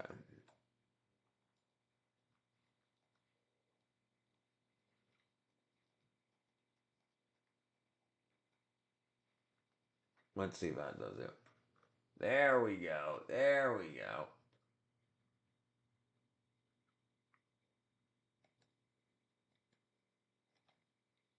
Oh, you gotta be kidding me.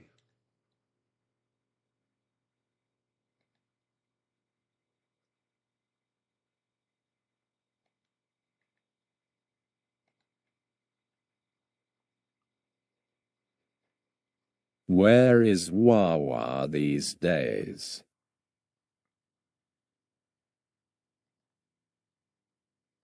Oh, this has gotta be kidding me.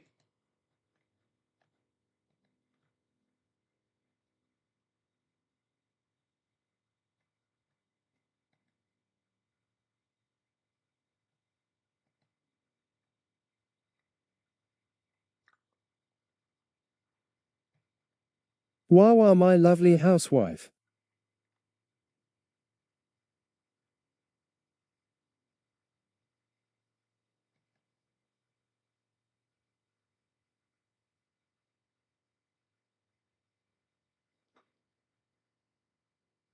This looks like a pain in the ass.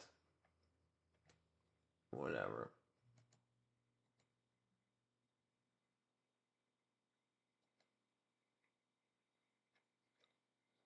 Alright. Alright, okay, now I think I got it. Wow, my lovely housewife. Alright, there we go. Alright, so let's see now if I can take this. I can file, open. Downloads. She hasn't been on in a while.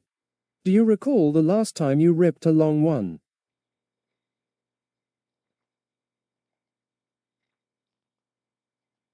Last time I ripped a long one. Downloads. Where'd it go? Oh, come on.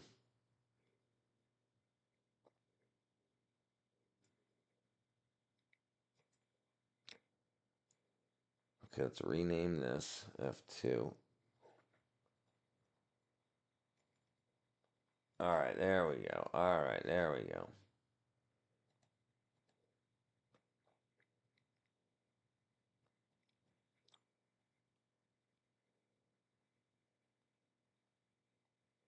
I don't see it at all on here. Let's see.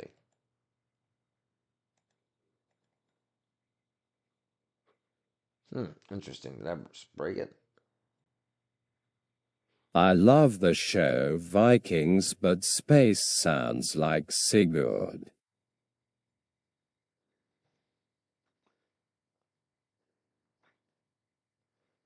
Alright, this doesn't make much sense. I don't understand why that. Oh, I probably gotta do import. File, import. Import. I don't have import. Open. Downloads. Oh, there it is. I can't freaking read. That's why.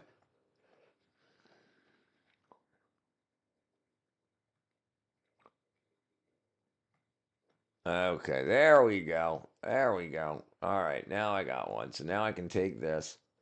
I can go like this. I can go like this, this. I don't know how big this is. Let me see. Let me see. Do I recall the last time I ripped a long one? Oh.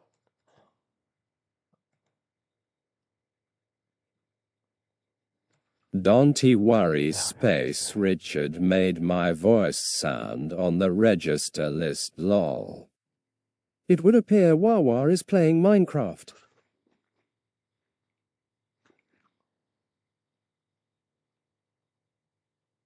All right, let's see.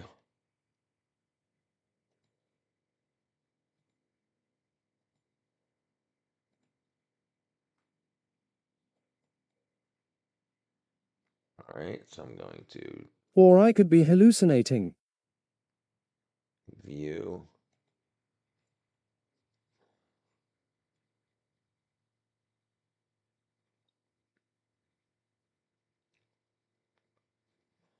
Wawa moved on.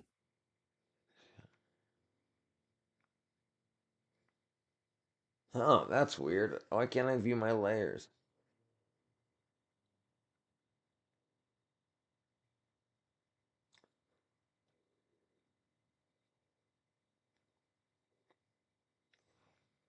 Oh, because I'm stupid. That's probably why.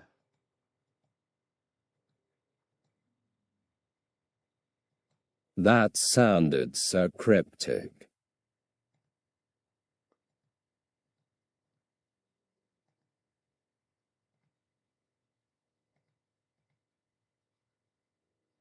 Interesting. I screwed that up too. All right.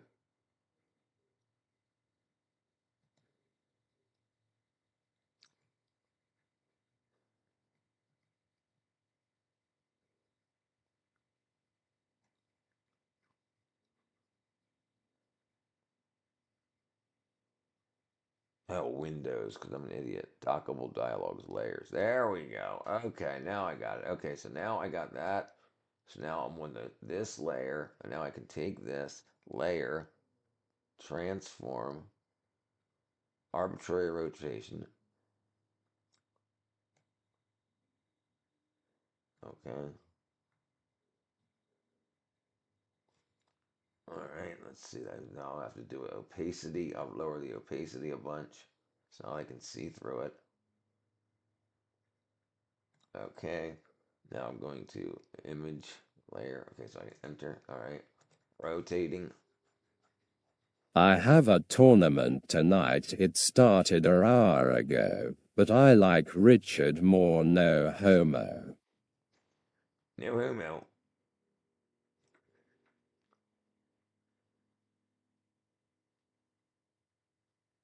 Wow, I shouldn't have made this so high a resolution.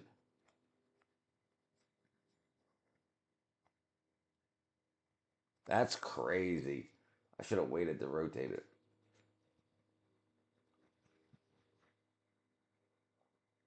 I had no idea it would take that long. Wow, that's crazy. I don't remember things. I definitely should have.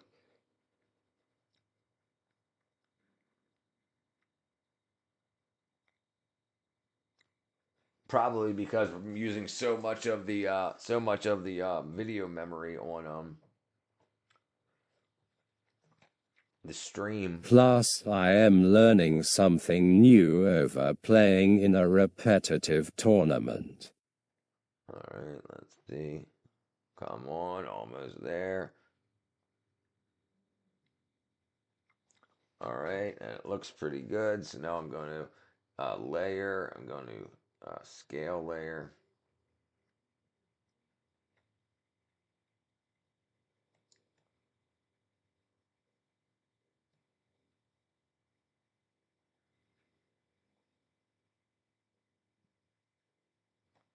All right, hopefully I don't screw that up. Wow, I can't believe it's taking so long to do this. I definitely didn't need it to be freaking 1440 DPI. I could have done fine with 300.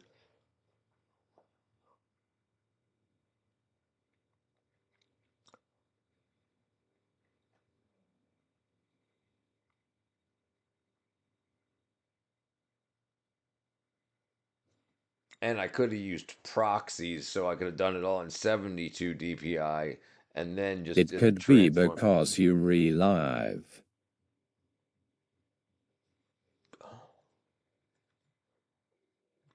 Oh no, no. That's the reason it's taking so long. Absolutely. Can I be the lead singer of the band? No. What are you talking about? Hell no, ND. What are you talking about? Okay. All right. Almost got it. Okay. All right. All right. And then I'm going to do this. All right. Let's do edit. Okay. So I need the image. Where's my image size? How you doing, ND, brother? Image size, image size, image size. Where's image size at? Jeez. Oh, I'm an idiot. Space can only be ND. His voice is softer British.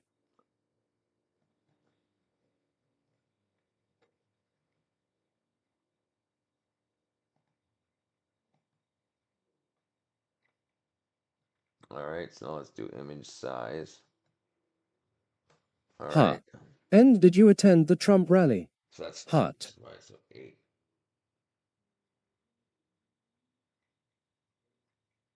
What's 8? C.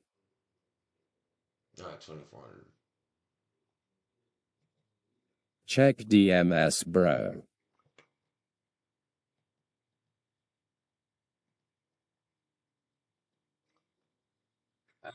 I see what you're saying.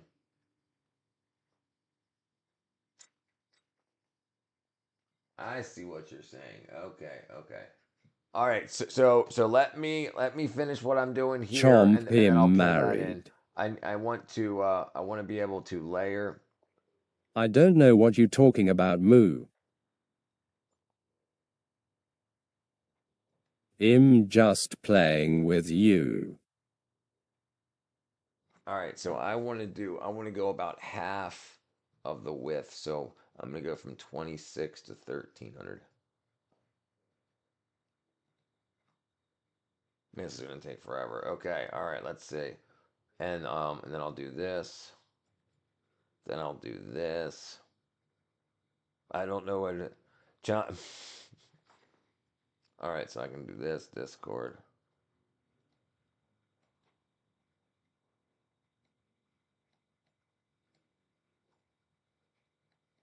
There we go. I got you. All right.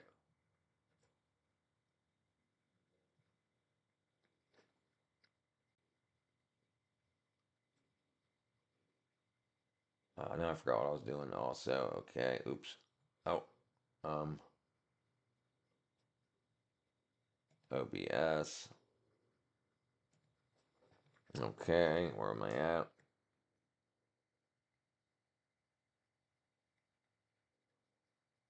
Ah, dang it. I'm such an idiot. I absolutely should have done this before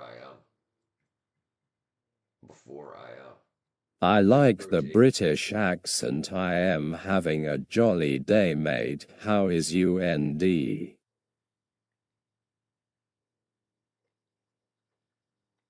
Ah, I'm such an idiot. I'm such an idiot. I forgot to do the I want to do it like this. Yeah, so I need to do layer. I need to scale layer, and then Yes, you do. ND don't be fibbing. I'm heading off anyway.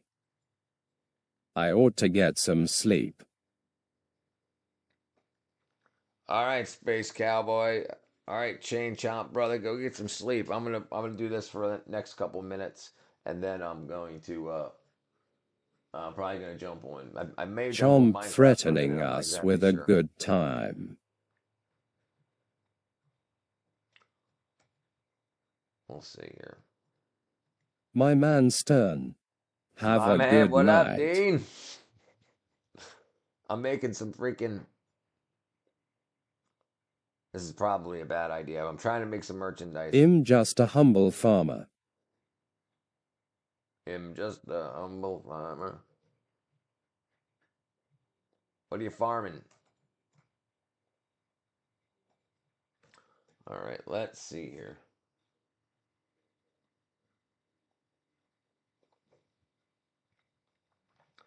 Okay, here we go. Okay, scale. All right, yeah, I definitely shouldn't have done that. But that's definitely I like to play better than I Space wanted to Cowboy do. in So my let me do underwear. this. It is hard to say good night when Richard has me sounding like Dharma. Having you to sound like what?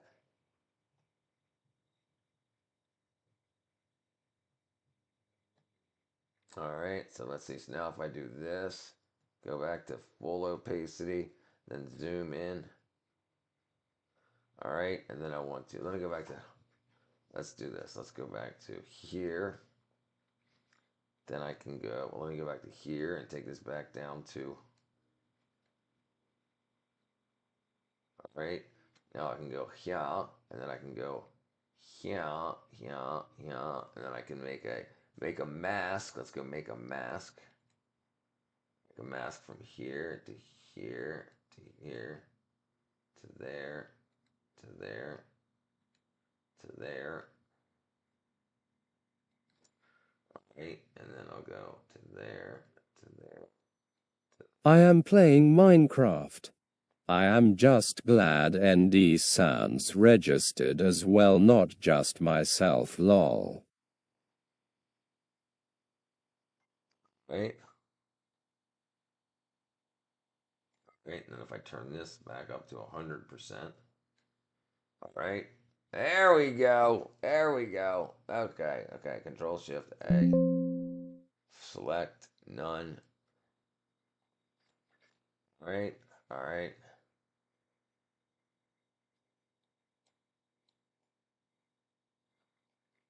Okay, there we go. There we go.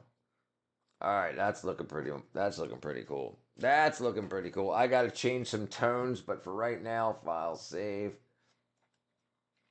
All right, cool. I'll work on that in a little bit. Yeah, that's more like what I was looking for. Yeah, that looks cool. I'll add a little drop shadow underneath the hand on the cross. Yep, awesome. Awesome. Awesome. Awesome. Awesome. See, I told you got this. Oh yeah, I got it. Absolutely. Absolutely. Yeah, I got to do a little bit of editing right here. Yeah, I'll handle that in the drop shadow. Okay, cool. Yep, I got it. Absolutely. Absolutely.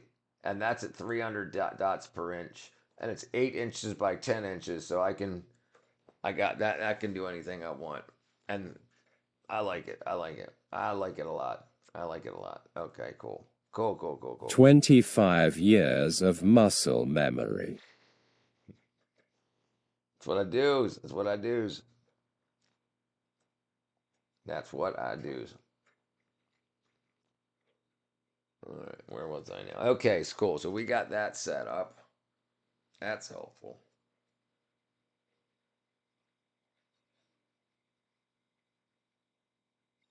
Uh-oh. What is that going to do? Okay, cool. Cool, cool. I'm really happy with that. I'm really happy with that. I'm happy with that. I always wanted a dog as a kid, but every time I asked my dad, he locked me in the basement. That wasn't very nice of him. I always wanted a dog as a kid, but every time I asked my dad, he locked me in the basement. Dang dag. All right, where was I at? Even if you haven't done it in 2 decades, it never leaves your mind unless you get dementia like myself. Don't get dementia. Don't get dementia. Make sure you take your vitamin B12 and your D3. Make sure you do it.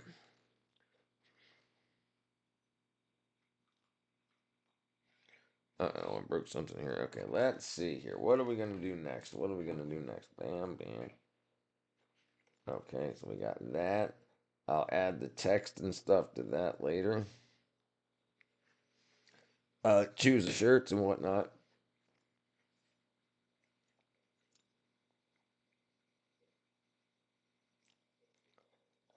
What were you gonna do what were you gonna do what you call it in? What were you gonna do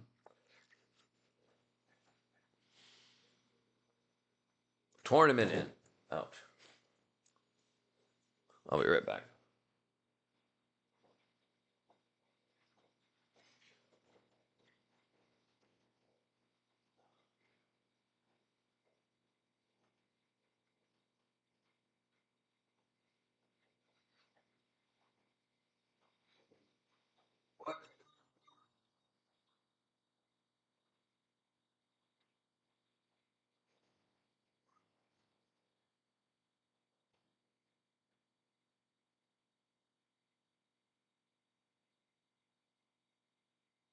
At times I think it might be too late. I feel bad. I can remember when me and my wife first met, but it is hard to remember much things recently.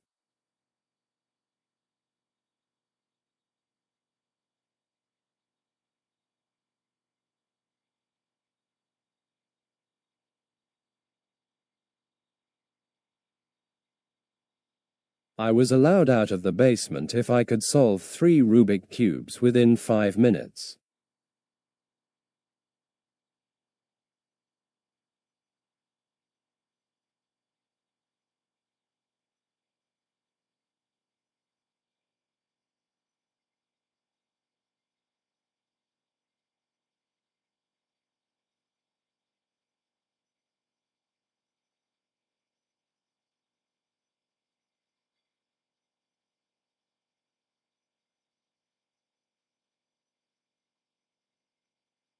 Now I am a genius.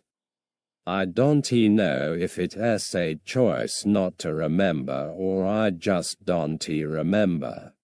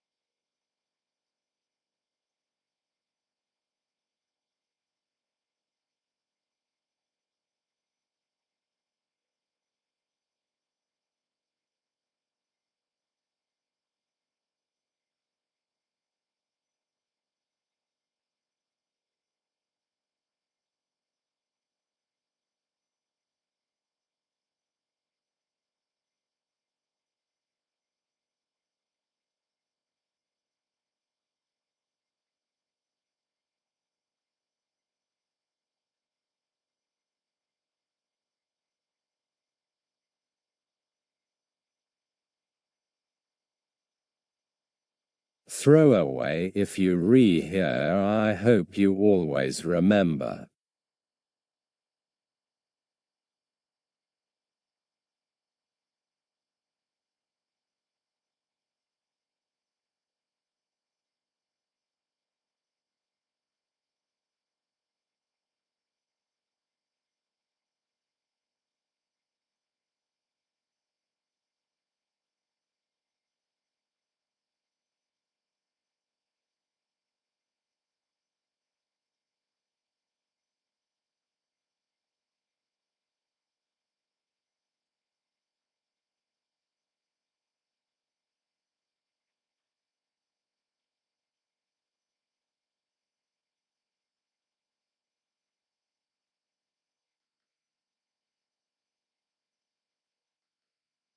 Lol. Richard asked about my tournament and left screen.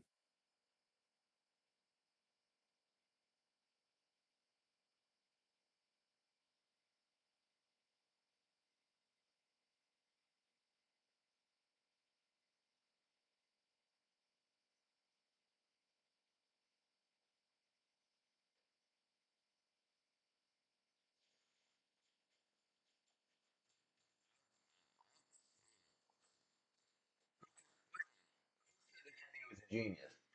Oh, what? I was allowed out of the basement. I could solve 3 Rubik's cubes in 5 minutes. Now he's genius.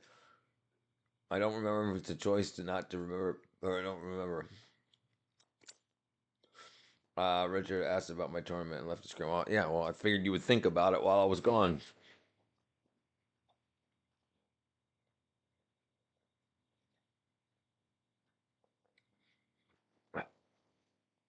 Let's see. I must go count cards and win bingo lottery. OH's back. Never mind. I'm back.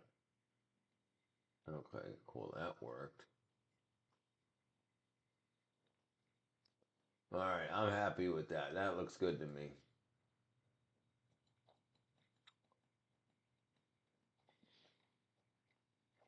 That looks good to me. Okay. Today's the 17th. Tomorrow is the 18th. Okay, 19th is Monday. 19th is Monday. All right. All right. All right. So let's see. Where are we at? 4 hours and a half. Okay. All right. I think I'm gonna go ahead and call it here. I'm tired. Should probably eat something too. I'm gonna go ahead and call it a night. All right, everybody. Hugs and kisses. How long? What?